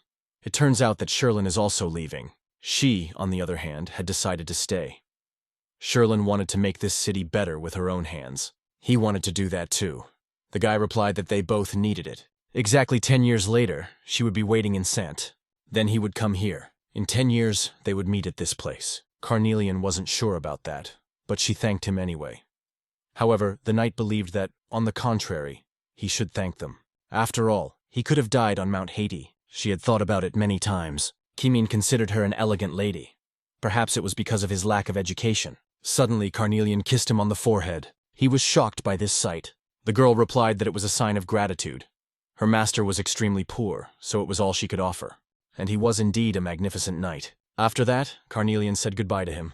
She pulled Julitana's cheek, saying that she would do more for him later if he asked nicely. Does that mean he's still young now? Now, as they say, if you saddle up, the wind will change. It seems they have managed to escape Offenbach's clutches a little. We need to run away as far as possible. Carnelian asked if he was okay. Shio replied that he had been feeling unwell all day. The girl replied that she didn't often suffer from seasickness, so she even offered her help. Carnelian advised him to stare intently at the horizon. Julitan noted that the horizon might seem a little unfamiliar, but it should definitely help. However, Shio didn't think it was helping much. Then Carnelian hit him. Carnelian asked what was wrong with him. She was glad that it had become a little quieter. Then she asked if her master's stomach hurt. Julitan replied that he was fine. She even felt sorry for him. If it had been her master, she would have put him on her lap and stroked him. Suddenly he felt nauseous. What a beautiful sunset. She hadn't just admired it like that, without thinking about anything, in a long time. The boy also thought that this sunset seemed very remarkable. Suddenly Julitan announced that he wanted to become a knight. She clearly wasn't expecting to hear that. Carnelian asked if he was joking. If it was because of her show, there was no need to worry about it. The main character wants to protect her from Offenbach. They can't run away from him forever. She didn't want to hear this nonsense. Julitan would die before he ever saw Offenbach's face. But that didn't matter. Carnelian asked how it didn't matter. Even her former master said he would protect her, and in the end he died. A person who disappeared after death would be fine. But what about a person who had to live on and preserve that memory? As long as that bastard Offenbach doesn't catch her, she's fine with staying together for now. The stronger he becomes, the more dangerous they all will be. But she doesn't need a strong master. She walked past Tolbane. Once again, Carnelian couldn't control her emotions. Her eyes turned red again. Tolbane even thought they had been fighting, as it was the first time he had seen Carnelian with such an expression on her face. He had seen her angry expression many times before, but this was the expression of fear of losing a precious connection. Julitan said that he dreamed of becoming an ordinary chef, fishing, cooking, and treating people to his food. He wanted to live like his father had lived. But then he met Carnelian. When she woke up from a long sleep, she asked what her name was. And at that moment, Julitan felt that their lives were intertwined. Tolbane asked if he regretted it. But he doesn't regret it. Now he can't even imagine a future without Carnelian by his side. Despite having lived only 16 years, he was certain of one thing. The head chef and the seal were clearly not meant for each other. But if they had been perfect for each other from the start, there would have been no need to make an effort for each other. Doesn't he think that would have been interesting? He just didn't want to lose Carnelian. The next day, he woke up to the sound of people trying to wake Julitan. Carnelian was gone. Tolbane said they had searched the entire cabin but found nothing. The news shook him deeply. After all, something had happened that he never wanted to happen. They spent half the day searching every corner of the ship, but they couldn't find any trace of Carnelian. Was his determination to protect her too much of a burden for Carnelian? Even her absence made her image clearer. Black hair with slightly faded colors. The light and warmth of her smile were in her eyes, a small chuckle escaping from the corner of her mouth when she was happy. A sight of endless delight even in the smallest things. A figure that hides heartache and solitude. He fell to the deck and couldn't hold back his tears.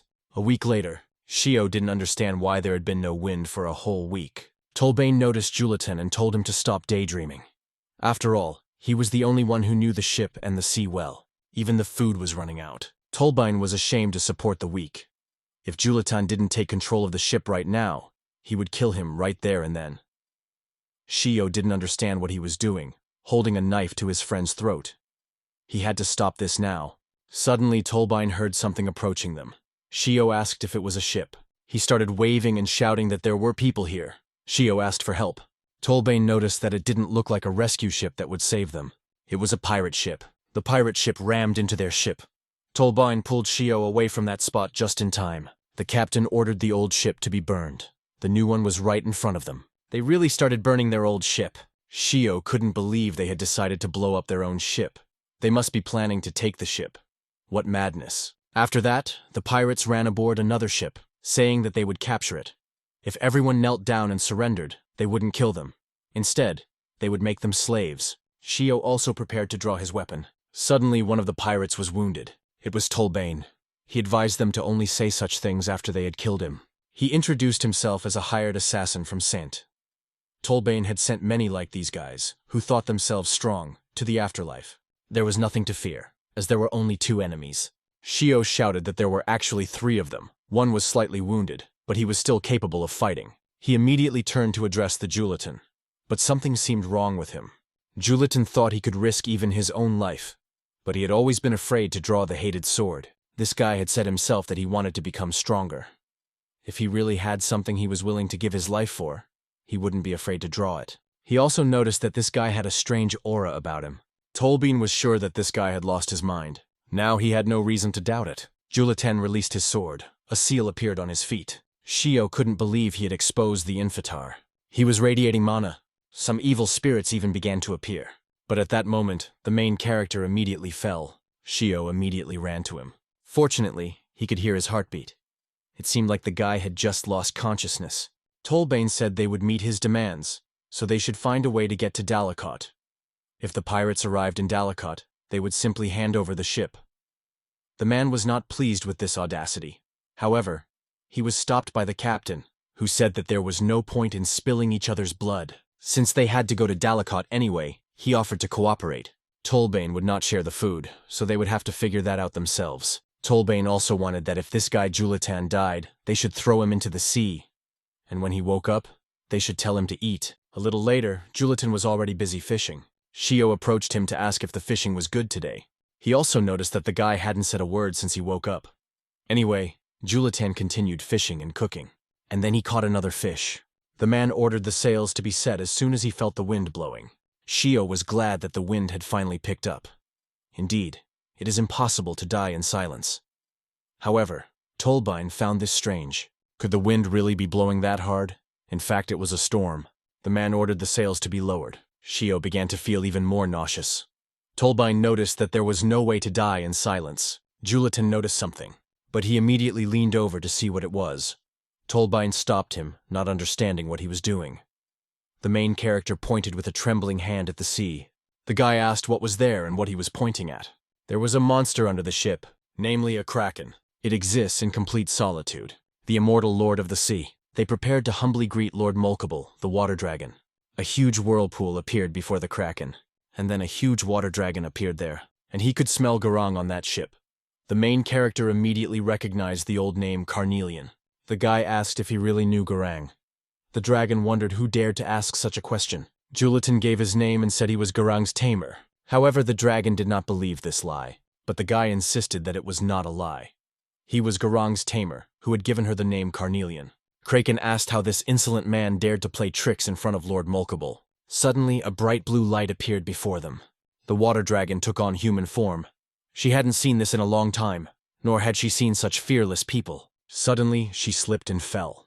Mulkable didn't understand why there was seaweed here. Shio whispered, asking what was going on. It was ridiculous. However, she heard everything. Shio immediately apologized. Julitan helped her up and asked if she was okay. At least people were polite. Mulkibel remembered the name he had said, but she paid even more attention to his face. Mulkibel asked who he was.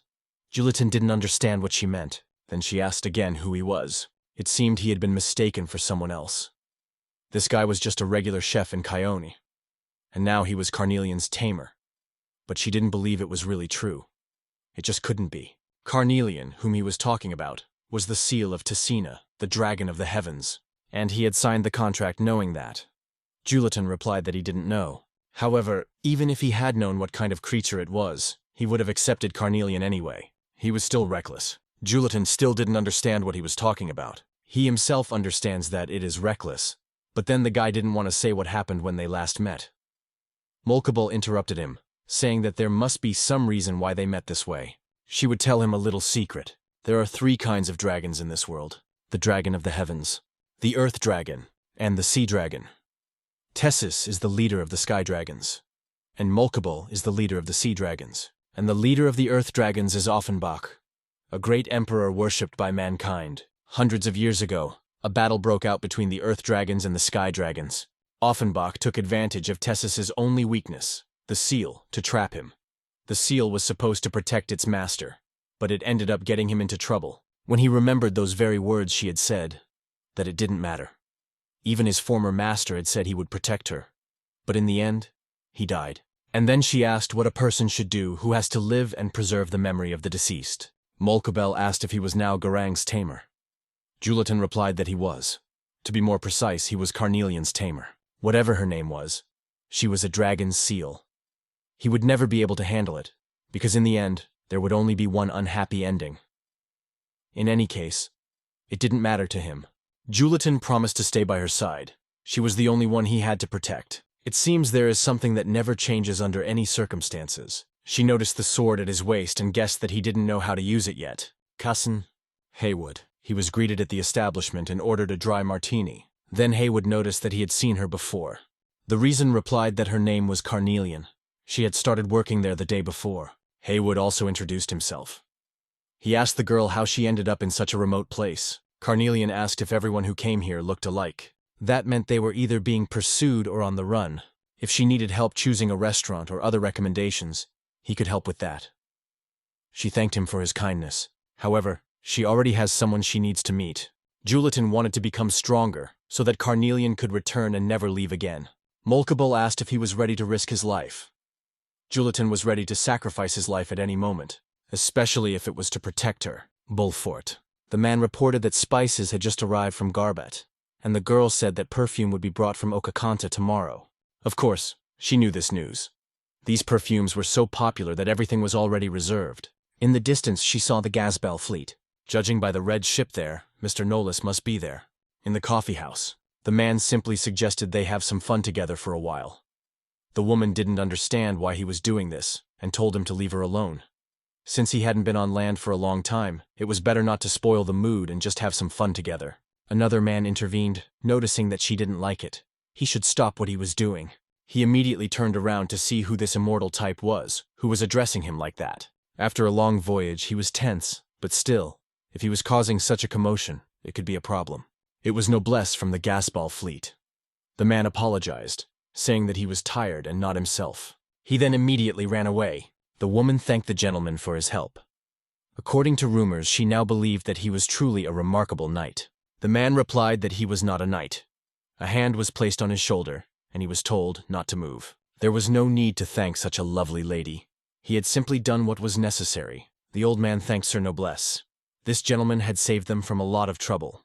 After that, the old man said he would take them to where their companions were. Sir Noblesse is popular, and why is he like that? Shio said that in just 1 year, the great noblesse had united the local pirates, and even gained the approval of the military fleet. Julitan asked Tolbein if he had come with Molkabel. He said that she had probably gone shopping again and was buying a bunch of clothes, but she had already bought them. And again, she dragged Gressida with her to the clothing store. Julitan thought it was dangerous on land, so it would be better to take guards with them. On land, she couldn't even use her strength. Molkabel didn't understand how these guys dared to speak such words to the Lord of the Seas. Shio asked why she had bought clothes again. The weight of the wet clothes would soon sink the ship. She thought it didn't matter because it was her hobby. He told her to put it here. Wasn't it heavy for Gressida? Gressida, the seal. She thanked her master for taking care of her. Tolbein told her not to follow Molkabel anymore. It was just extra trouble. Molkabel wanted to help. Shio was worried that she would get tired, regardless of whether Togo needed help or not. Shio also asked if she had ever thought about choosing one master. But for Gressida, Shio, Julitan, and Tolbein were all masters. Was it really necessary to choose one? Shio asked her not to take it seriously. She should do as she pleased. A man ran over and told Mr. Noblesse about the problem. Their sailors had been captured at noon. Shio asked where it was. The man replied that it was a wine shop in the city center. When he didn't have enough money for drinks, he said he would borrow it. Without any warning, they beat up all the sailors and demanded the money. The money for the drinks had to be paid back on time. Julitan said to go apologize, pay for the wine, and then come back. But they charged 10 gold coins for wine there. That amount is enough to buy some very decent clothes. That man has character after all. He said he wouldn't release anyone unless he got 10 gold coins. Shio didn't understand how he dared to threaten Gasball's pirate fleet. Tolbein decided to take care of it. It was surprising, because he didn't usually do anything so annoying. Tolbein replied that Julitan also had somewhere to go. Julitan thanked him for that. Tolbein told him to show him the way to the wine shop. Gressida asked the owner if everything would be all right. Shio patted her and told her not to worry. If she waited a little while, everything would look as if nothing had happened. Information Center. He noticed a familiar face, namely Mr. Noblesse. He wanted to know if anything had come in that might be useful information. This time he also searched in a new city, but found nothing suitable. The fact that he couldn't find anything suitable in a year meant only one thing. A girl between the ages of 17 and 19, with black hair and red or blue eyes. If anyone matched this description, he asked them to contact him. He just sighed and asked Mr. Noblesse to be careful. As soon as he left the information center, he took only a few steps and looked up at the sky. Where was Carnelian now? Meanwhile, Tolbein arrived at the very same wine shop. At first, the man thought that this was the pirate leader named Noblesse. Tolbein gave his name. Noblesse was not a leader, and they were not pirates. They simply had a private fleet. Piracy or private raiding? In the end, isn't it the same thing? Shio noticed that he might be a little late. Did they really need to go there? Tolbein couldn't be that late. Julitan had a bad feeling. Shio asked what he was so afraid of. The owner of a wine shop couldn't be that powerful. Midday paradise. Tolbein would add a little more to the tab, so it was better to settle it quietly. Sille replied that when he got the 10 gold coins, they would end it quietly. Did he really think 10 gold coins was a reasonable price for drinks? It's not about the money. It includes payment for those dirty sailors harassing his wife. The man replied that she was so beautiful that he simply couldn't keep quiet. As soon as he heard those words, he immediately wanted to kill the man. His mouth was quickly shut. She turned to Sille. The girl asked them to stop and let the sailors go now, but he was still angry because of those guys. It was obvious that he was very angry. Since they couldn't come to an agreement, there was nothing to be done. Tolbein gave his name and asked what his name was. He even felt sorry to use his sword on such a simpleton, so he decided to use a wooden stick instead. His name is Zelid Binkriston. He will regret his arrogant judgment. Zelid immediately lunged at him, saying that he would regret coming to this shop. This guy is just as insignificant as the rest of them. Tolbein replied that this wasn't the end. He threw a punch, but the man managed to duck. After that, Zelid hit Tolbein. Then he pinned him against the wall. Zelid assumed that this man couldn't even imagine that the owner of a wine shop could be so strong, and that look reminded him of his own days as a knight. Tolbein learned that Zelid was a knight. He was no longer a knight. He didn't need money, so he should take his men and leave. It had been a long time since he had had so much fun. Tolbein didn't want this bastard to end up so arbitrarily. Zelid seemed to have anticipated this outcome. He even said that if this guy lost control, he would die. Tolbein fell right in front of Julitan and Shio. Lee asked why he was doing this. Zelid replied that he was creating memories she would never forget. Shio tried to bring the guy to his senses. Then the main character noticed a familiar face. He immediately recognized Sille. Lee also recognized Julitan. And then he saw Lady Lee. The man was glad that Mr. Noblesse had come. Sille didn't expect it to be Noblesse. After all, they hadn't seen each other in a long time. Sille told Karina to bring his sword. They were talking about Hyunsa. Lee told him to stop. However, Sille wanted to find out something. He didn't know how Noblesse had become the leader of the Gasbal fleet, but the man wanted to see if he was suitable for the role. Lee told him to stop, because this was too serious a joke. Sille asked if she still thought he was joking. He only judges his enemies by their swords, because he doesn't know how to do anything else. If his rank was just a matter of luck, then Sille would take his position and all of Noblesse's secrets. Julitan couldn't refuse. It was a little cramped in there, so he suggested they go outside. Iketes asked if they should intervene. Lee replied that love that can be stopped is not real. In fact, she was also curious to see how much Julitan had changed, but she was worried because she hadn't seen Carnelian.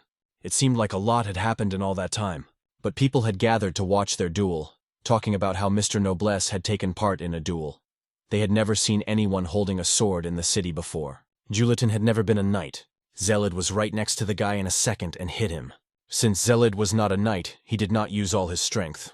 However, if that was the extent of his abilities, then that was not very good. Julitan immediately jumped back. Sille is really strong. If the main character had made even one mistake, it would have been over right then and there. He immediately launched an attack. However, Sille was not particularly impressed. He threw the guy off him. This is a high level of skill, but it's impossible to compete with Sille. Then Sille knocked the weapon out of his hands, breaking it. Sille would give him a choice. It would be better for him to give up his position and live in the shadows, or hold on to his title and die by this sword. He needs to find someone, so he can't just die like this. What should he do now? Julitan decided to draw his second sword. And that was interesting. Julitan declared that he would defeat him. He prepared to attack. This sword looks so attractive that I want to try it out. Sille also noticed that this guy had definitely changed. These guys seemed to be fighting on equal terms now. Then they jumped away from each other. A moment later, their weapons clashed again. Fortunately, Julitan's weapon was already at Sille's throat. The man admitted that he had become a completely different person, compared to that child. Julitan sheathed his weapon and held out his hand. Sille shook his hand. Then they returned to the wine shop. So that means he absorbs life force. It's a demonic sword. Sille wanted to know how much life force the guy had spent fighting alongside him. He doesn't know. Maybe 1 minute, 1 hour, or even 1 year. Since he didn't die right away, that means everything is fine.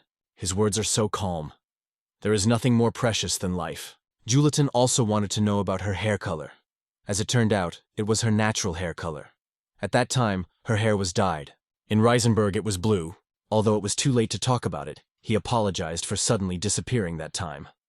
Lee replied that it was all in the past. In the end, as long as they were all alive, everything was fine. Sille will definitely kill that bastard Seda with his own hands someday. Although he had disappeared, sooner or later they would meet again. Julitan didn't expect Seed to hide. Didn't they know? That bastard killed hundreds of people in Hesfarkon and escaped. Shio also deeply wanted to kill Sade. Sille asked if he also had a reason for revenge. That bastard's life wouldn't be boring, since so many people wanted to kill him. However, she wanted to know where Carnelian had gone. Julitan said that she had left him a year ago. Seals usually do not leave their masters. When a seal leaves, there is only one reason. When their master's life is in danger because of the seal. He believed that they would meet again. That's why he used such a terrifying sword to become strong enough for his seal to be near him. Lee asked if he could tell her what had happened to Julitan over the past year. It was not a very happy story. Sille asked what had happened to Togo. There was alcohol here. 1 year ago, after Togo, as Carnelian left, he found himself imprisoned in an endless ocean. And there, in the middle of the sea, he encountered a sea dragon. Was he trying to say he had seen a dragon from the myths? It's hard to believe, but it's true. A year ago, then there was an island. Melkobin named it Zaratan. Tolbane didn't understand why the island was named after a pet, but they were surprised when they saw that the island began to move. It wasn't an island, but Zaratan, one of her loyal and trusted vassals. He was glad that Lady Melkobel had finally arrived. She introduced the children she had met along the way. They would stay here for a short time and be indebted to her. The children must stay here and train for a while.